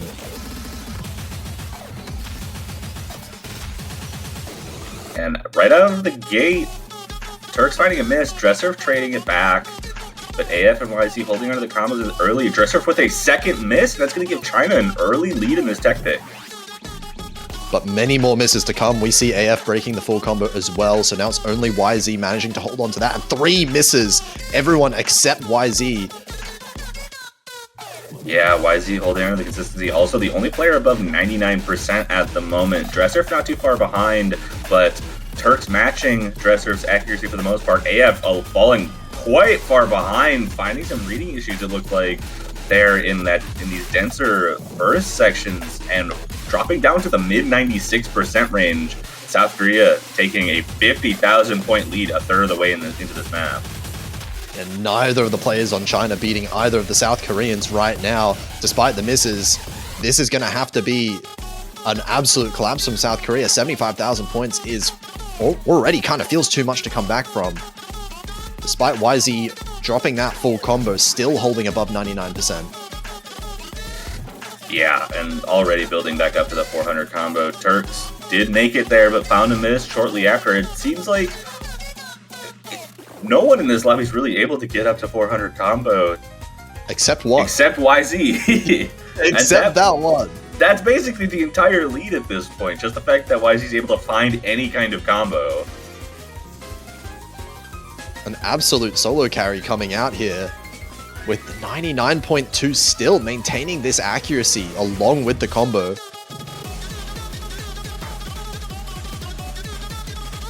And just a 1 miss so far. We do see a little bit of build up in the combos. Dresser for Turks finding some footing themselves. AF also making it there, finding some kind of reprieve after that breaker, or that slower section, I should say. But does find a break as things start getting denser. But all three of the other players now finding their way through it. YZ finding a second break, but it's 110,000 points of difference. Turks finds a break as well to trade that back. And South Korea going to take a very dominant second point of this match. Yeah, first pick turns out to be a good one for South Korea. They managed to take their own, only the 2 misses. Very clean ones from YZ, ending up with that MVP performance despite Turks managing to keep up with Dressurf in the end. Yeah, accuracy-wise, it looked like Dressurf actually might have taken the edge on YZ if it weren't for the misses there. But Turks not too far behind themselves. AF falling behind a little bit, but it is going to be China's pick. But it is 2-0 now. China now in a little bit of a hole to start off this match. Need to be able to find some kind of break point later on in this run, but in order to do that, they need to start focusing on their own picks as well. Already lost out on their Protect. 2 LN picks remaining in the regular pool. That EX2 and that EX2 is also available, but LN1 gonna stick with the more coordination-heavy LN maps. This is 100% China's best pick remaining. LN2 being more density focused, probably a little bit outside the strength zone that they have. And of course, when you get into those EX picks, oh man, that's going to be chaos. So definitely wanting to stick with quote-unquote easier picks. Not going to call them easy by any stretch, but... Easy is a little bit of a misnomer, I think. But Van Wilder going to make their debut for this matchup here, taking Turk's spot. Kind of what we expected to see in the LN4 selection. Well, it is what we saw in their LN4 selection against the Philippines. So kind of just interesting to see the decision-making on like the team building for China here. Dressurf and YZ going to be the players to stick in for South Korea once again. Yeah, wondering if we're ever going to see Kalkai switching in as well for Team Korea. I do believe there were some keyboard issues in the past few weeks. Not sure if those were resolved, but nevertheless, Dressurf and YZ plenty scary as is.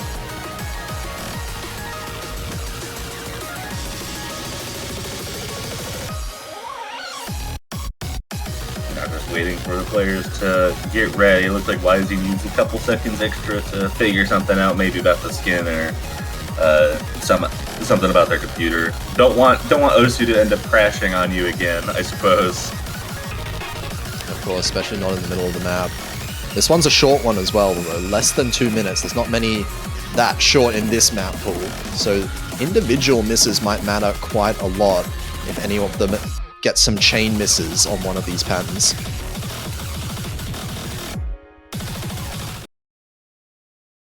And here we go, everyone ready up. Loading in to LN1. X says, like you said, very short map, very easy to start losing large amounts of score in short amounts of time due to the length here. Singular misses are going to cause a lot more issues than they would on LN4. Yeah, and of course with the full inverse on at 202 BPM, of course, you're not going to get many clean misses on a map like this. No, not at all. We get a little bit of a warm-up section. Accuracy looks like it actually favors South Korea as both players above 99.6 at the moment. Chinese players both above 99 as well, just not quite at that level. And trade back between Dressurf and Van Wilder at the exact same time, so Satori and YZ, the full combos remaining. Accuracy starting to build up a little bit for Satori, trying to catch up to YZ as Dressurf and Van Wilder find yet another trade there with the 2 full combos staying intact on the bottom of our screen. Yeah, the trades favoring South Korea just fine, it looks like so far, as they're still maintaining this accuracy lead, but Dressurf, again, the trades just keep happening. Neither of these players can miss by themselves. Perfect trades from both. Yeah, perfect trades, but not perfect for Van Wilder ultimately due to the fact that when Van Wilder is making these trades, they are finding huge accuracy drops, and on the other hand, Dressurf staying very clean with the accuracy on their misses, and Satori breaking the full combo, one remaining with YZ as that lead bumps up to about 30,000 points. continuing to see insane accuracy and combo from YZ and Dresser themselves finding some footing up to 1500 combo as Van Wilder continues to find some drops. Satori building up too, but no, the full combo gets broken. Close to the end for YZ, but that leads still just about 40,000 points as we see another trade between Dresser and Van Wilder here at the end. 40,000 points with the amount of combo, the consistency that we're seeing from South Korea. It's not looking like this lead is going to be shrinking very much. As we're into the last few patterns, Van Wilder with the last couple misses here. Of course, traded out with Dresser, but it's not going to be enough there as South Korea. One combo break? Yeah, one combo. Zero miss. YZ has been absolutely cooking on these maps. This combo ability is not something that you would expect in this level of pool. Yeah, that's insane. Satori not that far behind, only 3 misses and 970k, but jeez, how do you do that on a map like this? Making it look easy right now. 3 points in a row for South Korea. They're still in the lead here, and they have the next pick as well. They've got all of their rice picks left up as well.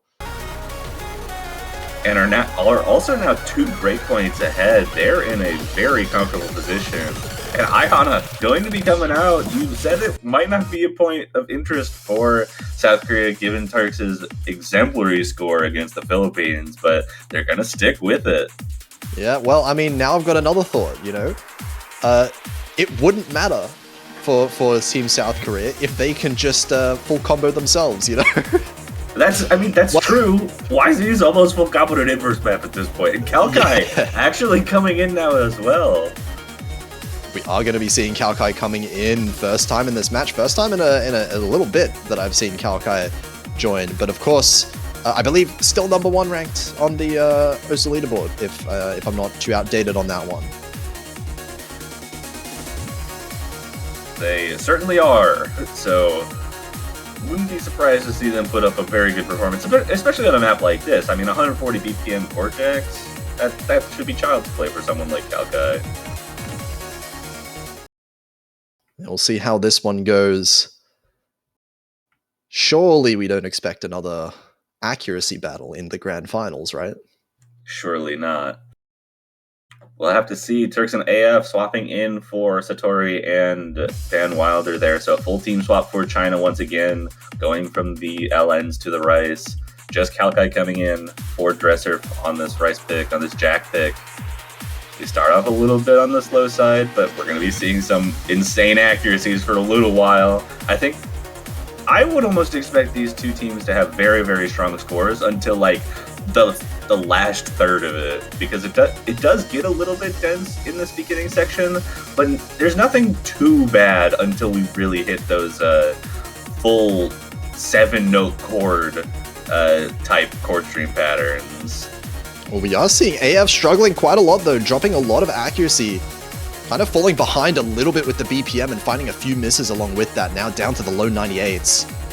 Do you see YZ trade one of those misses, 2 of those misses, but AF is going to continue to find some drops. Oh, that was a rough one. Yeah, that kind of is how Core Jack goes sometimes. If you sort of start falling behind, you're going to find a lot of misses in a row just due to the rushing aspect of it. And despite the misses we've seen, Turks and Kalkai holding on to the full combos, basically the same exact score. I think they were like 100 points apart.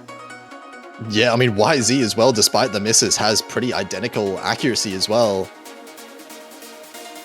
We might be seeing some 3 very, very close scores by the end of this, but as you said, of course, this last section is going to get even harder. Some really rough anchors, I believe, in this last third. Yeah, the anchors get real tough to deal with in this ending section. Everyone well above 400 combo getting full bonus. 56,000 points of favor for South Korea in this ending section.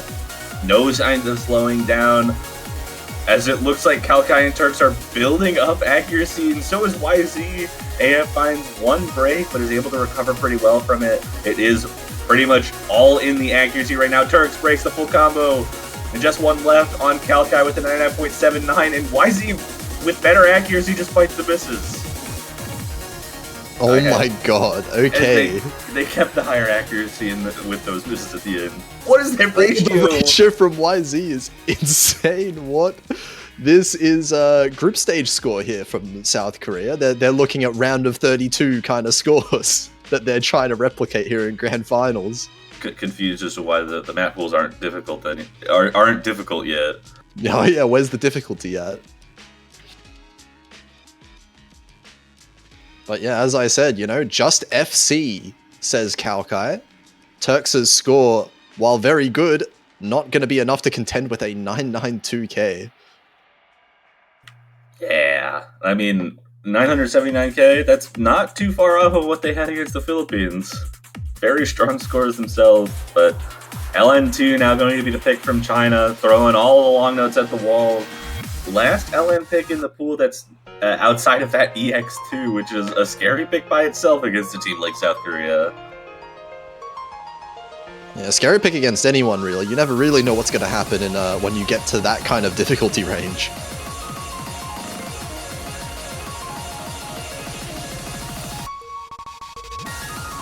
But this one, we'll have to see if China can hold it together for this, because this one, a very different map to the other two LNs that we've seen. Going to be a lot faster, and also dense.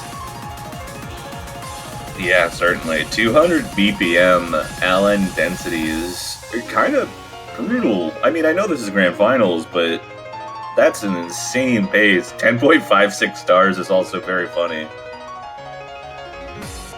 Yeah, looks like we're going to be seeing Kalkai staying in for this one as well on the South Korean side.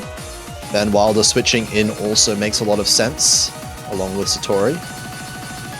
Yeah, so it looks like China's kind of swapped into the mode of Rice goes to the two main guys, Turks and AF, and then they swap in Van Wilder and Satori for the long note picks.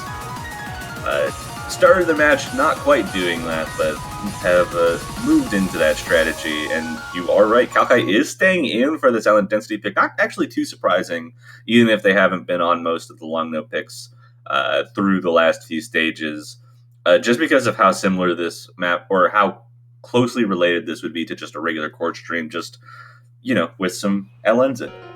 Yeah, just some LNs. A little Just bit. some.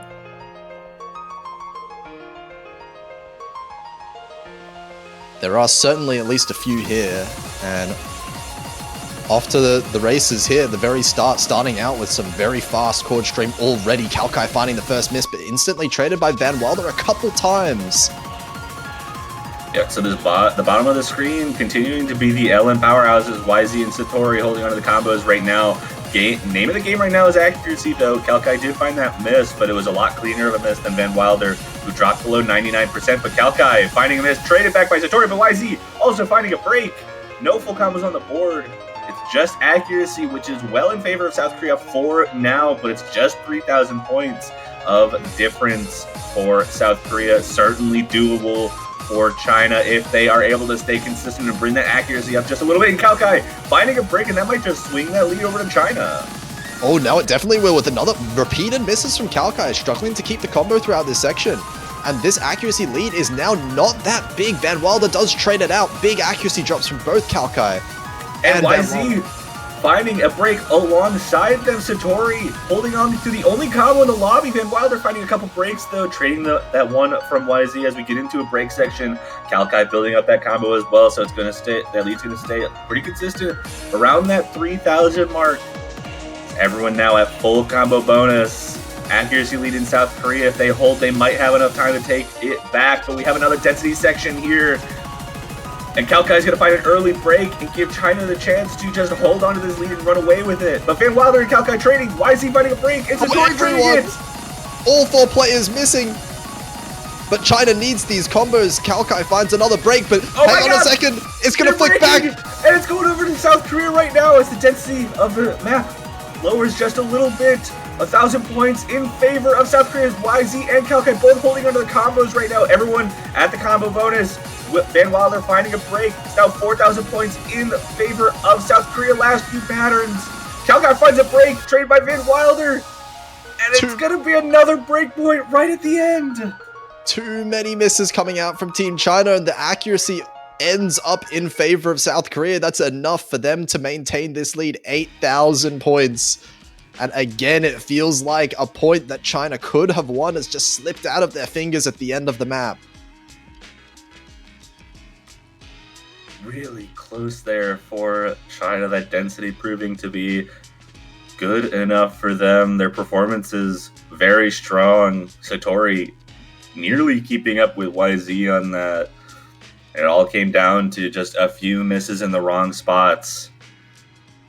It feels like China did manage to out-combo their South Korean counterparts, but just the accuracy, YZ holding on to that 99.4 for so long, definitely giving them the edge overall. And now South Korea 5-0, they get their own pick. They still have all of these Rise picks and the Extreme picks still up. I guess the question is, are we going to see any of the EX picks coming out here? South Korea has been more than comfortable just sticking around the regular Rise pool. And I mean, I guess China still has one more selection left. And EX1 actually coming out, so going with the most difficult Rise map in the pool here. Yeah, I mean, and given that China's out of the LNs, we might be seeing 2 EX maps being played in a row here. So expect some low scores, at least lower scores than we have been seeing on maps like these.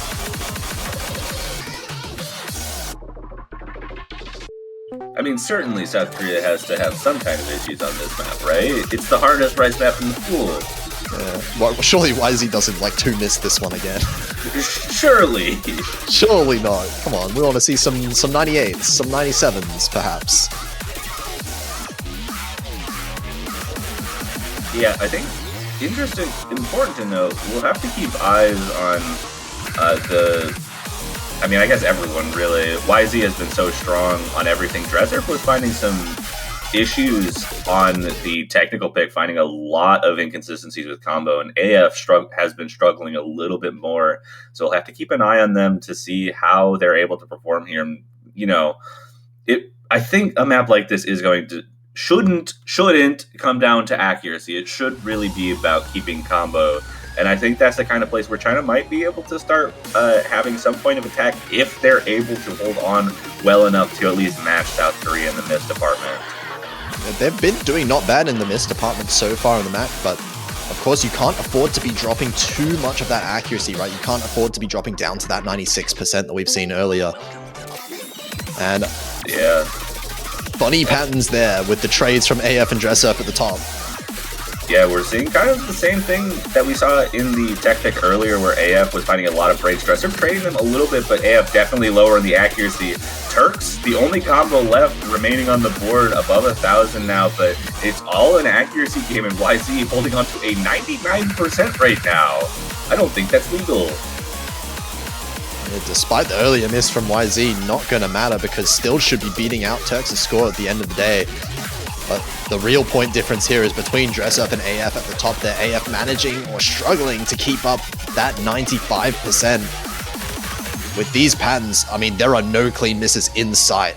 Oh, and Turks breaks the full combo. That's 3 misses there. No one above 400 at the moment. YZ the closest to building up to that point in this slower section here. Makes it there at full combo bonus.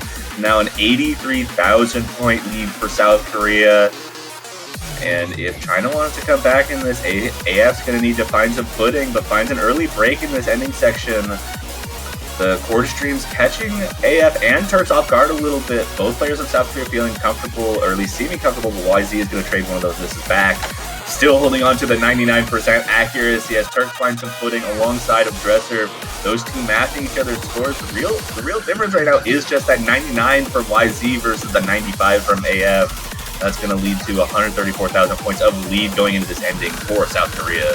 I swear to God, YZ is incapable of dropping accuracy. I have not seen him drop more than like 0.05% accuracy this whole match. I think there must be a rule in the tournament that says YZ can't get below a 99%. That must be it. Just clean misses only. 99, and you can see the difference in score between these two teams right away. AF just barely missing out on that S rank. And it is going to be South Korea. They are cleaning up 6-0. They're already on tournament point.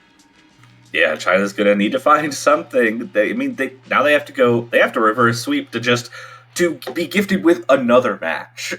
They still have to win a second match after reverse sweeping in order to take this. But it's not over. China might be able to find something. They've gotta get something going now. EX2, the only LN map remaining in the pool. Otherwise, there are the two regular hybrids that might be a little bit more of a better point of attack if China doesn't want to go with an extreme pick here. I mean, I guess it all just depends a little bit on how comfortable Satori and Van Wilder are on like the rice sections of these hybrids as well, because they're not typically players that you would expect to see playing many rice maps. And it looks like EX2 is going to be the pick. They're sticking with the LN focus.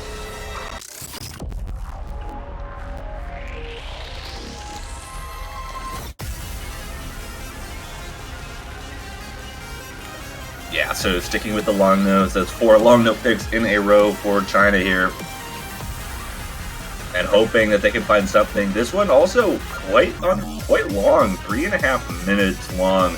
So having to deal with the difficult patterns throughout this whole map for that long, I think is going to say more about whether these teams have the stamina to hold on to long notes like this.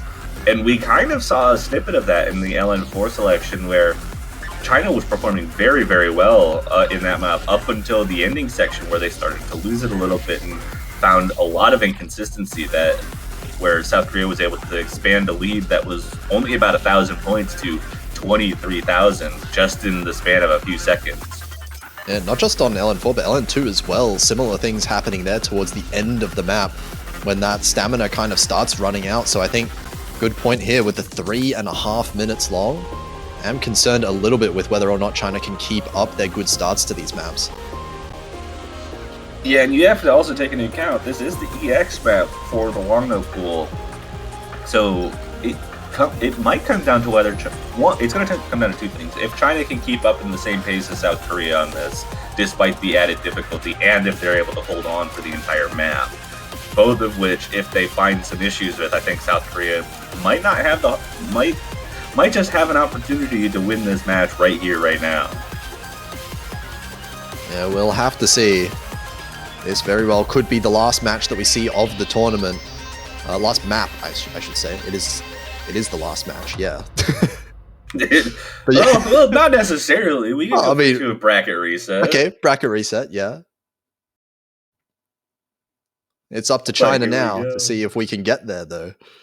Yeah, China's got to win the next 6 points plus tiebreaker in order to give us a bracket reset. It's all going to start now, though. Last long note pick remaining in the pool, EX2 coming out. China's last opportunity to hold on. We have a little bit of a slower, well, I guess slower is another misnomer. This is still about as hard as the rest of the pool has been. But no one finding any combo breaks in this intro section.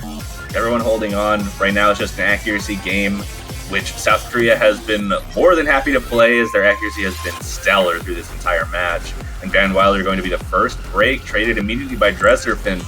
Shades of previous maps here. Van Wilder and Dresserfin trading back, but Satori also finding a drop there with YZ, the last combo remaining. Also shades of previous maps. Yeah, this time Van Wilder taking a bit of a bigger accuracy hit, dropping all the way down to 97%. Now managing to recover a little bit, but still well below South Korea's 99.4 on both players, and Satori finding another miss to add on top of that. Yeah, and as things continue to get denser in this map, players are building up combo, finding some footing there. Everyone at the 400 combo mark, YZ maintaining the full combo with that 99.5% accuracy. Van Wilder, kind of the odd person out here, a little bit on the lower side of accuracy in the mid-98s range, but building up, trying to recover from that early miss. When you look at YZ's performance these past two maps, you wouldn't even think an EX pool even existed. But there is actually, there's the first break. Always gotta happen right when we mention it, but Van Wilder and Dresserf now as I say names, Dresserf and Satori trade, and Van Wilder, the last combo in that section, does find a break, and now YZ, the only one at the combo bonus with a 30,000 point lead for South Korea. Satori above 99%, trying to build up, but Dresser, the lower of the two South Korean accuracies, ahead of both Chinese players right now as we get into this sweepy long note section, and everyone able to kind of hold their own, but Van Wilder going to find the first break in this section. But YZ and Dresser both going to find breaks, and Satori the only one holding on to it. Still clean breaks though for the South Koreans. They're still holding that 99.3%, so despite the combo drops, these are being traded out by China at the same time, and the accuracy is slowly maintained in favor of South Korea. This point lead is not going to shrink. That was a weird miss from YZ. That also caused a lot larger of a score change than I thought. Went from 32,000 to about 27,000, still well in favor of South Korea here, but that drop going into this break should help China get a little bit of that score back here. Still have the ending section to go. I mean, China's going to have to full combo the rest of the map if they want to come back in this one, but this is a really difficult section now that we're getting into, and 3 players missing at the same time. And YZ does also find some breaks, but was the best player for a little bit there. Still holding on to 99%. Everyone kind of dropping down in accuracy, but South Korea looks like they're going to be able to hold on to the lead. And comboed through this ending section. Van Wilder finding a break. And South Korea will complete the sweep and become your Osumania 7-Key World Cup 2025 champions with an incredible performance in the grand finals to take it home. Absolutely crazy scores coming out here with double 99% in EX2 being the last pick. They are completely unfazed by this extremely difficult grand finals map pool and deservedly take that #1 placing. Of course, China also securing themselves #2 in the tournament, with Philippines rounding out that podium at 3rd place. So congratulations to South Korea. Yeah, big congratulations to all of our podium finalists. South Korea very deserving of that #1 spot. And like you said, China and Philippines getting the #1 and #2 and #3 spots respectively. What a journey this tournament's been. I've seen some crazy performances in South Korea. Showed a little bit of weakness in that finals match where China was able to really put their foot down and take a few points there, but in the end, South Korea showing their absolute dominance when the map pool starts to get harder like this. And YZ, insane player. I don't know how you do that. Absolute late game monster when it comes to these difficult pools. In both the combo and the accuracy. Yeah, it wasn't even just Rice. It wasn't even just one skill set. It was Rice and long note and hybrids just through the whole tournament. One way or another, they're going to take it, and we do still have one thing left to show off, and that's going to be our grand finals tiebreaker showcase to finish it out. I'm very excited to see how these players are able to perform on this. As is customary, of course, we might be seeing some crazy scores coming out. We just saw this one being played, of course, in the show match. Saw some pretty ridiculous scores there, and I wonder if we're going to be seeing some even higher ones perhaps here. Yeah, I'm gonna stare at YZ the whole time. It's just, I didn't expect it. Understandable, given what we've just seen. We'll see how that ends up going. Get a little bit of an intermission, not an intermission, but we'll be just getting everything set up for that. I think we're actually going to be able to see all 8 players on this too, so that's going to be exciting. Oh yeah. Gonna be not leaving anyone off to the sidelines here.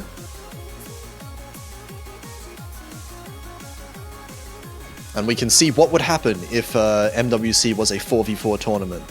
Just briefly. Yeah, following OC Standards footsteps, expanded to 4.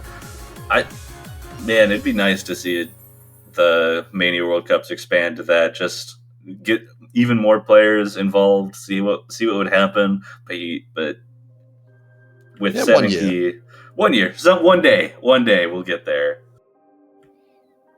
Yeah, we are seeing some more, I think in recent, past year or so, we've definitely seen more 7-key new players kind of break into the scene.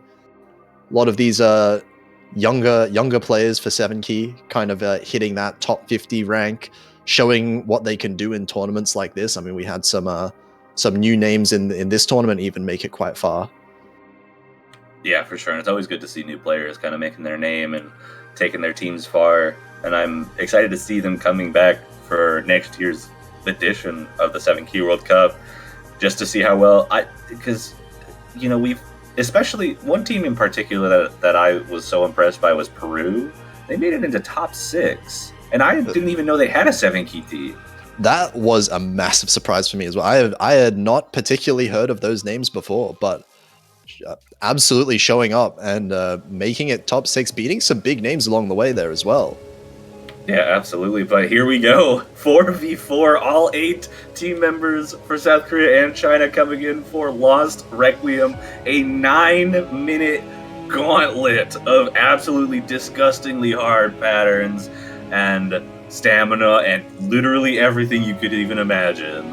And ending with a 2-minute long absolute crushing section towards the end.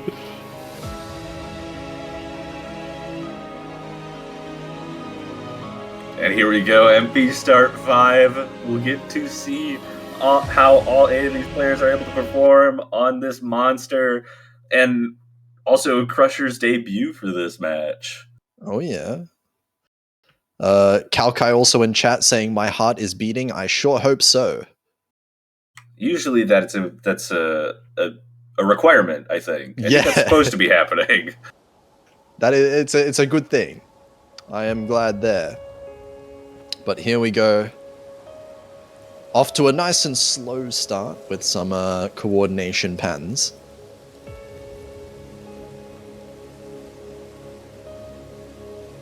Yeah, some slow LNs. Got a very long intro for this song here. So gonna be chilling out for a little bit while we watch these players handle the slower long notes. But it is 9 minutes, so even though this intro is like 1.5 minutes or 2 minutes long, there's so much to deal with in this map. Absolutely. We're going to be seeing misses left and right. Combos I don't expect to be held for very long, but these players have been proving me wrong so far this match. And I do believe 930k currently the score to beat from Kura. 930? 930, yes, in the show match. Oh my goodness.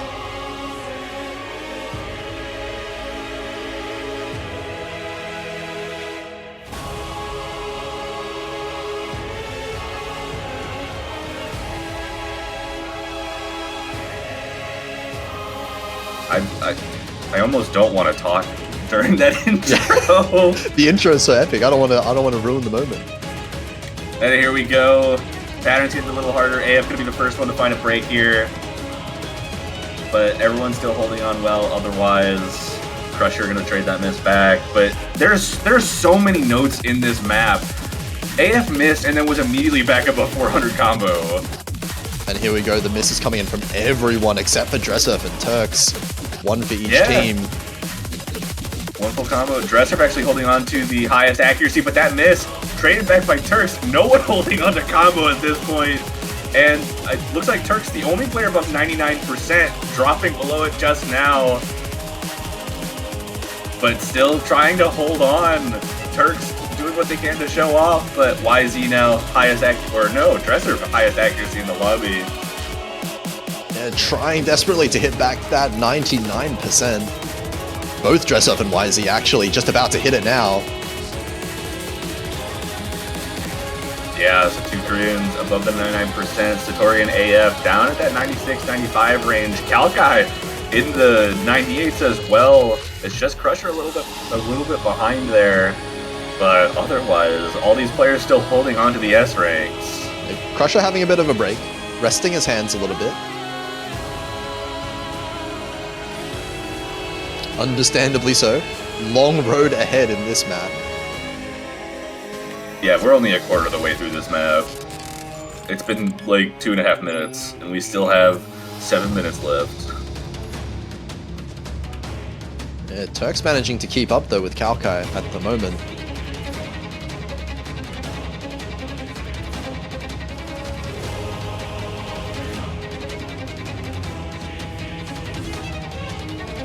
I think we're gonna get some crazy long note sections coming up very shortly.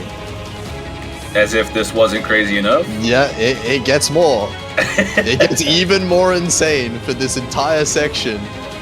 And I don't expect there to be any combos surviving through these. But Turks, 1700 combo, still looking strong through these long notes. Finds a break finally. We did see YZ hitting 3000 combo earlier. So very impressive capabilities. Gets out of that long note. Looks like Turks actually got out of that with only one miss. Impressive scores coming out. Still high 98s for 4 of these players. But the map is not getting any easier. Dresser actually making it back into the 99% range, and now in a right section that should be a little more comfortable for them. Maybe able to build up a little bit of accuracy. Building accuracy on a chart like this is a crazy thing to say. It was kind of happening, but they did find a miss and dropped to 98.9. Turks now dropping to the 98.6. Matching basically YZ and Kalakai. Satori and AF still holding on to the A rank. AF doing everything they can to hold on to it right now at the 95%. Van Wilder and Satori both matching each other just about with a 96%. More misses coming out from everyone here. No one holding on to their combos through this. But how is Dresser keeping this accuracy? I feel like he's missed a few times, but it's still at 98.9. Yeah, this doesn't make sense to me. Also, this feels like the best performance we've seen from Dresser in this entire... Why is he doing the best on the tiebreaker? Yeah. It's just the easiest map, I guess. It's just the easiest map in the pool for Dresser. He's at home. This is the difficulty that he normally plays. I guess that is true.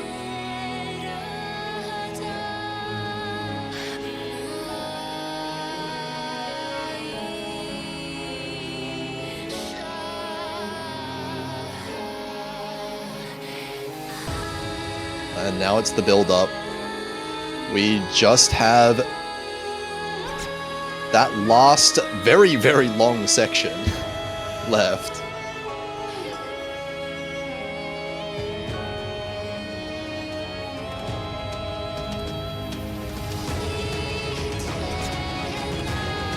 And coming out the Ludison map section there. Back into some really difficult long notes. A little bit easier than the rest of the map so far, but building up, like you said, to a non-stop flurry of 2 minutes of insanely difficult map.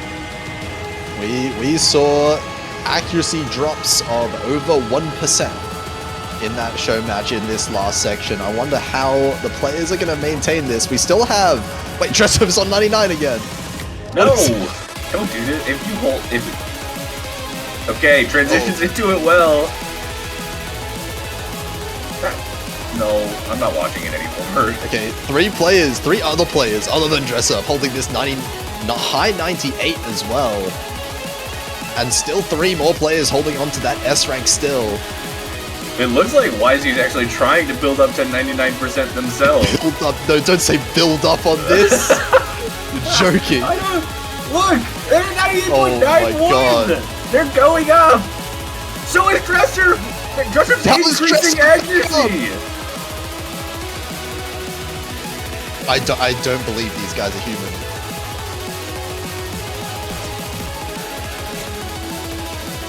Okay, finally finding some drops. Still above 99% though. Oh, there's so much more left though. They need to hold on for so much longer throughout all of these sections. They're only going to get harder and harder, as now the misses are coming in for all of the players. But still, these accuracies are so high. None of these... And even when you're looking at not the 98%, we still have players... I mean, everyone kind of holding on to exactly where they were before this section came around. Van Wilder holding on to 96 alongside Satori. AF just dropping below the S rank now. Turks, Kalkai, and YZ all holding on to the 98. and Dresser dropping about a 0.15% behind. But it only gets harder. These LN bursts are coming through, and we're continuing to find drops everywhere. Yeah, everyone finding drops through these. No combos can be held through this end section, but it's the accuracies that need to be held as much as possible. Still high 98s for Dressurf and YZ, the two highest scores maintaining their accuracy. It looks like a fight between Dressurf and YZ to get this ending LN section, hurting Dressurf a little bit more. It looks like, oh, but bigger miss from YZ there. It looks like Dressurf's gonna be taking that MVP. Just beating out Kura's score, it looks like. Man, I couldn't believe what I was seeing. Dressurf was holding 99 through most of that section. He held that for way longer than he should have. Now, Okay. I was about to say 936k, but that score just went down. Okay, 935k. My goodness. Oh, and unfortunately, Satori and Van Wild are not able to hold on to the S ranks there through the ending. Yeah, Van Wilder's so close to that, but I mean, easier said than done. That ending is brutal.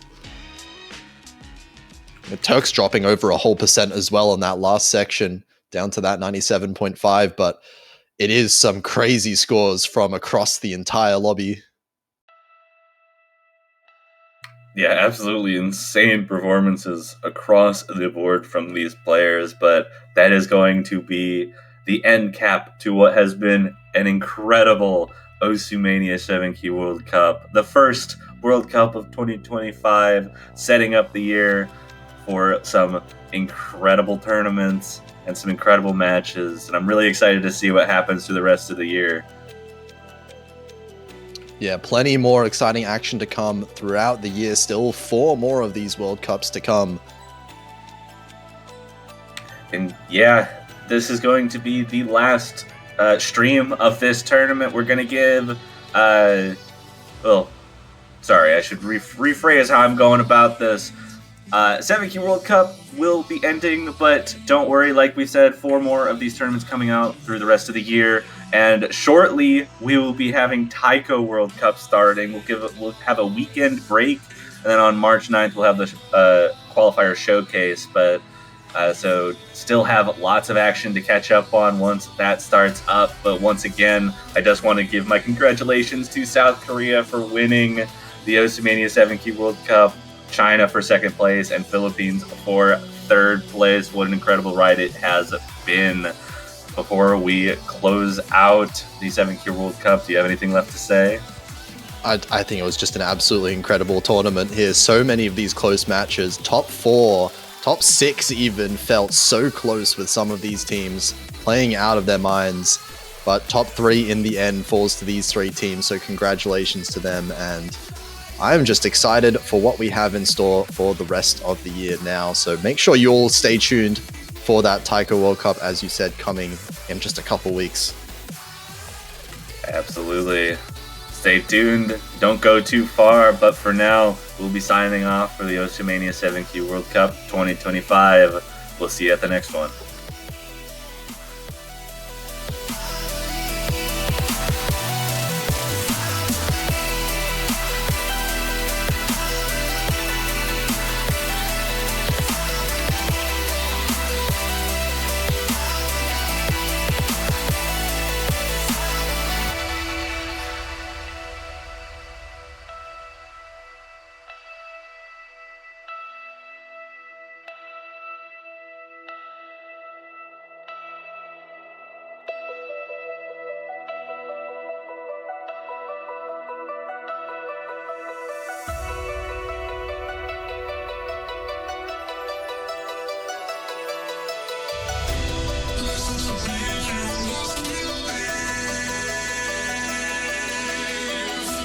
License to